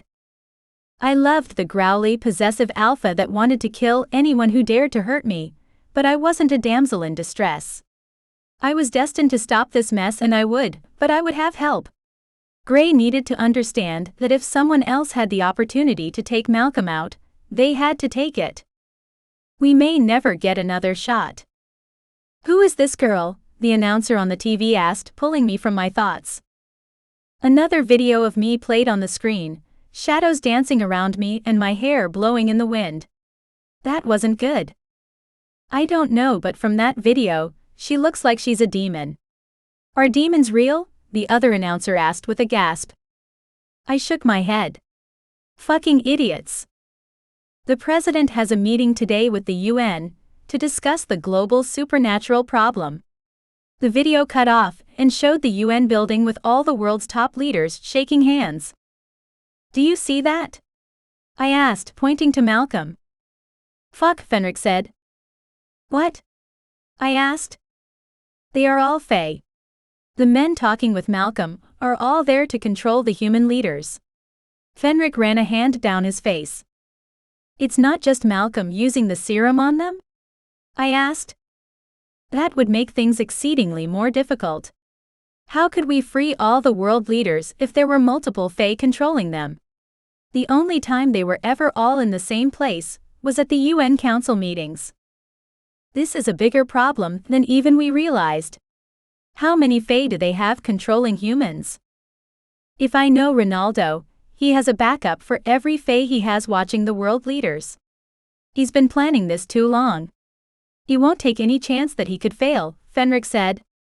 So then just taking Malcolm out wouldn't work on its own. I slumped back into Gray's chest. Gray rubbed his thumb in soothing circles over my hip. We'll figure this out.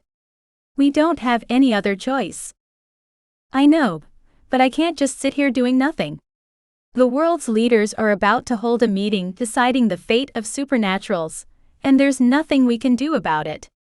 What if they decide to wipe us all out? They probably will try to do just that, but they won't succeed. How can you be so sure? I asked.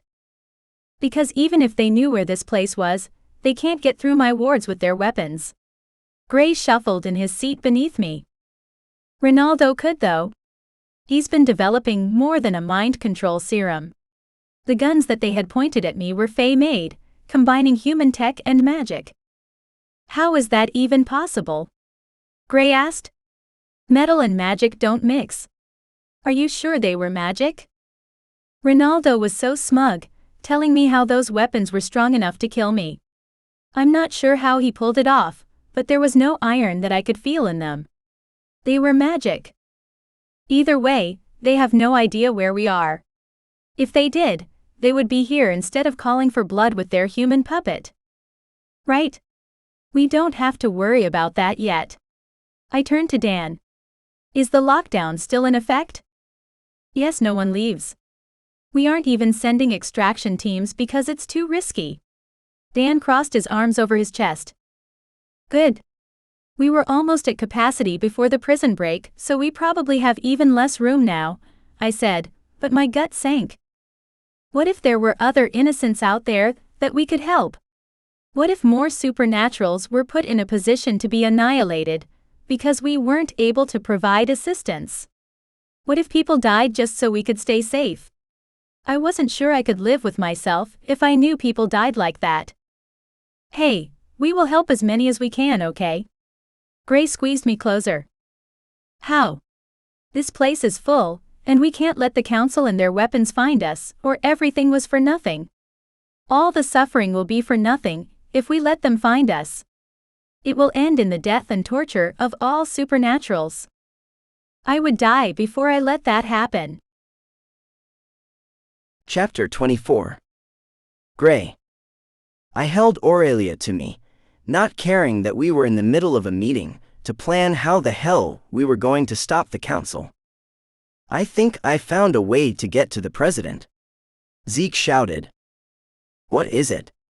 Aurelia sat forward, snapping the golden book closed. He's going to be at a gala in Dallas tomorrow night.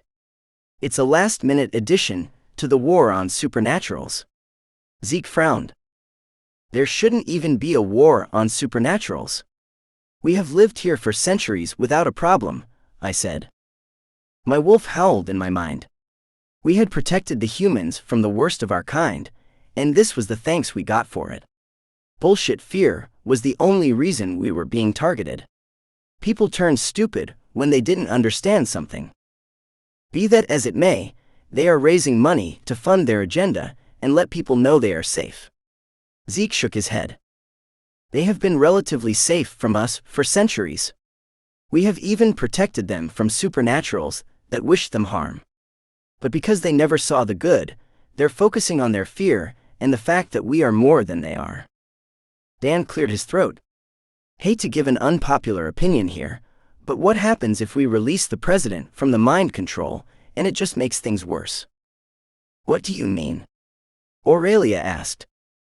It was nice to see her interacting with Dan after he'd inadvertently gotten her foster mother killed.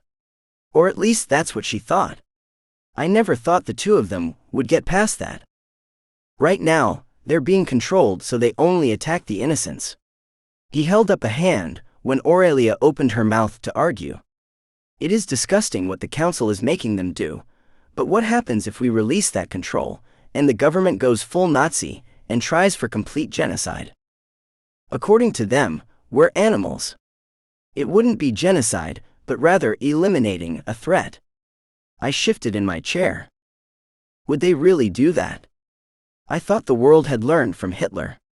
That hadn't been good for anyone. Are we entirely sure that's not the council's idea, and the humans are just scared and unsure? It could help to get rid of the Fae controlling them. Aurelia tilted her head to the side. Do we want to risk it? Dan asked. I say we cut the head off the snake. We should be making plans to get rid of the council before we worry about the humans. Okay, I see your point. I nodded. But we are going to a full-out war with the Council. How are we going to fight the humans after a bloody war? We may not have to, if these aren't their actual policies. Dan shrugged. Then why not get the mind control broken, and then go after the Council? Aurelia asked. If we go after the humans first, then we may be fighting a war on two fronts. One against the humans, and one against the Council. It would spread us too thin, and we don't have much of an army as it is. He wasn't wrong. Our army was small, and consisted of mercenaries, and people with not a lot of discipline. The people who worked for me were highly trained, but there weren't a lot of them. The Council had taken over the Shadow King's army, on top of having their own guards. We would be screwed if we had to fight both the Council and the humans. He may have a point, I sighed. What? Aurelia sat forward and turned to me sharply. They shouldn't lose their free will. If we can stop the mind control, maybe they'll realize we aren't the enemy they think we are. Zeke's hand flew over his keyboard. With all due respect, Princess, that's a bit naive. No, they shouldn't be without their free will, but do you honestly think their gratitude will outweigh their fear? Aurelia deflated. Her shoulders slumped. You're right. I glared at the writer for upsetting my mate. She didn't deserve the naive comment. She was the one who was going to save us all. The pressure of that knowledge weighed heavily on her. I wished I could take that burden from her, but it wasn't my burden to bear. It killed me. I agree the fear will still make the human government take action against the threat. Even if the president doesn't agree about us being a danger, he will be pressed to act against us no matter what. Aurelia moved to stand, but my arms tightened around her, unwilling to let her go. I don't care if they come for us. We shouldn't let them continue to be controlled. You're too good for supernaturals, love. I kissed her cheek. They made us their enemies. I would just as soon deal with one opponent at a time. So, we are imprisoning them the way they are doing to us. How is that right? She crossed her arms over her chest and sat stiffly on my lap, since I refused to let her move. My wolf was being a possessive fucker. He didn't like the idea of my mate moving to anyone else in the room, despite knowing they were no threat to our claim on her. We are only holding off on helping them until we neutralize the bigger threat, love. They will get their free will back, but I don't think it's wise to do it yet. Ash took a step forward. With all due respect, I agree with the princess. They may only be acting in a way the Council wants them to, and may be an asset in the war against the Council. Aurelia glanced over her shoulder at me with a glare. She agreed with him clearly, but what would happen if they were even more aggressive in their need to get rid of us or test on us? It could have been 10 times worse. I sat back and thought about his statement. The Fey Council was trying to eradicate us, and there wasn't a whole lot we could do about it without getting rid of them, which we still didn't know how we would get that accomplished. Maybe it would be best to get rid of Malcolm's mind control, and see where the chips fell with the humans. Okay, I think we should take the chance and stop the mind control on the president. They could be an asset, and honestly, my kind-hearted mate is right. No one should have their free will stripped from them. Aurelia turned to me with wide eyes and smiled. My wolf preened that she was no longer mad at us. Now that's settled, let's get that information on where the president will be tomorrow. Aurelia clapped her hands. She really was the best of us, despite the burden fate had rested on her shoulders. I couldn't believe this woman was mine. He'll be at a fancy restaurant downtown, campaigning for the arrest of all supernaturals, and calling for more regulations. That's what the gala is raising money for, Zeke growled. They are literally raising money to have us as lab rats that they can study to make super-human soldiers. I shook my head. It was disgusting. How could they do this to people who had never harmed them? We'd lived among them and protected them. Why was it now that they knew we existed, that they had a problem with their neighbors and friends? We had been part of many communities and had human friends, but just because they now knew we were different, we couldn't be trusted. I'm guessing that's exactly what the human government wants, but the council is controlling how much information they get. Zeke typed a few things on his keyboard as he spoke. How are we getting into the gala? Aurelia asked. She leaned back into me again, finally not trying to leave my arms, which my wolf loved. He didn't want his mate far from him, after the distance while we were in prison.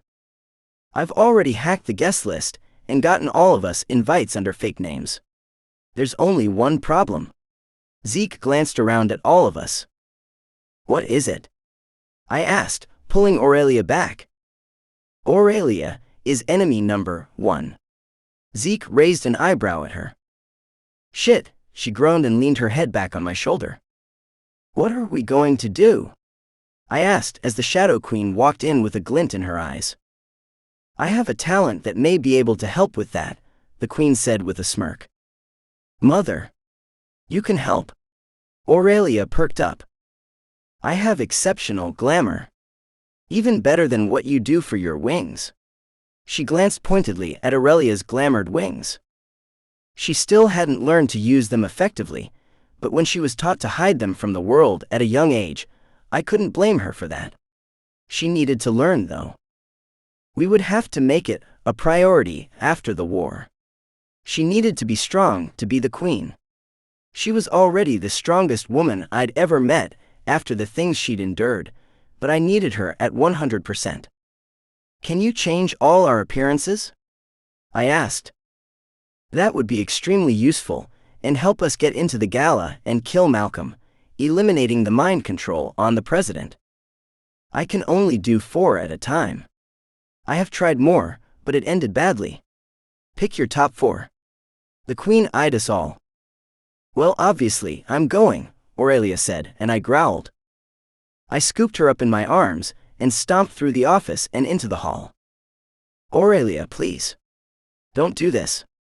They want you dead more than anyone. I can't lose you. I cupped her cheeks and backed her up against the wall. I have to, Gray. I can't let this happen. They need to be stopped. Malcolm needs to be stopped. She shook her head and tried to pull away. I wouldn't let her go, though. I couldn't. She was mine. I couldn't handle it if something terrible happened to her. My wolf would go rabid. He would lose his shit, and we would have to be put down if anything happened to her. I would never be the same. But you don't. You could stay here safe until the actual war comes to pass. You're the one destined to end this madness. If something happened to you, then it could destroy everything, I said. It would destroy me. I pulled her close and pressed my lips to hers. I couldn't survive without her. All I could hope for was that if something happened to her, I died too. My life was over without her.